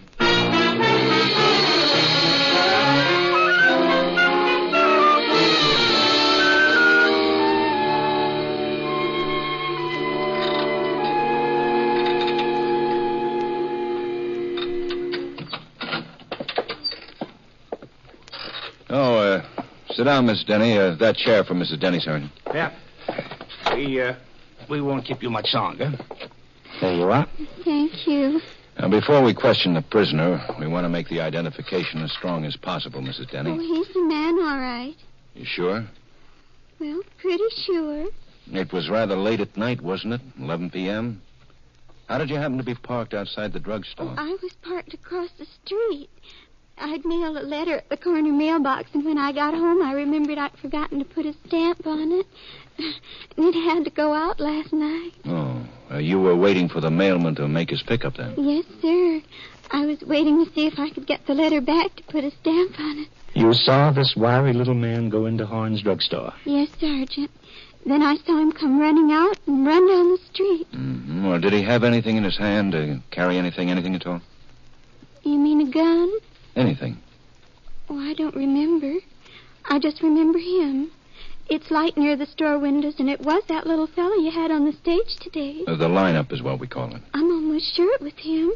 I made a point remembering him. Well, why, Mrs. Denny? Mrs. Denny, there have been descriptions of the cigar box bandit in the papers, how he operates, what he looks like. You must be careful not to let those descriptions influence you. No. Well, it's possible for a witness no. That was the man I saw run out of the drugstore. I'm not saying I saw a gun or the cigar box, but I saw that man. Did he have a cigar box under his arm? I didn't notice. Excuse me. Yeah? I got the prisoner out here when you want him, Lieutenant. Good, I'll call you. Can I go? I better go. Take that other door, Mrs. Denny. I'll show you, Mrs. Denny. It's just my husband keeps on worrying Well, about now, it. you tell him not to. There won't be any trouble, and you've been a fine help. Goodbye. Well, Goodbye. I think she knows what she saw, all right. But the suspect hasn't got a record. It's pretty cold, Ben. I've been through their modus operandi files. Nothing? Paper bag robbers, Mutton Jeff robbers, put it in the hat robbers. But nobody who shoved a cigar box at the victim and told him to fill it up. Well, it's the same general family. No cigar box, huh? Yes, sir? Bring him in, Quine. Yes, sir. Well, I hope this is our guy, Matt. I wish he had a record. He's pretty cold, Ben. Here he is, Lieutenant. Thanks, Quine. Stick around. All right. Have a chair, Will. Yeah, thanks, sure. Cigarette? What kind you got? No, that ain't my brand. Sorry. Well, what's the occasion, boys? Oh, we just want to ask you a few questions. What were you doing about 9:15 last night, Will? That all you want to know? A couple of other things. 9 o'clock last night. Where were you then? You said 9:15 the first time. Between 9 and 9:30. Well, the stick-up was later than that. How did you know that, Will? The other man in my cell says I look just like the cigar box bandit. He said the guy stuck up another drugstore around 11 o'clock last night. That makes about 30, don't it? 37. Very good. All right. And where were you around 11 last night? Well, I wasn't parking cars. That is, just my own, that is. I had a date with my girl. Are you off every Saturday night, Will? Oh, I'm off every Saturday night sometimes. And what do you mean by that? Well, some months here every Saturday night and some months not. That's a bollocksed up schedule. Changing help all the time. You're on, you're off. You're on, you're off. You never know one day to the next if you're on duty or not. When'd you get back to your flat last night? Oh, see, I don't know. It's around 2 a.m. Picked up some friends and their dates, and we had a little party. What about the gunplay in your hotel room last night, Will? Oh, you know that landlady, boss, she's a case. Honest, she's a mental case. Because she objects to shootings? Who got shot? There wasn't even a gun around. So, you don't smoke cigarettes, eh? Well, I don't smoke your brand. But what I don't smoke is cigars. Any kid can get an empty cigar box. He doesn't have to smoke it empty. Tell you what I'll do. I'll give you my girl's number. You call her. You ask her where I was last night during the holdup. That a deal? Check that, man. Right. Susquehanna 425-aught. Hey, Sergeant, you married? Well, this girl of mine, she's dynamite. Dynamite. Yeah, we'll put a man from the bomb squad on it. Ooh, that's very good. How long you lived here, Will? Well, born and raised here. Went to Packard grade school, Stupid Junior High, Maxwell Fisher Senior High. I did a year in Spooner Business College. You can check it. Bunked with your girl around 11 last night, huh? Mm-hmm, yeah, just about. Where? Observatory Hill. You can ask her. Ruth Hurley, that's her name. Susquehanna 425-aught. Say, think our names will be in the papers? Now, this is only an interrogation. Oh, we don't mind. The name is Willard. That's sort of an interesting name, ain't it, to spike a story with? Willard? This is just a routine questioning. No news value at all. Well, now, wait a minute. Sure, some paper can get something good out of that, you know. False alarm. Kid the public. You've been identified as the man who held up Horn's drugstore late last night. Oh, go ahead. That's silly. By Horn himself? No. Then it's just silly. The robber was seen to run out of the store and around the corner. Did he see the car, the witness? Who said there was a car? Now, wait a minute. Would you stick up a place without a car? In that neighborhood, a man on foot could disappear into the night better than a man who's driving. There has been a car and other cigar box stick-ups. Yeah? What kind? You tell us. Sergeant. He's kidding. Oh, the sergeant. He's kidding. Lieutenant Guthrie. Yeah? Uh-huh. Well, thanks. Captain Waldo. Yeah? The Galen Ethical Pharmacy on Quincy Avenue was held up 5 minutes ago by the cigar box bandit.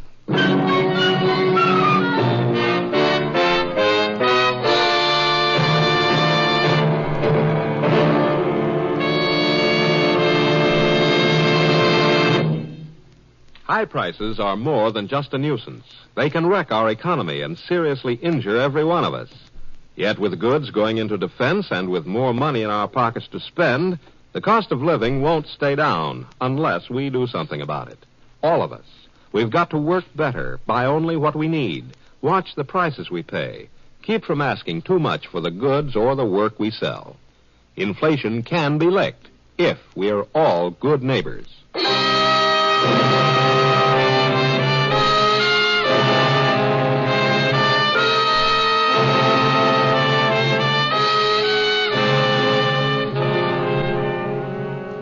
I tell you, that guy's a fake. He's a dirty, low-down fake. Who's a fake? The bandit? What do you mean, the bandit? I'm the bandit.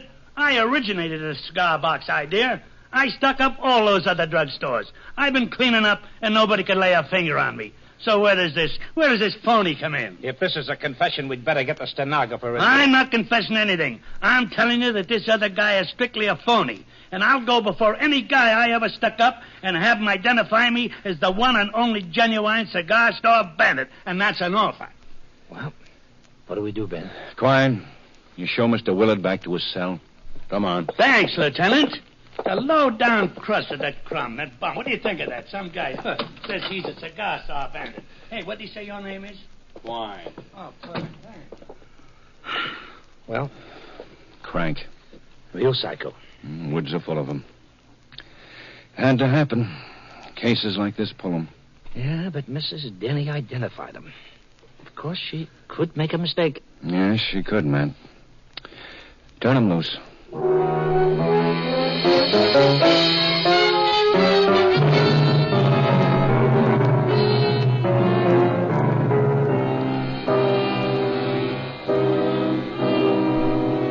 Yes, Lieutenant, he took a shot at me, all right. He hit me right here in the chest. He smashed my hearing aid device. It's lucky I got a spare one. Oh, he smashed it all to bits. Oh, you were lucky, Doc. Where were you standing when the bandit came in? Well, I was right here. I was counting up after a hard day in the store, trying to concentrate on filling prescriptions and doing business and listening all the time. It's a relief to close up. I turn off my hearing aid and count up. Oh, my, it's a wonderful relief. Silence.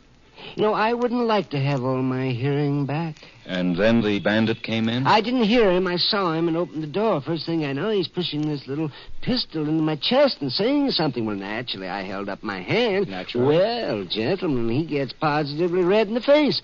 And I know he's screaming something at me, so I put down one hand and I reach under my coat to turn up my hearing aid. Uh-oh. Well, he whirls around. He stops at the door with the nastiest look on his face. And he fires once, and then he runs out. What kind of a gun was It it? was a very small gun, 22. My boy shoots a bit. He has a 22. A 25, we think, from the slug. Ballistics has it. It doesn't tally again, Ben. It's a different gun from the last time.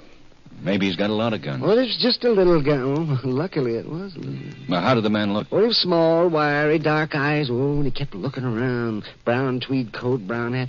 I was pretty excited, of course. That's our boy. Dirty cigar box? He never got to shove it at me, but he had it under his arm, all right. That's him, Ben. That's our boy.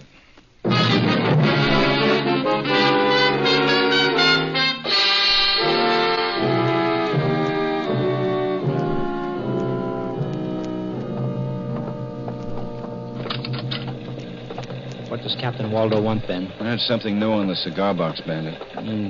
Number 39? Incidental intelligence. Something stirring. And I figure it's trouble because we haven't caught anybody. The Alumni Association wants victories or the coach has got to go. Hello, Ben, Matt. Hello, Bill. Sit down, boys. Thanks. Thanks, Captain. You know Gilbert Fromson, druggist, corner of 79th and Grant? Been there 40 years. He's a very big man in this business. He's demanding protection for druggists. He's getting embarrassing. I know the man. Eye for headlines. And now he's got the eye on a seat on the council. He's making a nice little local issue out of the cigar box bandit. He's chairman of the County Merchants Association, and he's jumping with indignation. Well, Captain, isn't he the man who flooded Grant Avenue when it was left unpaved after some cable installation and stocked the mud hole with fish? Had small kids fishing in the middle of the city? Mm-hmm. That's Fromson. They find him a good one for that, as I recall. And they also paved the street. I think yeah. Fromson wants us to catch the cigar box bandit. We can't put a policeman in every back room in every drugstore in town every night. Fromson just wants us to catch the man. See if he can soothe the fevered brow. He's expecting you, boys, so calm him down, will you?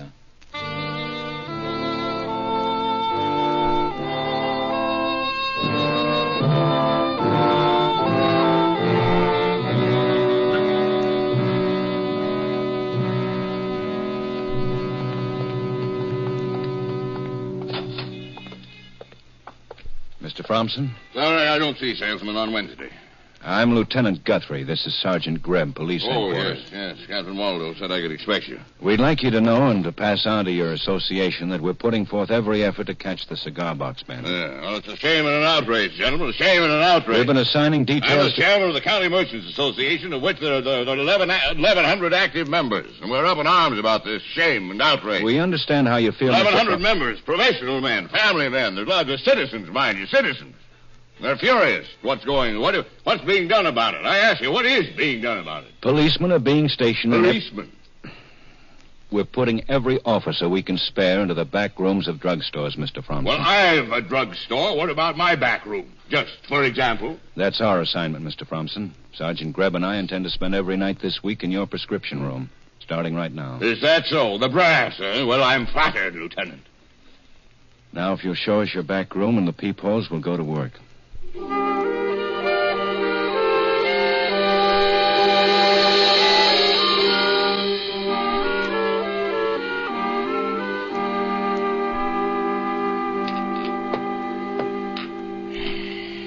There.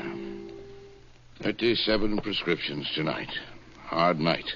Now I know why druggists go to college. I hope we haven't been in your way back here. Oh, not a bit. I'm grateful to you, gentlemen. But, as the fellow said during the war, defense won't win the war. You might wait until doomsday to get the cigar box bandit and never catch him. He's got the initiative, and that's bad. Well, he's new to us. We're learning his methods. When we know a little more, we hope to go on the offensive. I hope so. Excuse me. Fromson's Prescription Pharmacy. 1 minute. You return. Thanks. Lieutenant Guthrie speaking. Yeah? Yeah. Well, that was fast. Captain Waldo, wanting to know what we're doing here when the drugstore on the next corner has just been stuck up by the cigar box bandit.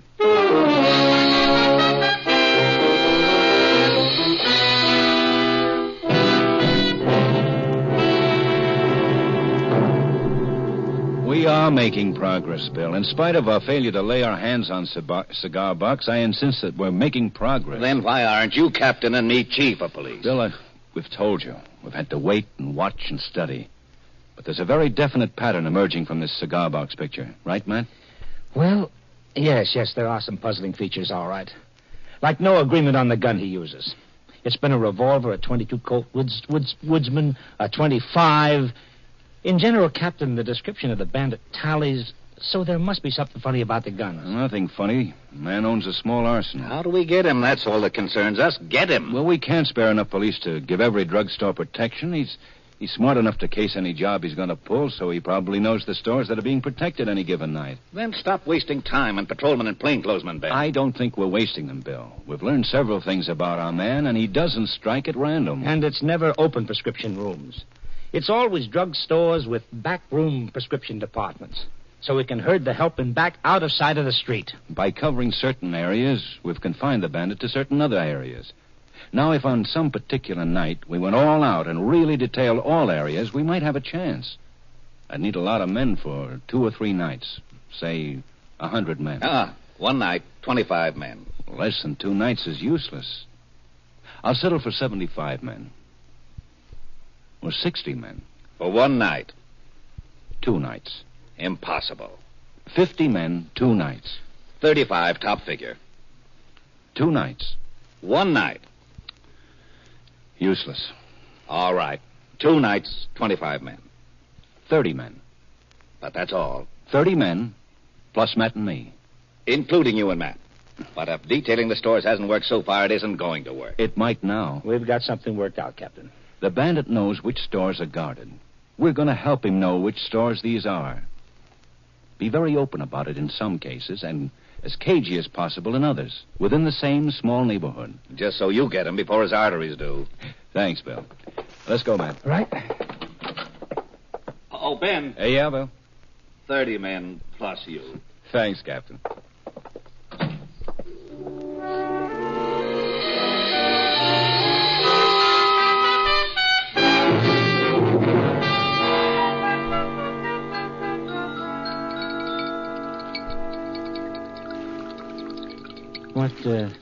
What's that you're mixing up now? Tincture of hyoscyamus, potassium citrate, and elixir of lactated pepsin. Now you know as much as I do. How long does it take someone to learn to be a lady pharmacist? As long as it takes to learn to be a gentleman pharmacist. 4 years? 5? How long does it take for an entire police force to catch one fresh little hold-up man? Oh, we'll get him. I don't see how. You have to be an idiot to try to hold me up tonight after the way you've been showing yourself in front all evening. Anybody can tell you're a cop. How? I can tell. How? Don't answer that. Well, you're not going to catch anything back here. Well, maybe you're right. Now, we had a protest vote at our last meeting. Huh? Village pharmacy. Now, one moment, please. For you, Sergeant Greb. Thanks. Hello? Oh, how, Ben? Oh? Uh-huh. Be right there.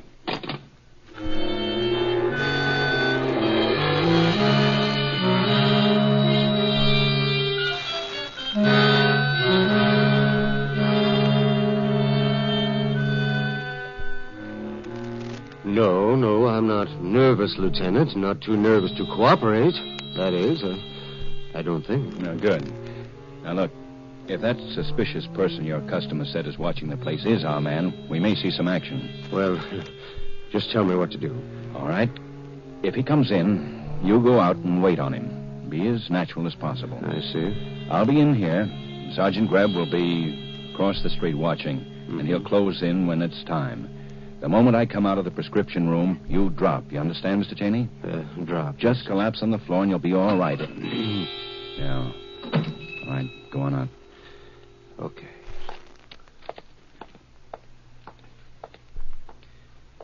Good evening, sir.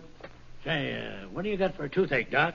Well, is it a small cavity or a large one? Well, it's just a toothache. I don't know. Well, I can give you some oil of clove. All right, and you can put it right in this box. Well, I don't understand. This is a stick up. Now keep your hands down. All right. Open the register. Come on, open it up. Well, Come on. all right. Go ahead and punch it. That's all right. That's it. In the stuff, in the box. Put it in the box. Come on. Well, I'm hurrying. And the bills, too. That's all right. That's all. It's been a very slow day. Getting back now. Get in the back room and lie on the floor. Hit it. Drop, Cheney. Cuff. Lousy cuff. Stop or I'll drop you. Stop. Sure, I'll stop. Sure. Stay low, Cheney. Yeah, stay low. Stay low, the both of you. Who's going to shoot who, copper? Say it again, huh? Who's shooting who? This is a pretty good little soda fountain. Don't you think so, copper? Look out, Matt. He's behind the soda fountain.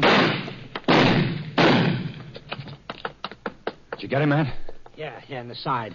He knocked him out. He's all right. Let me go! Get down, Matt. Came from outside. Yeah. There, behind the mailbox.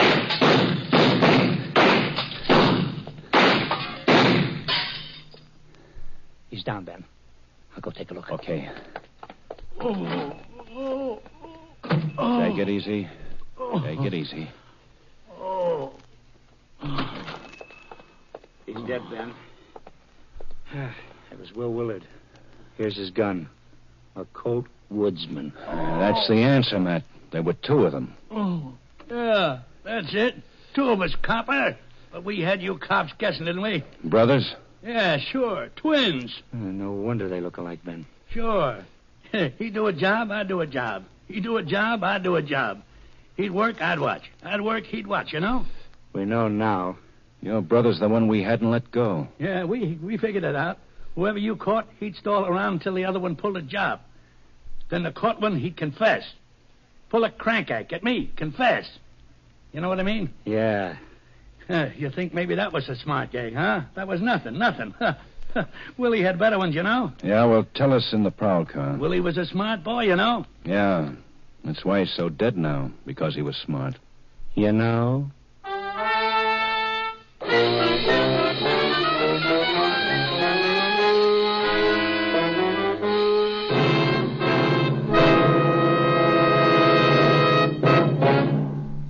The lineup, where before you pass the innocent, the vagrant, the thief, the murderer. Listen again next week when we again bring you the lineup. May I have your attention, please? Huh? You people out there on the other side of the wire in the audience room, may I have your attention, please? Thank you. My name is Greb, Sergeant Matt Greb. I'll explain the lineup to you. Each of the suspects you will see will be numbered.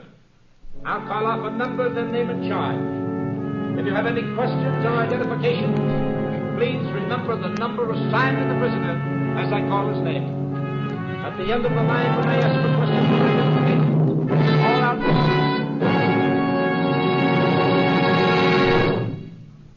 The lineup, starring Bill Johnstone as Lieutenant Ben Guthrie and Wally Mayer as Sergeant Matt Greb, was written by Milton Geiger with music by Eddie Dunstetter.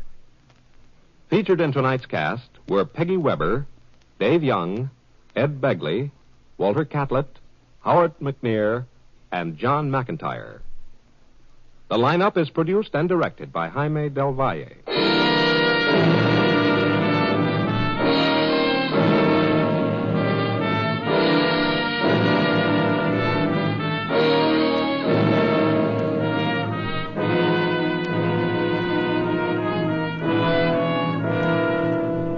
An hour of new music and an hour of dramatic highlights of the news. They're yours on most of these same CBS stations every Friday night. Jan Murray is on hand with his new songwriters and their songs for sale. Edward R. Murrow is here with the voices of the people who've made news in the past 7 days, all appearing on Hear It Now.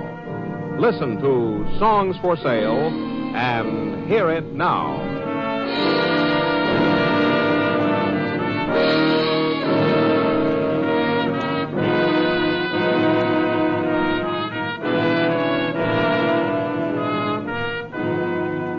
Joe Walters speaking. This is CBS, where the Jack Smith, Dinah Shore, Margaret Whiting show is heard every weekday evening, the Columbia Broadcasting System.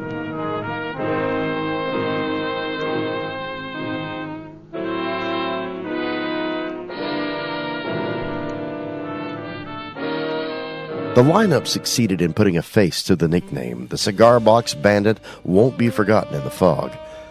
Well, we're done with the precinct's harsh light for now. For the final hour, we go inward. We talk about guilt. We talk about what happens when the only judge you have is your own conscience. Stick around. The descent begins now.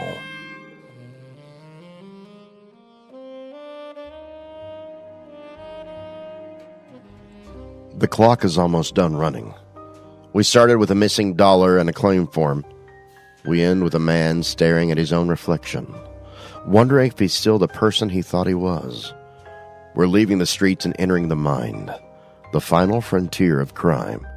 Suspense, The Whistler. These are the stories of consequence.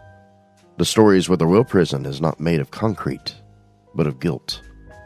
The kind of story that settles over you and doesn't lift, even when the sun comes up. The final hour is dedicated to the mind. Suspense brings us the darkest stories of betrayal and unintended consequences. Tonight, a tale where an ordinary man is pushed to the edge, making a desperate and terrible decision. Stay tuned for Suspense, right here on Hojo Radio. Next.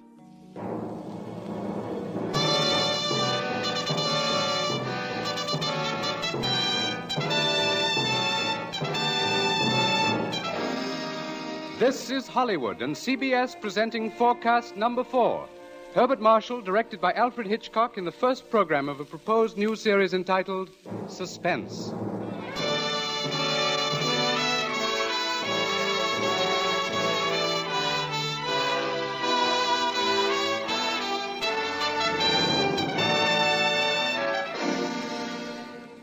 Tonight's Forecast program, ladies and gentlemen, represents the ideal form of collaboration.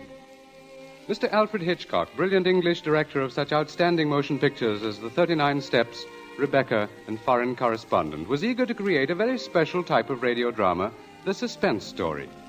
As narrator and star for his production, he thought at once of the distinguished actor with whom he had been associated in countless British film successes, Herbert Marshall. Mr. Marshall suggested that they dramatize a certain favorite story of his, And that story happened to be the very one Mr. Hitchcock had had in mind. Mrs. Belloc Lowndes' classic in chills, The Lodger.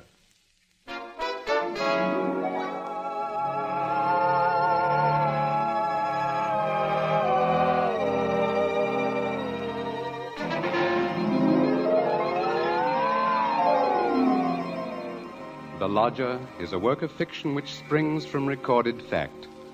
A story which begins in the year 1888 in London. A London terrorized by the fifth in a succession of recent murders. It was believed that these deeds were the work of one person, a tall, gaunt figure in a black Inverness cape, carrying a small, narrow bag. That meager description, provided by a highly unnerved witness, was the sum total of all that was known of the murderer. It was enough, however, to keep alive and alert the interest of all London, of all those in fine quarters, and all those in small, grimy houses, as, for example, Ellen Bunting. Ellen was no different from all the other middle-aged housewives dwelling in the great city's squalid Whitechapel district. She knew all the known facts of the case.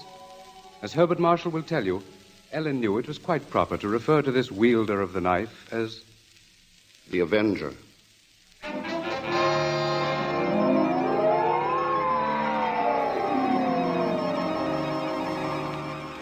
Of course, Ellen Bunting was far more concerned with her personal problems than with thoughts of the Avenger. Yet the case of that strange, elusive killer quite often forced all other matters from her mind. There was that mad, meaningless scheme he seemed to follow. All his victims, for example, had been women. All had been young, attractive, and, oddly enough, blonde. But Ellen could no more understand the motive for his brutal slashings than could the police. This night, she and her husband, Robert Bunting, sat before their fireplace reading the newspaper account of the latest murder. The Avenger had struck again.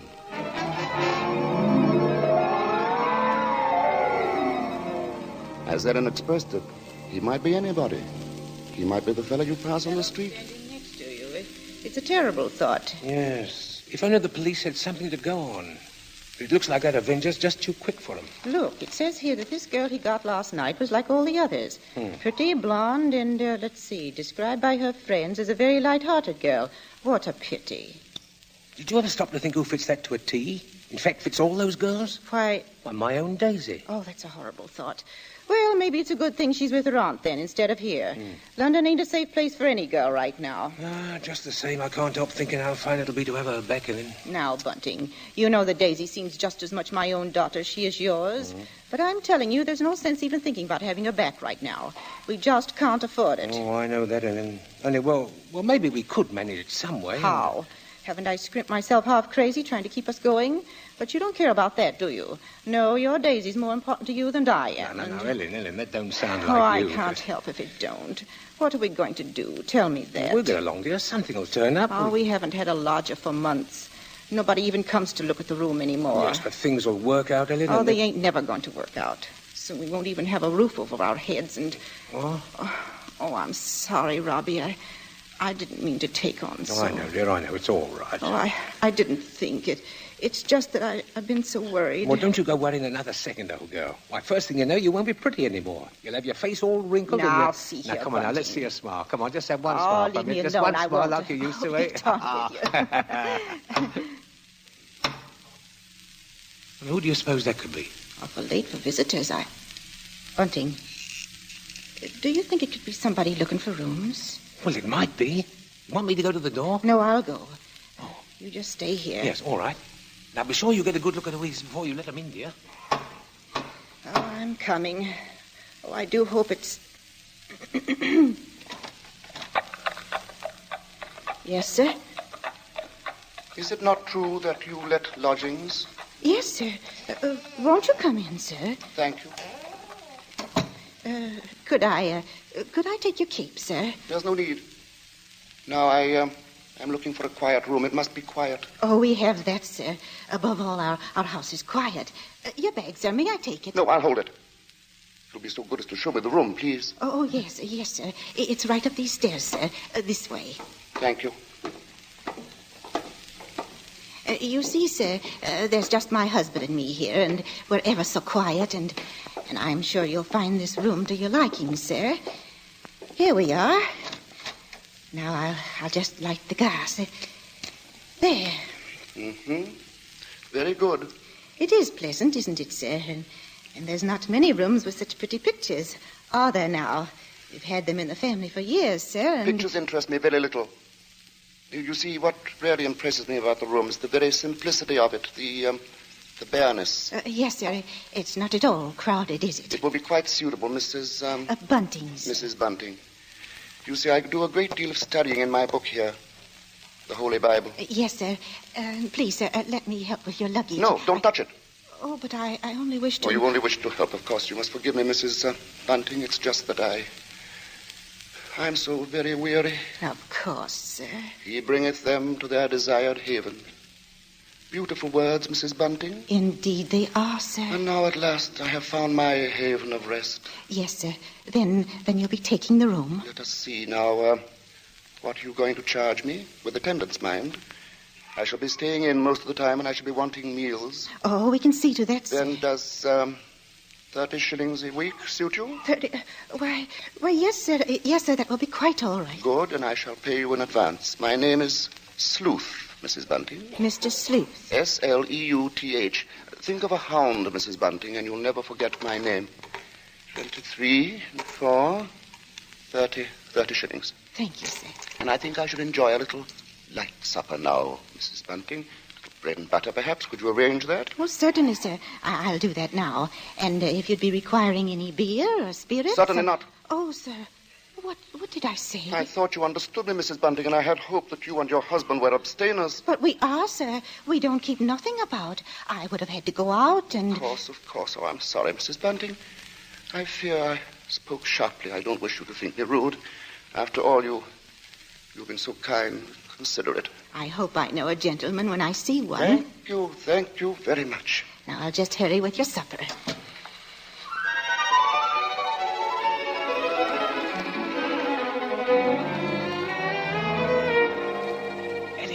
Ellen, did he take the room? No, don't bother me now. I have to get him some supper. What did you mean? Come to the kitchen where he won't hear us. He took it, Ellen? Yes, he took the room? Yes, we're all right now. Look, 30 shillings. A week in advance. Oh, it's wonderful. Wonderful. And Ellen, do you see what this means? Yes, you can have Daisy now. Yes. Here, Bunting, warm that teapot and put some tea leaves in it. Righto. Yeah, do you know something, old girl? We're not going to worry too much about Daisy being in danger of that Avenger fella. Whatever do you mean, Robbie? Well, she's not a girl who takes a drink, you know. What's that to do with it, please? Oh, something I read in the paper while he was upstairs with the gentleman. They just found out that every one of the Avenger's victims had been drinking. They figured he must be some kind of a rabid abstainer. What a peculiar chap. Now hurry, Bunting, please. Yeah. Two thoughts only governed Ellen's mind. The lodger's light supper and her own good fortune at having such a lodger. Mr. Sleuth was an eccentric sort, but then he was such a gentleman, so quiet, so very religiously inclined. She started up a staircase to Mr. Sleuth's room, her husband at her side. He won't do no harm to his safe, though, once Daisy's back in London, eh? We'll see she stays closer in the house, Well, I'll be downstairs. Hurry up with his supper, old girl. She has cast down many wounded from her. Yea, many strong men have been slain by her. Come in. And to know the wickedness of folly. Why, Mr. Yes? What is it? Those pictures. Those pretty girls. You've turned all their faces to the wall.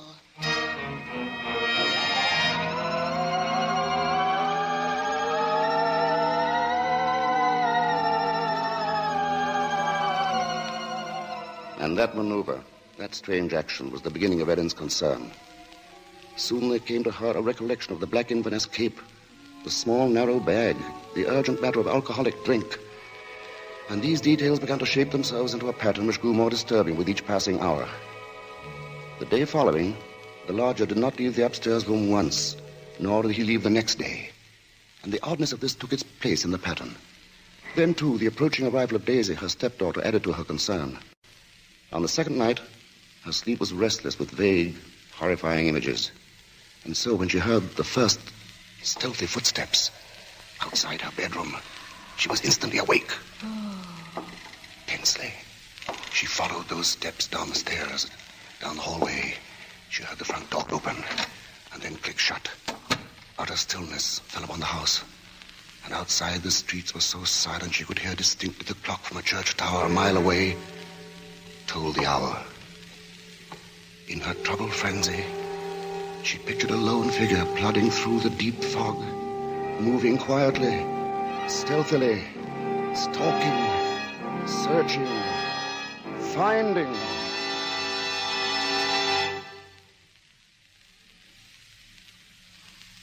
When, soon after she heard the lodger return, she sought to quiet the horrible dread which had possessed her. She assured herself that Daisy's arrival that day was no cause for alarm. Now she reasoned, how could there be anything really evil about so religious a gentleman as Mr. Sleuth? But for her there was no more sleep, merely a tormented state of half-consciousness, a state which suddenly dropped from her shortly after daybreak.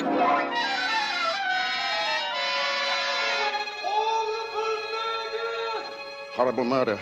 That was the piercing scream of a newsboy far down the street. The Avenger strikes during night! Ellen Bunting heard the boy cry out the Avenger's latest stroke, made during the night.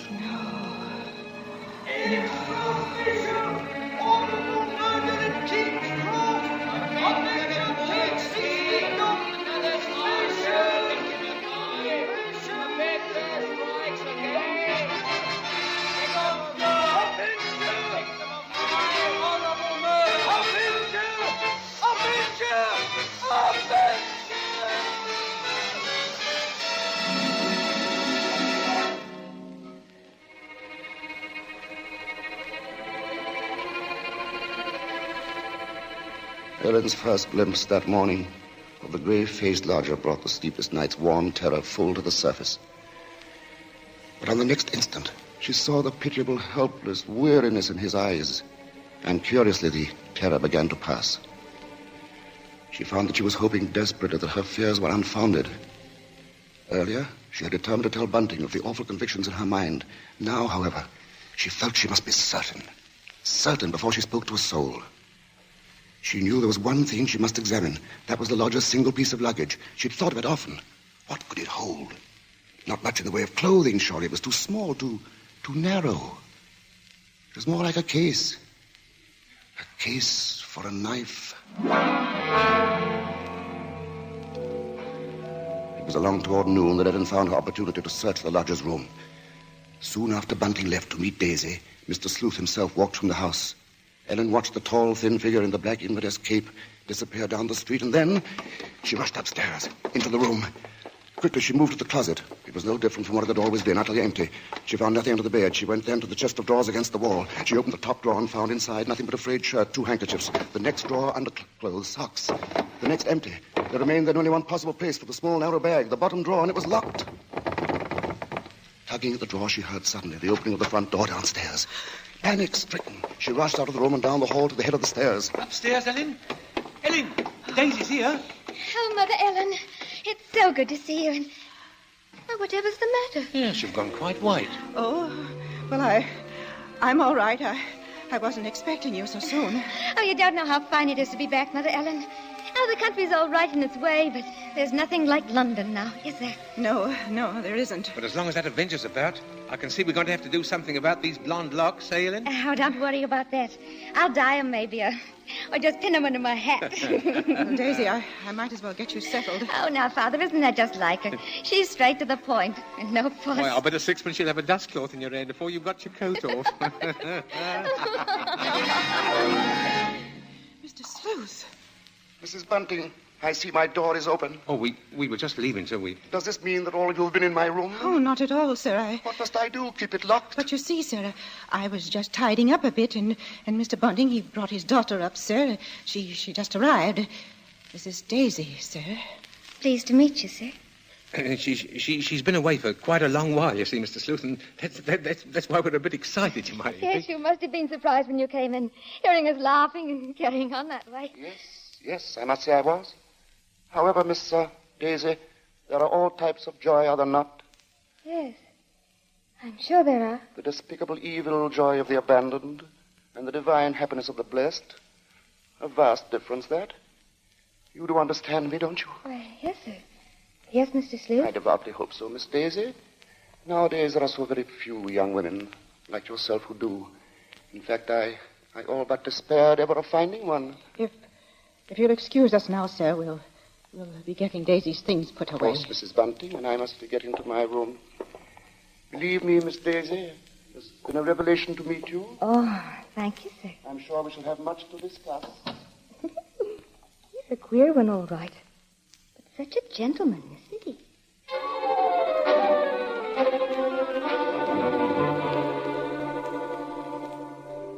At that moment, Ellen had been determined to pour out her terrible knowledge, and then the moment passed by.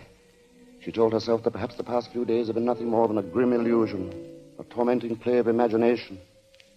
She would wait then until she had attended the coroner's inquest into the last Avenger murder. There, perhaps, she could hear evidence to disprove all her fears, to assure her there was no earthly harm in Daisy being so near the lodger. This was her gravest concern now, for on the next day, Mr. Sleuth made it a point to see the girl more than once. And fearfully, Ellen saw that Daisy welcomed his visits. As Ellen was preparing to step out to the inquest, she heard once more the voices of her stepdaughter and the lodger coming to her through the kitchen door. She hesitated before entering. Tense. Strangely apprehensive. I do believe, Mrs. Sleuth, I've never known a gentleman with such funny ideas.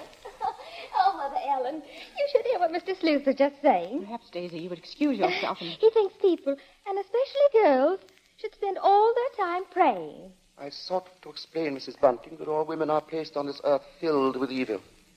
They therefore must struggle constantly to find the paths of righteousness. Why, Mr. Sleuth, you mean a girl's not to enjoy life at all? Not to have fun? Frivolity, my child, is the devil's breeding ground, and all his implements are there. Temptation, pleasure, wine. Oh, that's crazy. Well, there's nothing I like better than a glass of wine, and I'm not... You drink. She didn't know what she was saying, Mr. Sleuth. Just a child, and Daisy, you'd better go now. But I didn't say nothing wrong. What's the harm in a glass of wine? She lieth in wait as for a prey, and increaseth the transgressors among men. Well, I don't know what you mean. I never heard such nonsense. You call Holy Scripture nonsense? So what I prayed against is true. You are beyond salvation. That's not so. I'm a good girl, I am, and I won't have you saying that. Daisy, go into the front room. It's quite all right, Mrs. Bunting. I must be going upstairs anyway. I'm used to being misunderstood, you know. People never realize that my efforts are simply for the greater good of humanity. Of course, sir. And that the power on high will direct my hand toward the expulsion of all evil. Daisy, listen to me. Yes? I've got to tell you about... About what, Mother Ellen? Nothing. I've got to go out for a while now. I'll be back.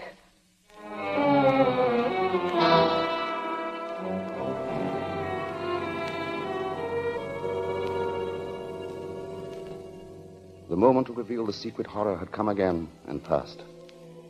Ellen's sudden recollection of Mr. Sleuth as he stood in the doorway had overwhelmed her. She must give him this last chance, this last frantic search for disproving evidence, this trip to the inquest. If that chance should fail, then she would tell Bunting or the police. So with the knowledge that Bunting was left in the house to look after Daisy, she boarded the underground train bound for the coroner's court. But as the train pulled away from the station, a new torture came to her, began to mount in her mind. It was the sudden realization that provided Sleuth was the murderer, she was equally responsible for his crimes. She had been giving him protection.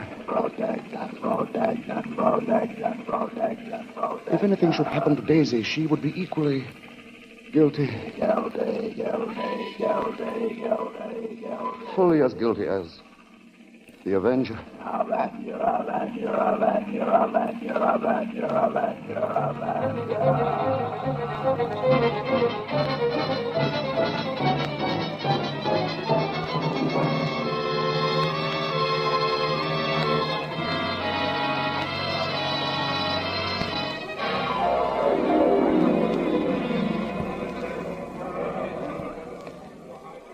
Ellen, seated at the rear of the small but crowded inquest room, listened to each of the witnesses as they were called.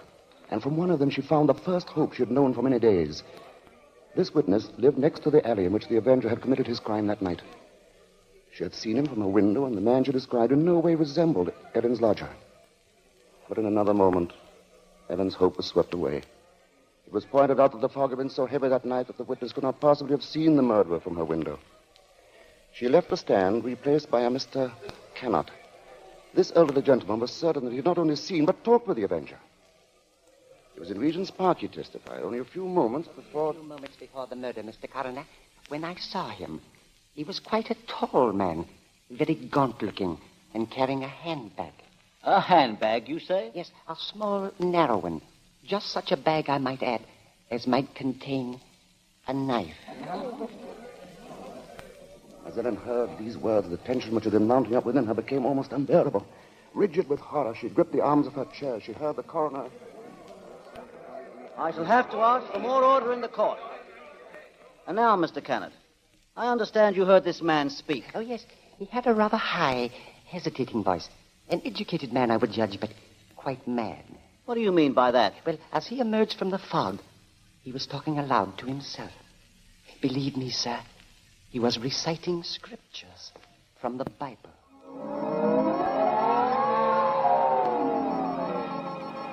Scriptures from the Bible. Horrified, Ellen rose from her seat, only half hearing the confusion about her. Are you asking us to believe, I would say, Mr. Cannot, that the man we're looking for would be least of all a religious man? And that's where you're in error, Mr. Coroner. The religious note is the very key to the case. Very interesting. That'll be all, Mr. Cannot. Just a moment, sir. Don't you understand? The man you're after must be a religious maniac. That's the only explanation possible. You will please stand down. The court was dismissing the very truth. Ellen knew that now. She would no longer keep silent. Her hands shot forth, and she screamed. I want to say... Ellen Bunting, on the verge of speaking, had fainted. And then, when she was revived a few moments later, she said nothing. Her brain was in too great a turmoil, her nerves too shocked. Like one in a dream, she allowed herself to be led from the courtroom. The voices of spectators were only vague sounds to her. I thought she was going to say something. Yes, it was hysterics, eh? Yeah, that bit about the knife. Yeah, the knife. The knife. The knife. As Ellen Bunting proceeded homeward, the remarks from the spectators remained in her mind. She heard them over and over. Yeah, that bit about the knife. The knife. Just such a bag as might contain a knife. We'll see she stays close in the house, eh? No harm in being safe. Direct my hand toward the expulsion of all evil. Expulsion of all evil. What's the harm in a glass of wine? I didn't say nothing wrong. As Ellen neared her neighborhood, her dread increased. With each moving footstep, the grip of terror grew tighter, tighter about her. She moved faster, faster. If only she were in time. She was 2 streets away from the house. Then one. Then she saw Bunting. Sharply, like the thrust of a knife, she realized what this meant. Daisy was left alone with the lodger.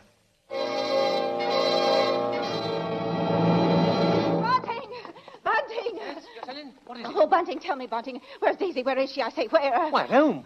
Oh, listen to me. Try to understand. Sleuth is the avenger. What are you saying? Oh, lodger. He's the avenger, Bunting. Oh, but there's no time for that. Daisy's in danger. Hurry! Hurry! Yes. Daisy! Daisy!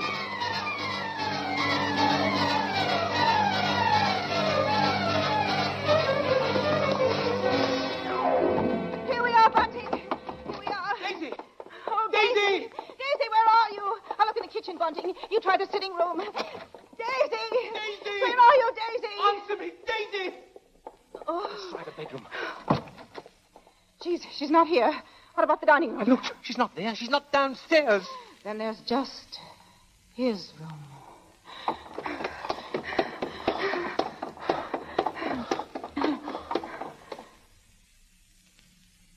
Go on. Open the door.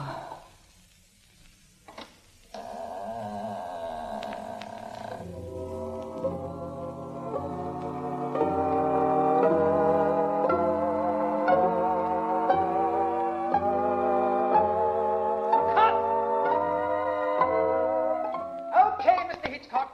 Track cut and clear. Did you say cut? What's the idea, Hitch? I have a few more lines to do.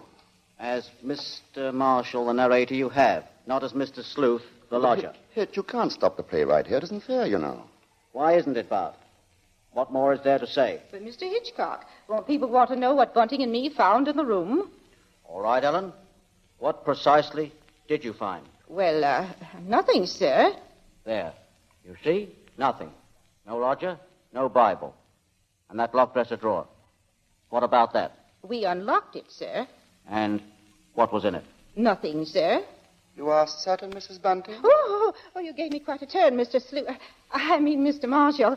Yes, sir, I'm sure, sir. There was nothing. Well, begging your pardon, Mr. Hitchcock, but don't you think we'd better just mention about Daisy? I don't know, Bunting.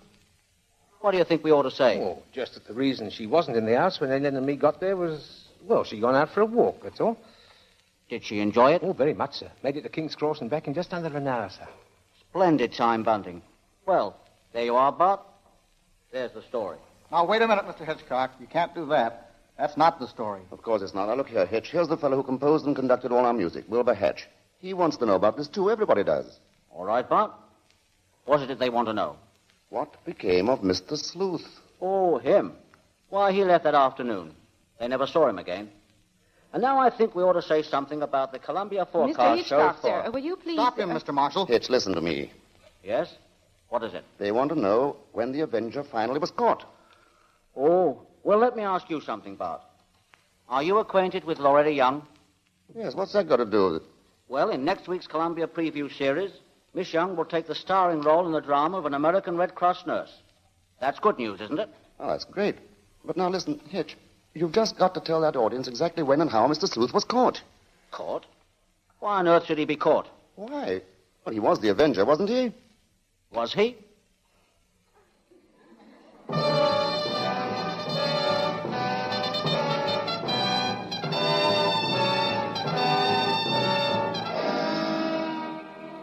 Your guess, gentle listener, is as good as ours. Even Mrs. Bella Glounds, who wrote the novel, isn't entirely sure. For his masterful direction, our thanks to Alfred Hitchcock, whose latest pictures are David O. Selznick's Rebecca and Walter Wanger's Foreign Correspondent. For his superb characterization of Mr. Sleuth, our thanks to Herbert Marshall. And our thanks to the outstanding British character actor who tonight portrayed the role of Bunting, Edmund Gwen. If you liked tonight's program and want to hear more in the same highly original Hitchcock vein, radio versions of The Lady Vanishes and The 39 Steps, for example, write to CBS and tell us so. Your interest will help bring Suspense to the air as a weekly feature.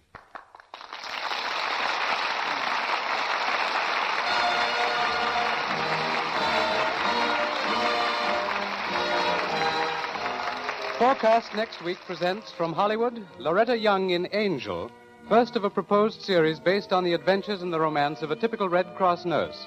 From New York, a new sort of comedy show, Ed Gardner as Archie in Duffy's Tavern, with Gertrude Neeson, Colonel Stoopnagle, Larry Adler, and John Kirby's orchestra.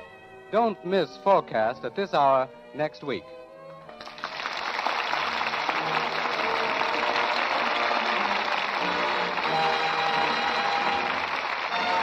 Thomas P. Benson speaking. This is the Columbia Broadcasting System.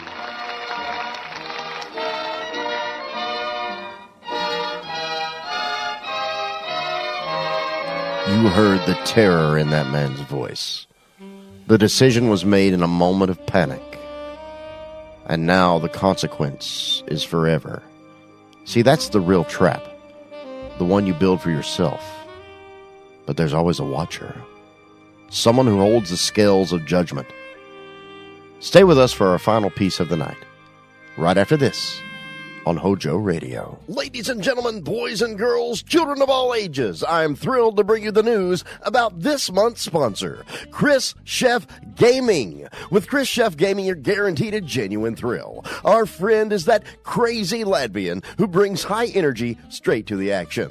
Whether he's dominating the fields of Fortnite or holding the line in Ark Raiders, you need to see this man play.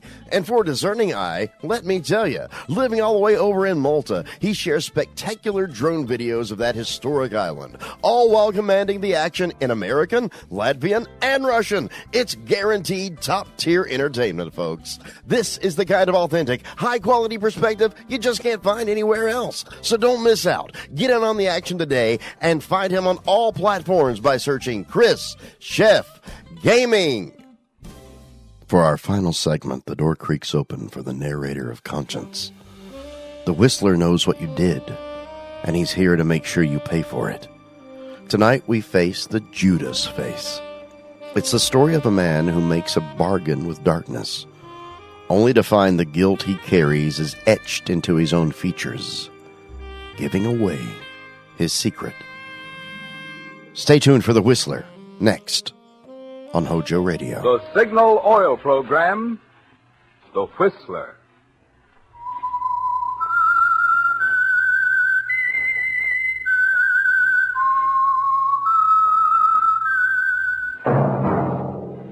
That whistle is your signal for the Signal Oil Program, The Whistler.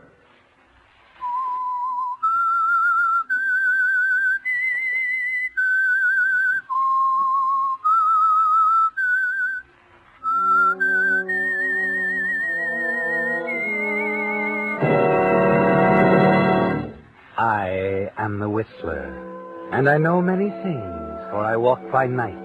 I know many strange tales hidden in the hearts of men and women who have shadows. Yes, I know the nameless terrors of which they dare not speak.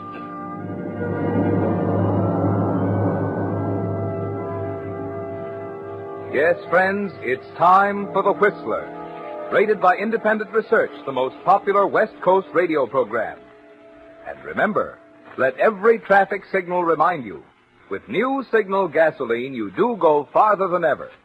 Look for the familiar big yellow and black circle sign that identifies those popular Signal service stations throughout the West, from Canada to Mexico. And now the Whistler's strange story, The Judas Face.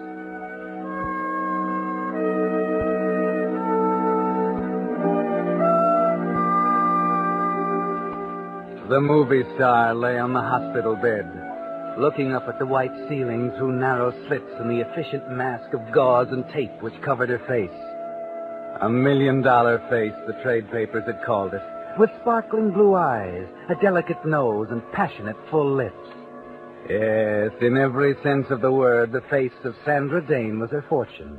Then, in 10 seconds, everything had changed. There was an afternoon horseback ride with Janet Blaisdell, her stand-in, a gust of wind, Janet's silk scarf in the horse's eyes, a terrified plunge, a fall, flying hooves all around her, and blackness.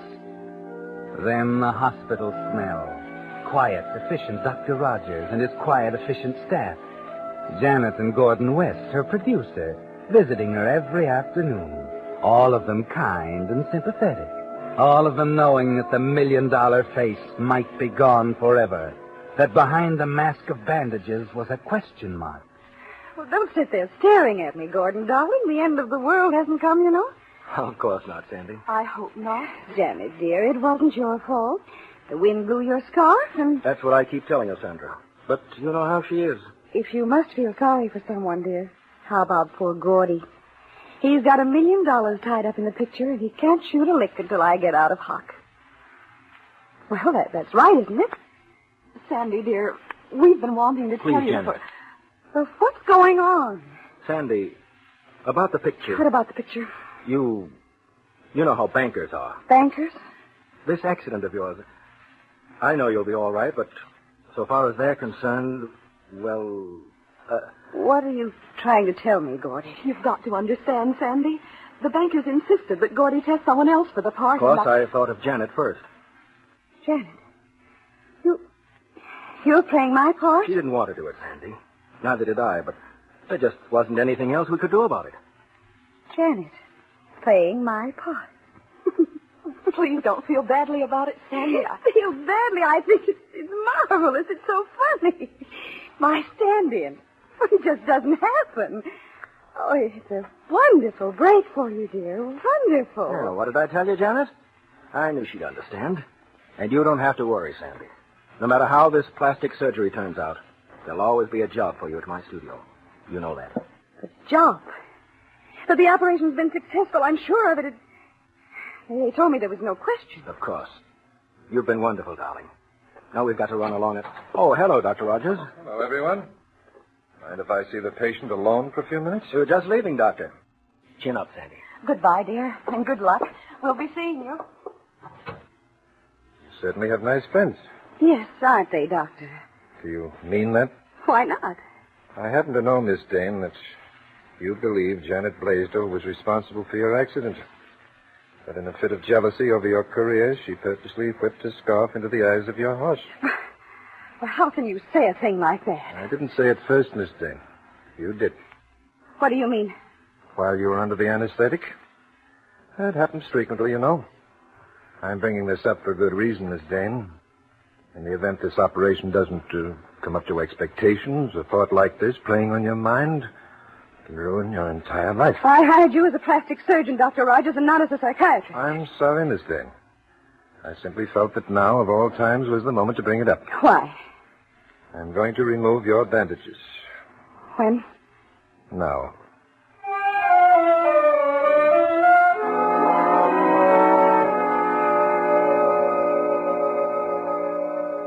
Steady now. You must remember that we've done the very best we could. Please hurry, Doctor. Just a second more. I can guarantee that the reconstruction will give you a normal appearance, but... But what?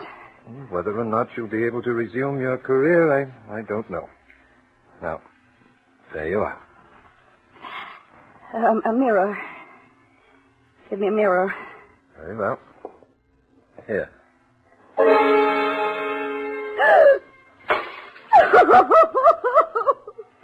That's not my face. It's not me. I tried to tell you, Miss... Get out of here. Get out. But Miss Dane... Get out. Very well. $1 million face. That's so loud. She did it. It was a plot. She blinded the horse. I'm dead. I might as well be dead. But she's not going to get away with it. I'll kill her.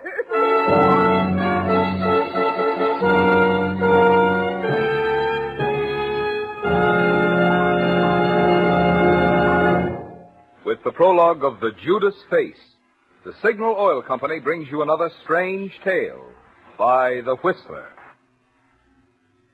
If you're like me, friends, your mouth waters each time you see one of those sleek new 1946 cars.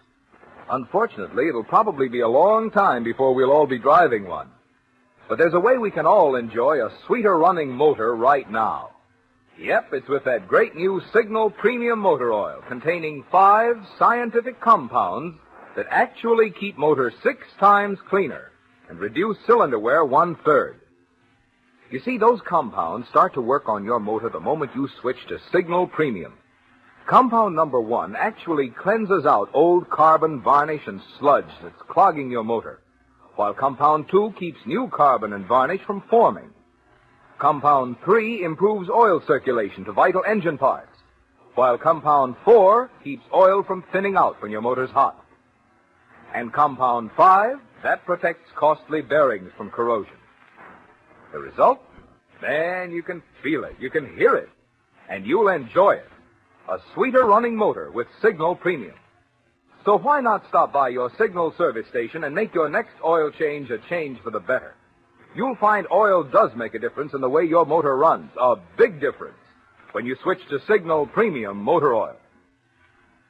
And now, back to the Whistler.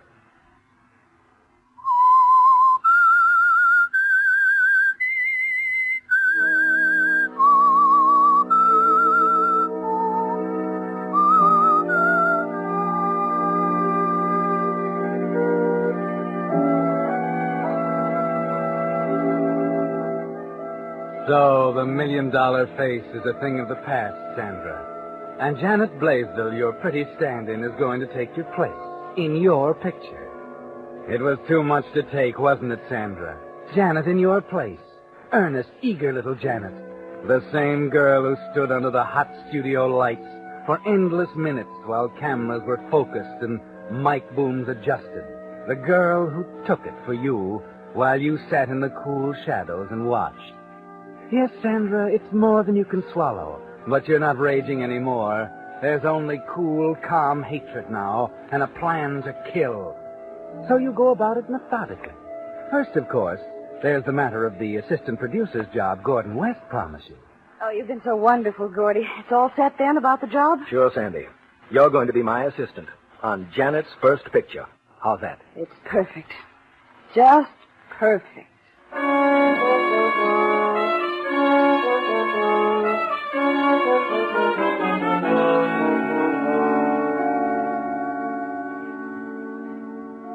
Step one, Sandra, the job. So you go to work for Gordon West. And in a week or so, you decide to tackle step two. It seems that Janet's picture is a Western and will be shot on location. There are two possible sites, Hamilton Ranch or Felipe Mesa. And Gordon hasn't decided yet. Frank Reynolds, the chief cameraman, will have a lot to say about that. Gordon depends on him. I don't know, Sandy. Last time I talked to the boss, he was all for Hamilton Ranch. But there's no comparison, Frank. I was brought up near there. I know it like a book. Please talk to him, Frank. I know he'll listen to you. Why? Why what? Why are you so interested? Because it'll make the difference between a first-class Western and a cheap You one. want Janet's debut to be a topper, huh? Why, of course. Why not? I'm a cameraman, Sandy. I've been trained to catch human emotion on film. To look for people's thoughts in their eyes and their faces. Well? Nothing. Matter of fact, I was on my way to the boss to make a pitch for Felipe Mesa, too. I kind of wonder if you and I have the same reason.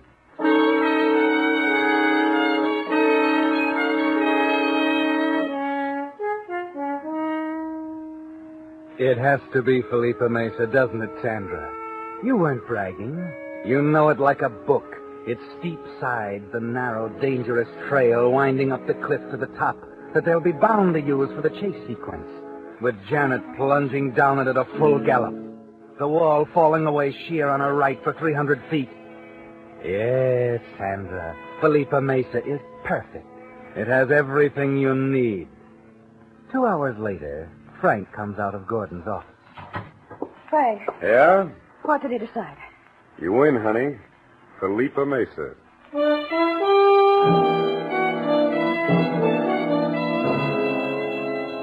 So you're over the first hurdle, Sandra. And for the next 2 weeks, as the company prepares to leave for location, you think it through again and again, coolly, taking your time, anticipating, preparing, concentrating on the climax that will come when Janet reins her horse at the top of the mesa, pauses a moment, and then starts down the trail. Sandy? Janet. What's the matter, dear? Did I scare you? No, Janet, I was just thinking. I'm sorry. You look so funny smiling to yourself that way. I just dropped by to tell you we're leaving tomorrow. Start shooting Monday. Isn't it wonderful? Of course, dear. I'm so thrilled for you. And I'm so thankful to you, Sandy. All the help you've given me. You've been so good about everything. Why, don't be silly, darling. We've got to make good, you know. You and I.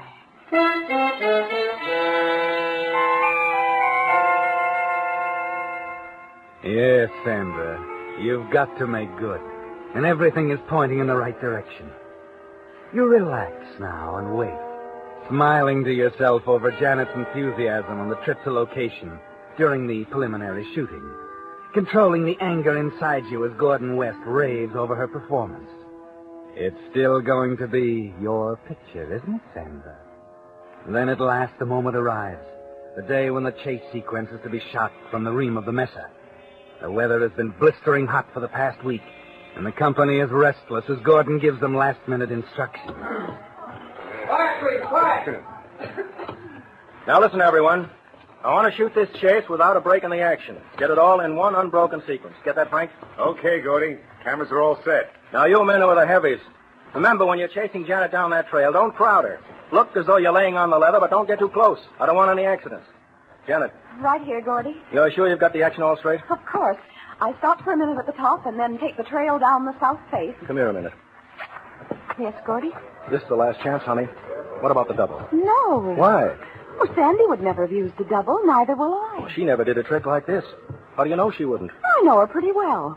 Oh, please, let's not go through it again. Okay. By the way, where's Sandy? Over there, sitting down. I'm afraid the heat's got her. Oh. All right, you'd better get up there. What's the matter, Sandy? Oh, I'm just a little dizzy, I guess. Afraid I'm not going to be much good to you today. You're pretty hot at that. Maybe you'd better go back to the camp, huh? I was hoping you'd suggest that. Maybe I'd better send someone back there with you. Be alone, you know. Not a soul in the camp. Oh, forget it. I'll be all right. Just lie down for a while. Okay. Oh, and, Gordy, Yeah? wish Janet a lot of luck for me. Will you? Sure. All right, kids, let's go.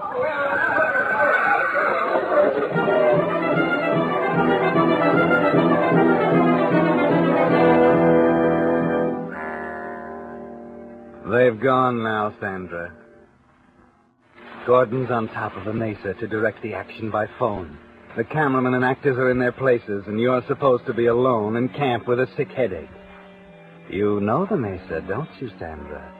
No one sees you as you slip along the chaparral-covered slope at the foot of the mesa, up through the underbrush to the spot you found the first day of shooting, right next to the trail halfway to the top. A perfect spot, isn't it? A huge boulder on one side, greasewood and mesquite on the other.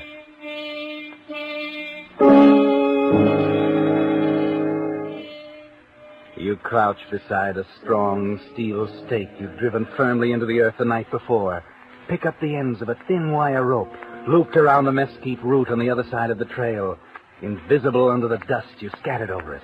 You're ready now, waiting, listening, and then... She's coming, Sandra. You tighten the rope, hitch it firmly around the steel stake. You're ready for her now.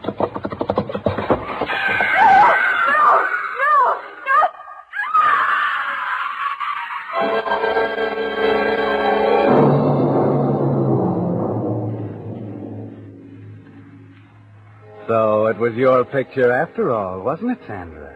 The weeks of planning paid off. The moment the horse tripped, a flip of the cable loosened it from the mesquite root, and it's lost forever, along with a steel stake among the boulders at the bottom of the gorge. You're back in camp, lying down, of course, with your sick headache, when Gordon arrives with the news. Dead. Dead. Oh, no, Gordy, no. Take it easy, Sandy. Oh, you're wrong, Gordy. She can't be dead. She's just a kid. Not Janet, no.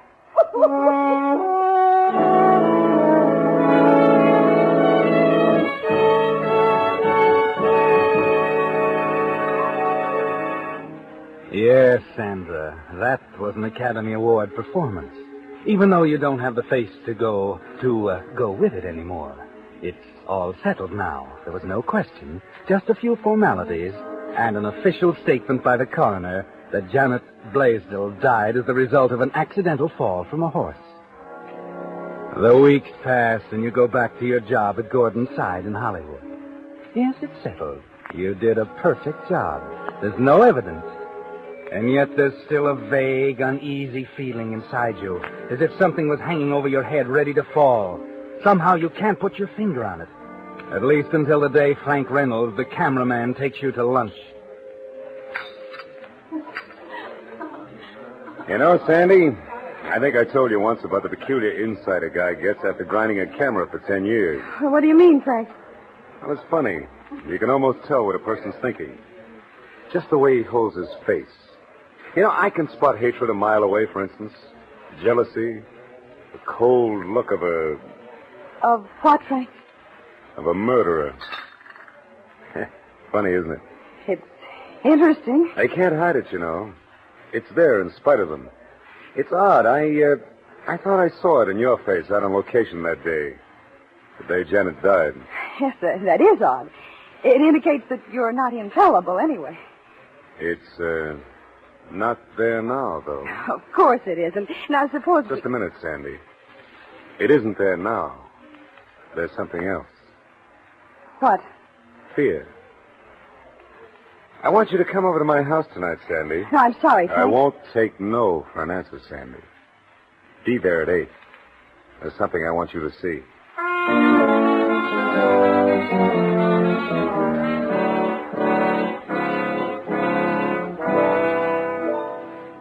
You make an excuse. Tell them you're ill. Leave the office that afternoon. He's bluffing you, Sandra. You tell yourself again and again that Frank Reynolds is bluffing you. That there's no reason in the world for you to go to his house at 8 tonight. And 1,000 good reasons why you shouldn't. There's no proof, no evidence. Why should you fall for it? Of course not. So at 7 o'clock, you decide definitely you're not going. And at 8 o'clock sharp, you're ringing his doorbell. Hello, Sandy. Hello, Frank. Well, you coming in? I can only stay for a minute. I won't be long. I began to think you weren't coming. I came here for only one reason, Frank. To get to the bottom of that double talk at lunch today. That's exactly why we're going downstairs.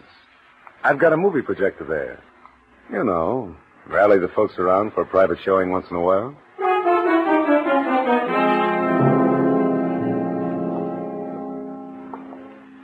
Now sit right down over there, Sandy. Screen's all set up. Please, Frank, let's stop this nonsense. I told you I can only stay a few minutes. What's that revolver doing on your desk? A revolver? Oh, that. I was cleaning it before dinner. Nice thing to have around. No telling what dangerous characters a man might meet in my business. But you're not a dangerous character, are you, Sandy? So I'll put it away for now. Let's look at the pictures, huh? I'm sure you're going to find them interesting, Sandra. You see, I took them myself the day of the chase sequence at Felipe Mesa. Oh, the chase sequence. That's right. The chase sequence. You remember that day, of course. The day Janet was murdered. The day Janet died. I'll turn out the lights here. Now start up the projector. There we are. I don't think you knew I was on a roving assignment that day, Sandra. I was using a portable camera with a telephoto lens. Managed to get some very unusual shots. Oh, here's a pan start of the chase. Your Take a look brain at the is mesa spinning there. like that projection machine. Well shot of Janet. You know what's coming next, don't you, Sandra? Frank is gloating now over his telephoto lens.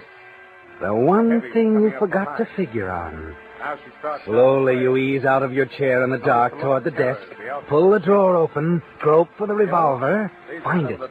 Move quietly back to your chair, hiding the gun under your purse on your lap. Of course, Sandy. Every climax has to have a build-up. Telephoto lens is a wonderful thing, isn't it, Sandy? You'd swear you were 10 feet from her. Oh, now we're getting somewhere. Here comes Janet down the steep pitch. Oh, look ahead of her. In that narrow gap on her left, and the greasewood there. Oh. Surprised, huh? That woman there, crouching next to the trail. Look what she has in her hand. A rope, isn't it? Now, here's a cutback to Janet galloping down the trail. She's almost opposite the woman now. Look. Look at the girl with the rope. Who does she look like, Sandy, huh? Who is it? Stop it! Stop that machine! Okay. Turn on the light, Frank. Hurry up. Right. There. That better? All right, Frank. How much do you want for that film? Why, Sandy. What are you... I said how much, Frank? Well, I didn't know you admired my camera work so much, Sandy. Will you come to the point? Well, of course, you've got to admit this is pretty unusual stuff. It comes high. How much? Well, I figure you've probably stashed away a couple of $100,000 in your time. Successful star, you know. $40,000 a picture. $200,000. Yeah. Suppose we say half of it. And you get the negatives. What made you do this, Frank? Well, I always was a guy for a fast buck. And there was something else, of course. Janet and I were going to be married when the picture was finished. Let's face it, Sandy, $100,000 is cheap. Yes, I guess you're right. I can't afford to take a chance. There's only one way to make sure. Hey, what are you doing? Stay just right there, Frank. Right where you're standing. Put down that gun, Sandy. You can't get away with murder again. No. Listen, Sandy. I'll destroy the film.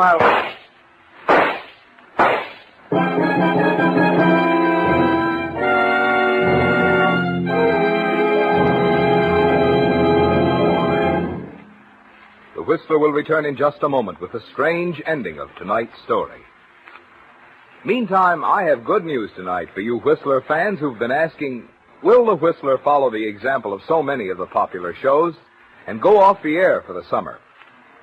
The answer, I'm happy to say, is no.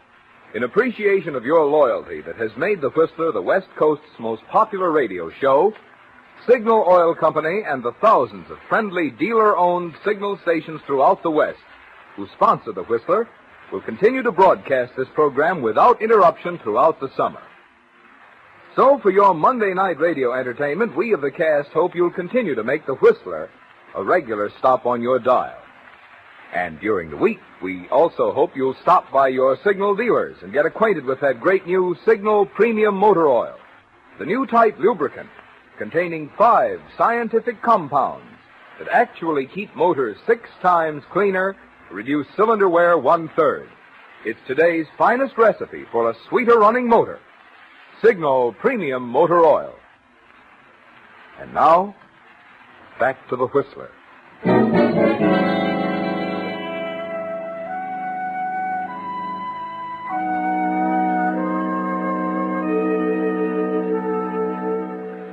It was the only way out, wasn't it, Sandra? It was all there on the film, everything. Absolute ironclad proof. And you were smart enough to realize you could never end it by paying him off. The black, blinding hatred for him closed in as you gripped the gun tight and pulled the trigger once, then twice more, and then... Sandy, you poor, stupid little... Frank! I shot you, Frank. Why don't you... They're all gone now, honey. You better let me have the gun. Get away from me, Frank! Give me that gun. That's it.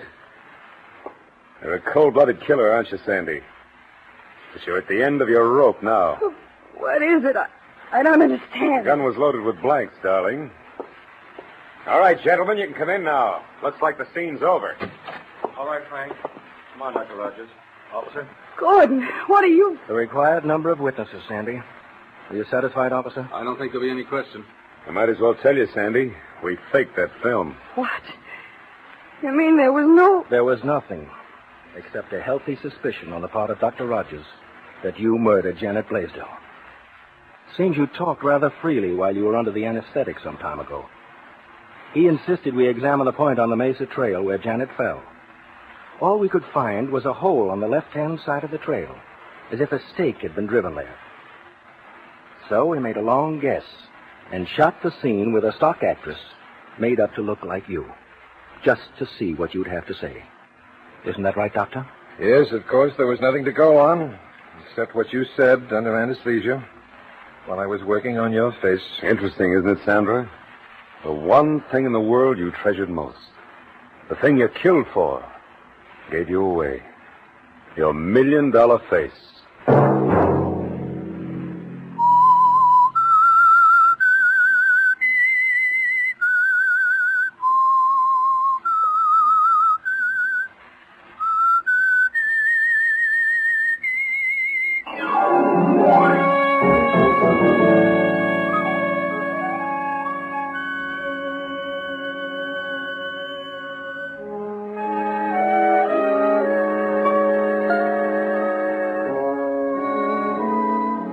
Next Monday at 9 o'clock, The Whistler will bring you another strange tale. The Whistler is broadcast for your entertainment by the marketers of Signal gasoline and motor oil and fine quality automotive accessories, and by your neighborhood Signal dealer. Featured in tonight's cast were Mary Lansing and Gerald Moore. This program, produced by George W. Allen, based on a story by B. Marsh, music by Wilbur Hatch, is transmitted to our troops overseas by the Armed Forces Radio Service.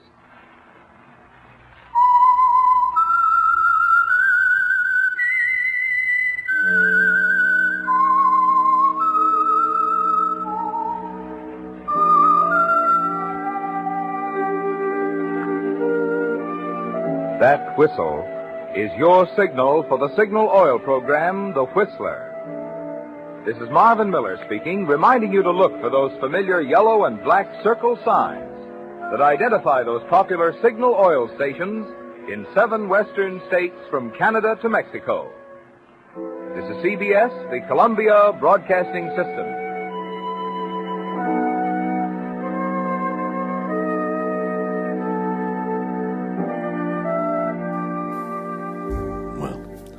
That's 5 hours in the dark.